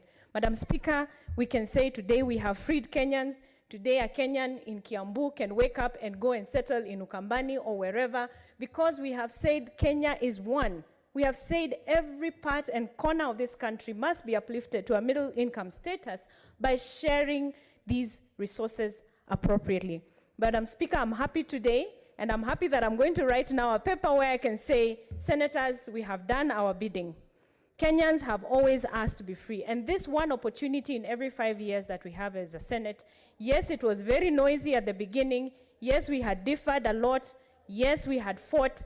But even in the Bible, when the Lord showed himself to Elijah, it came in silence. So the 12-member committee, we have to thank them for having sat down and come out with this solution that everyone has agreed is a good solution. In the end, Madam Speaker, as we uphold the Constitution, we must remember that the national government is not a big mama to the county governments. It is a constitutional mandate for money to be sent from national government to the county governments. It is not a favor, and we must continue fighting for more money into the counties. Madam Speaker, I submit. Thank you very much. Yes, we are doing very well. The next chance is for Senator Mwinyi Haji Mohamed Faki. Senator 001. Asante Bi Speaker kwa kunipa fursa hii. Kwanza kabisa ningependa kuwapongeza Team Kenya kwa umoja wetu na kwa kazi nzuri ambayo tuliweza kufanya kuhakikisha kwamba tumeleta usawa katika ugavi wa rasilimali. Umoja wetu ndio ilikuwa nguvu yetu na sote tulisimama pamoja kidete kuhakikisha kwamba hakuna kaunti ambayo inapoteza pesa zozote. Pili, Mheshimiwa Spika, ningependa kuipongeza pia kamati ya watu 12 ambao walikaa pamoja tena baada ya kushindwa kupata mwafaka kwa muda wa mikutano 16.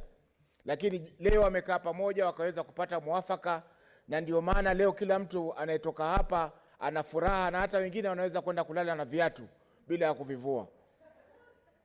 Mheshimiwa Spika, sisi ni maseneta wa Jamhuri ya Kenya, si maseneta wa kaunti zetu. Na ningependa kuwakosoa wale ambao walikuwa na hofu kwamba mimi nikifika kwetu nitaweza kupoteza kura kwa sababu nimepiga kura na wale ambao walikuwa wanapoteza wakati kaunti yangu inapata.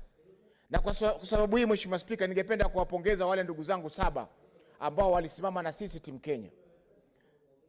Kwa kuwa nia yetu ilikuwa safi, nia yetu ilikuwa ni ya Kenya moja, Mheshimiwa Spika, hata wale ambao walikuwa na hofu kwamba kaunti zao zitapoteza wameweza kupata. Tukiangalia kama Senator Cherargei wa Nandi ameweza kupata zaidi ya zile ambazo alikuwa apata awali. Kwa hiyo Mheshimiwa Spika, umoja wetu ndio umeweza kutuleta hapa ambapo tumefika, na sisi kama Senate lazima tuweze kuhakikisha kwamba umoja huu unaendelea kutekelezwa.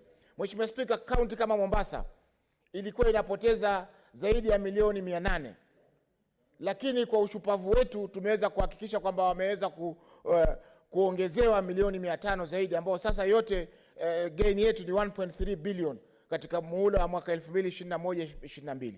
Kwa Mheshimiwa Spika, ningependa kusema kwamba mapambano bado yanaendelea, kwa sababu tatizo lililoko ni kwa lazima tuondoe swala la ugavi wa rasilimali kutoka kwa serikali, kwa treasury, na iletwe hapa bunge, ambapo ndio maalumu ambapo katiba inasema kwamba pesa zigawanywe kutoka hapa. Hatuwezi kuwa twenda na bakuli kwa treasury kila mara kuomba. Judiciary ama mahakama inakwenda kwa treasury kuomba. Hiyo yote Mheshimiwa Spika ni kinyume na katiba yetu.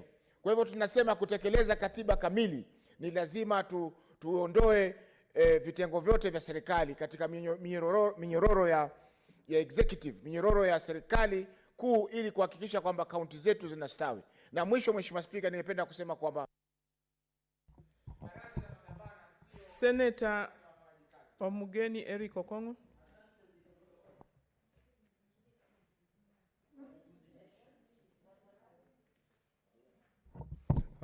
Thank you, Madam Speaker. First, Madam Speaker, want to say that when the people of the county of Nyamira learned that they were about to lose 545 million from their allocation, there was sadness and grief in Nyamira. But today, Madam Speaker, there is joy and celebration in my county of Nyamira, for we have saved that county from losing 545 million, and on top, we have added Nyamira 324 million. Madam Speaker, this could never have been possible without the support that we received from Team Kenya. And more so, my 7 brothers, whom I want to name: Senator Murkomen, Senator Sakaja, Senator Kabaka, Senator Malala, Senator Linturi, Senator Cheruyot, and Senator Langat. Madam Speaker, some of us felt orphaned. We were abandoned by our neighbors, our neighboring counties. And we for once thought that we will never win the battle without our neighbors. But their brothers, the 7 brothers, who came in and lived with the biblical verse that say that love your neighbor as you love yourself. And they came to the rescue of Nyamira and the larger Gusii region. Madam Speaker, as at that time, the only region that was gaining in the entire Gusii region was Kisii, that was going to get 226 million. But because of this battle that we mounted jointly as the Team Kenya, the Gusii region, Madam Speaker, is going to gain a total of 1.432 billion. So this is a big win, Madam Speaker, for the region of Gusii, Madam Speaker. Going forward, Madam Speaker, I want to urge our colleagues to be your brother's keeper, to stand together, Madam Speaker, and not to fight for selfish interests, but to fight for the interests of the 47 counties. Madam Speaker, today, everybody is a winner. My in-laws are winners. My own county is a winner. The president of this country is a winner. All counties are winners, Madam Speaker. And that should be the spirit, Madam Speaker. Finally, Madam Speaker, as we go forward, Madam Speaker, we must do an audit on some of the data that we have in this country. It's unbelievable, Madam Speaker, that in the county of Nyamira, we are told that between 2009 and 2019, our population increased by only 7,132. That can never be possible, Madam Speaker. So going forward, Madam Speaker, we must audit the data that is in our government offices. But I thank Team Kenya, I thank the senators who stood with us, and I tell you the people of Nyamira will forever be grateful. Thank you, Madam Speaker. Senator Halake Abshiro. Madam Speaker, thank you very much for the opportunity. Madam Speaker, I stand up a very proud senator today. The names that perhaps we're known by notwithstanding, I am very proud today that we have made sure that the new formula is not going to leave any county behind. Madam Speaker, let me just say that the fact that for the duration of the operation of the third basis of allocation of revenue among counties, no county shall receive any financial year an amount of shareable revenue less than the amount of shareable revenue received in the previous year is a win for this country. But Madam Speaker, let me start, because so much has been said, I'd like to just celebrate leadership today. I know I'm one of these people that have been saying there's a crisis of leadership, but today I would like to celebrate leadership. Madam Speaker, I have always believed in a good challenge, and this formula was a good challenge for this House. But there's not, what is the sweetest is that a good challenge tackled with good people. The good people of this Senate, I would like to say thank you very much, especially to the 7 colleagues who are winning in the other flawed formula but decided to stand up for this country instead of narrow selfish interest. I celebrate Senator Murkomen, who was the first to stand up and say, I stand for Kenya. I celebrate Senator Kabaka. I celebrate Senator Sakaja. I celebrate Senator Langat. I celebrate Senator Linturi. I celebrate Senator Aaron Cheriot and Senator Malala. Madam Speaker, the celebration doesn't end there. I celebrate the leadership of my nominated sisters. Madam Speaker, 2 of them are sitting here, Senator Naomi Wako from Marsabit County, and my sister Senator Falhada from Garissa, already had a case going against them, but they didn't see that. They looked beyond their interests, they looked beyond their families and decided to stand with their people. And I hope those people they stood with are going to reward them abundantly, Madam Speaker. Madam Speaker, there's a general failure of nerve in leadership. And if this formula is anything to go by, when we master our nerve as leadership and stand up to whatever is not right, this is the result we get. We all win. Today, not only did the marginalized counties win, even the other counties won, much more than they had won even before. Madam Speaker, there's a scarcity mentality that today that was rubbished, that the fact that there's not enough, the fact that leaders were going from the position. Senator Sherarke Samson Kiprotich. Senator Sherarke.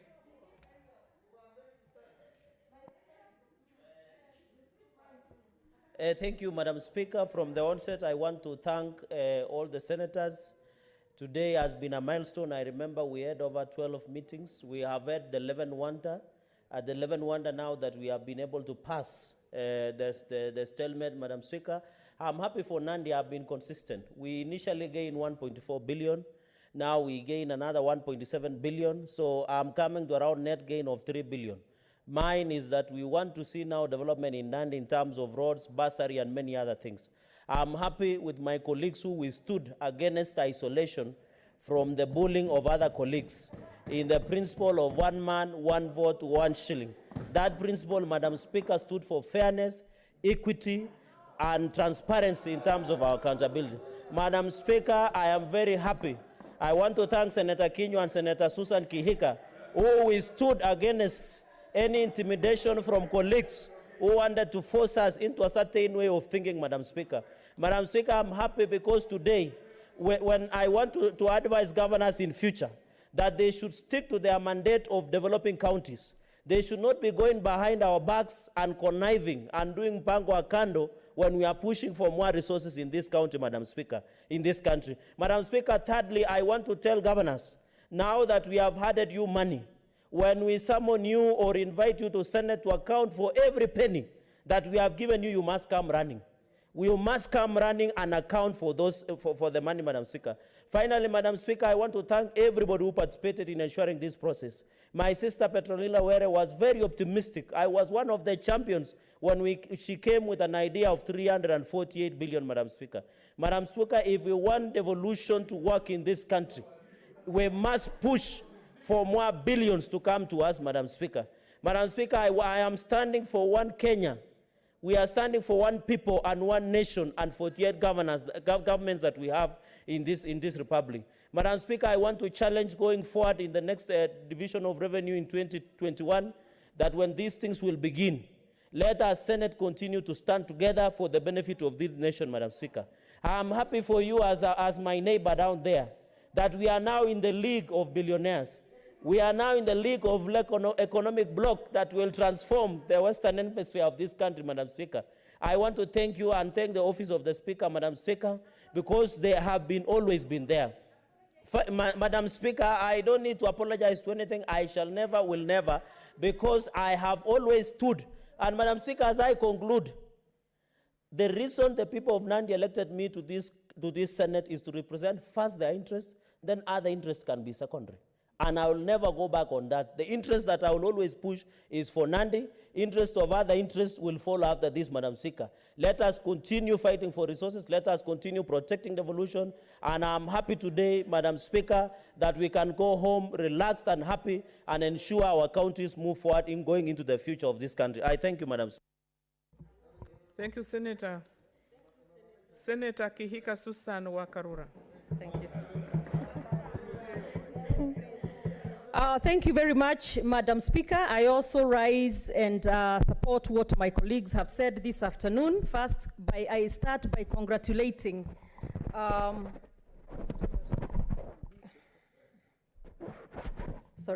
So I begin by congratulating the senators, the 67 senators of this Senate, for the work and the hard work that they have put in, for the many sittings that we have had in this chamber. I want to believe there were over 11 sittings, where every time we came, we brought our best, we tried, but we could never really unlock the stalemate.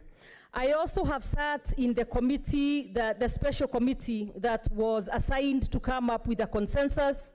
And we had 17 sittings in that committee, where most days we went from 9 a.m. until about 7 p.m. So we diligently sat here, went through the numbers, and at the end of the day, this afternoon, we were able to come up with a consensus that was then also embraced by this House. So I'm extremely grateful.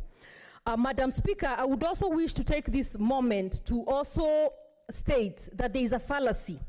When those who call themselves Team Kenya, which I appreciate, let them not imagine for a minute that the rest of us are not Kenyans.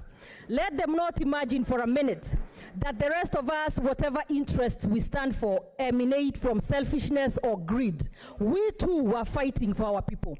We too are fighting for the interests of our counties. And looking at the end result and what we have, I believe the 1 man, 1 vote, 1 shilling has also won the day today, Madam Speaker. Madam Speaker, as I conclude, I also take the opportunity to condemn in the strongest terms the very incompetent chair of the Council of Governors. That man, Mr. Oparanya, the Honorable Oparanya, the governor of Kakamega, does not seem to understand his role. And what I want to say as a Senate here, on behalf of the Senate, and I speak as a senator, the next time we call them here as governors for accountability, they must run here.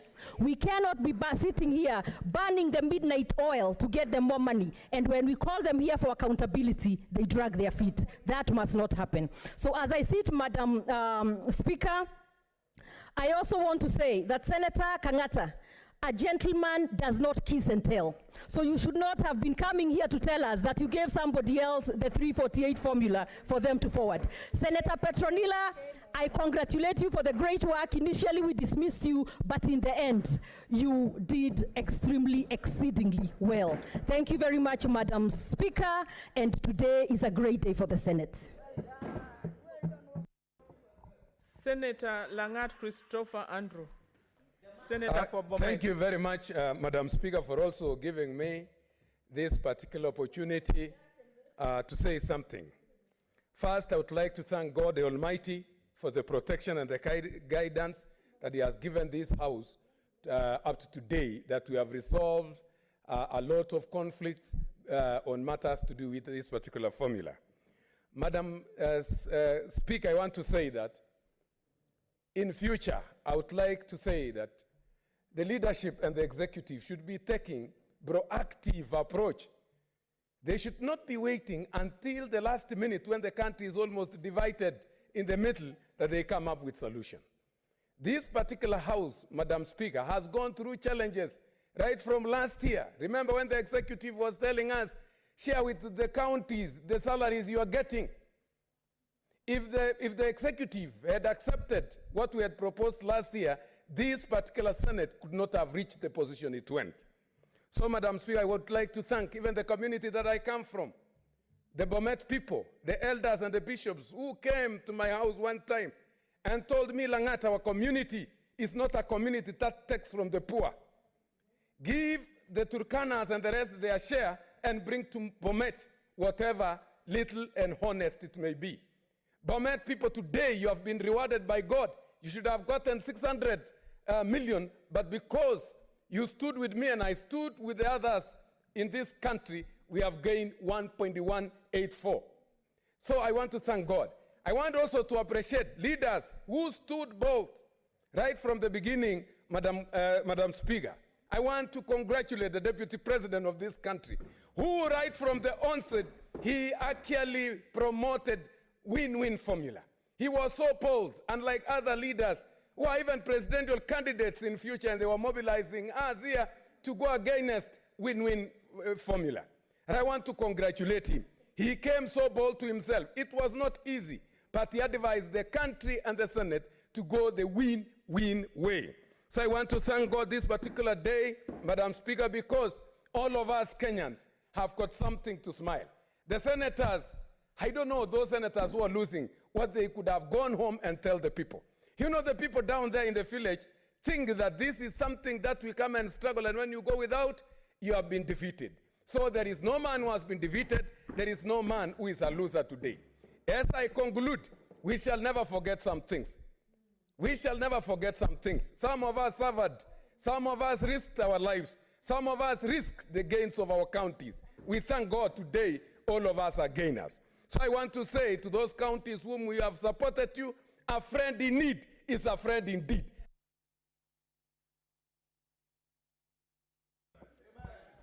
Finally, senators, I can see there is excitement from Senator Susan Kihika. Finally, honorable senators, we are giving the last opportunity to Senator Wetangula Moses, who will also give a reply to the debate, to the motion. Thank you, Madam Speaker. Thank you, senators. I think today is a great day.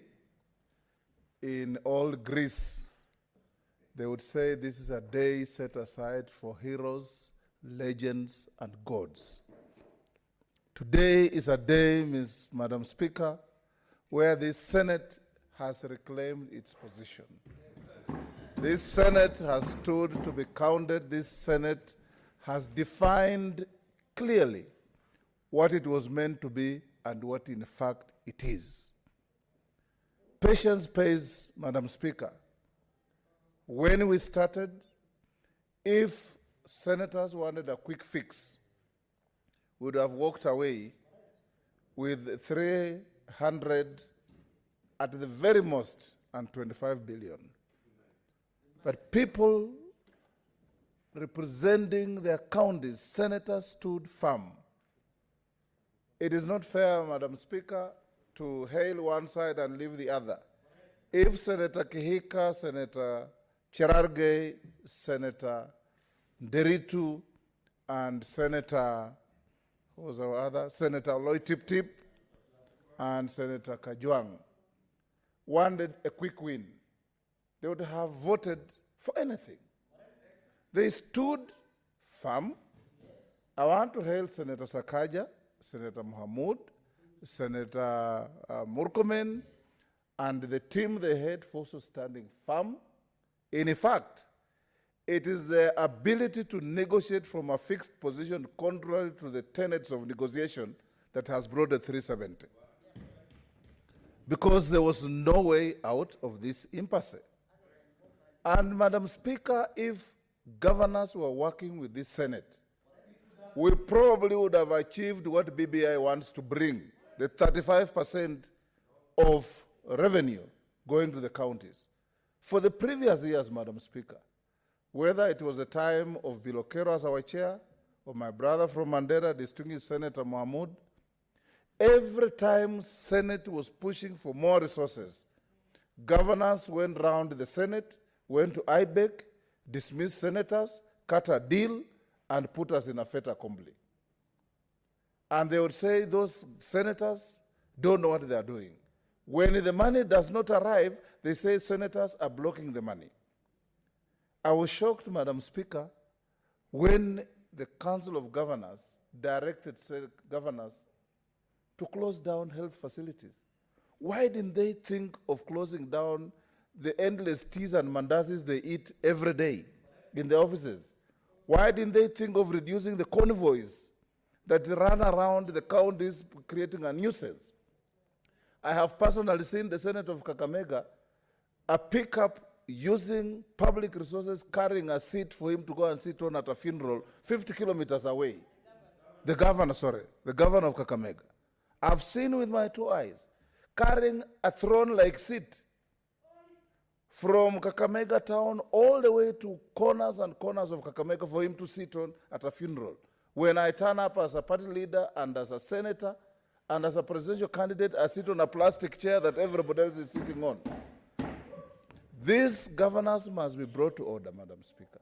This money, and I want to urge the President, because the buck of provision of oversight money has always got stuck at his table. You've done very well in giving this money to go to the counties. But there's a serious deficit of accountability in the counties. There's a serious misapplication and outright theft of resources in the counties. Enable this House to carry out a better oversight role. Enable these senators, over and above carrying out postmortems on expenditures, to go back to the counties and do budget tracking to ensure that whatever budgets are passed by the assemblies are being spent in the manner they were budgeted for. Otherwise, we'll continue as we have always done. We pass budgets here, send money, and what we are doing this evening is we have created and increased the list of billionaires in Kenya. A few governors are going to dip their hand in the till, and will be sitting all over boasting how rich they are, knowing very well that yesteryears they were nothing. Accountability, the institutions of governance. I want to urge the office of the DPP, the office of ESCC, the office of DCI, the Controller and Auditor General, the county assemblies as primary audit units, and then finally the Senate. The CPAC team, don't be frightened or intimidated or be blackmailed by the outbursts of Oparanya saying that you are a cartel. People who don't want accountability will always look for excuses to escape. Do your work. Don't wait to be cheered. Don't wait to be praised. Let's make every shilling that is going to the county be worth the while for our being here. Finally, Madam Speaker, allow me to once again salute the team of 12 that I and my distinguished nephew Sakaja led. They sat here, Madam Speaker, and were meeting from 7 to 7 in the evening. And we live here, sometimes frustrated but determined that we will get there. At one time, I even told my nephew, "Are you sure we are going to get there?" And then I answered very quickly, said, "I am determined we must get there."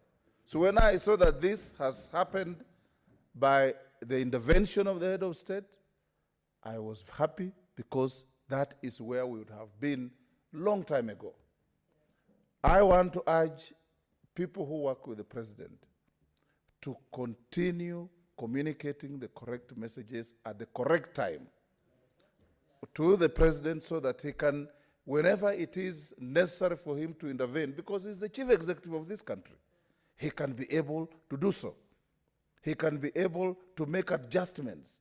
He can be able to make sacrifices in one area to give comfort to another area, so that this country can move forward. Madam Speaker, let me end by urging this House to be eternally vigilant. The biggest threat to devolution today in this country, I dare say, without any fear of contradiction, are some governors. There are some who are good. We can't lump all of them together. But the majority of them are not walking the narrow path. The majority of them preach water and drink wine. The majority of them loathe accountability. The majority of them believe that accountability is an option they can avoid. It is not. When you accept to hold public office and accept to hold an office where you manage public resources, you must be ready to be asked questions, you must be ready to provide answers, you must be ready to account. There's no shortcut to this. And this House must stand in unison and say accountability, accountability, accountability is the modus operandi of each and every governor in this country. There are counties, Madam Speaker, as I finish, like Mandera, Madam Speaker, where they saw the first tarmac road because of devolution. We have counties in this country, Madam Speaker, where children were reading about water in pipes in books. We have counties, Madam Speaker, where the first cesarean section delivery could only be achieved because of devolution. Now we can sit back and say, this House makes us equal. The House of Equity, where Lamu has 1 vote, Nairobi has 1 vote. Kiambu has 1 vote, Isiolo has 1 vote. Laikipia has 1 vote, Kakamega has 1 vote. It matters not how many members of the delegation you have, we have equality of counties in this House. And that is the Kenya we want. Tonight, Madam Speaker, I have no doubt that the forefathers of devolution, Ronald Ngala, Masinde Muliro, Daniel Moi, will be sleeping well wherever they are, because this House has given meaning to what they saw in 1963. And I want to urge this House that devolution is a dream come true for every Kenyan. Let's make it work, let's hold it, and let's strengthen it, and let's succeed with it. Madam Speaker, let me now turn to the Kara bill that was at third reading, and I beg to move that, I beg to reply, rather, to all the comments that colleagues have made on the Kara bill, and move that you postpone the vote on the third reading to the next sitting when we shall have sufficient delegations to vote. Long live Kenya, long live the Senate. There is no winner, there's no loser, we are all winners. Thank you, Madam Speaker.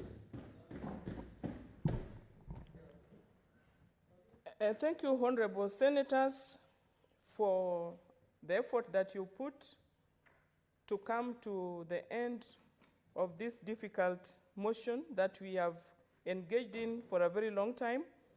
I think that we have been very constructive in the way that we have engaged ourselves. This should be the spirit at the Senate, and I would urge you to continue in this great spirit that you have displayed to the nation of Kenya. Honorable Senators, we are not going to put the question, we'll defer it, the question, to the next time that it is scheduled by the SBC. Honorable Senators, it is now 9:25 p.m.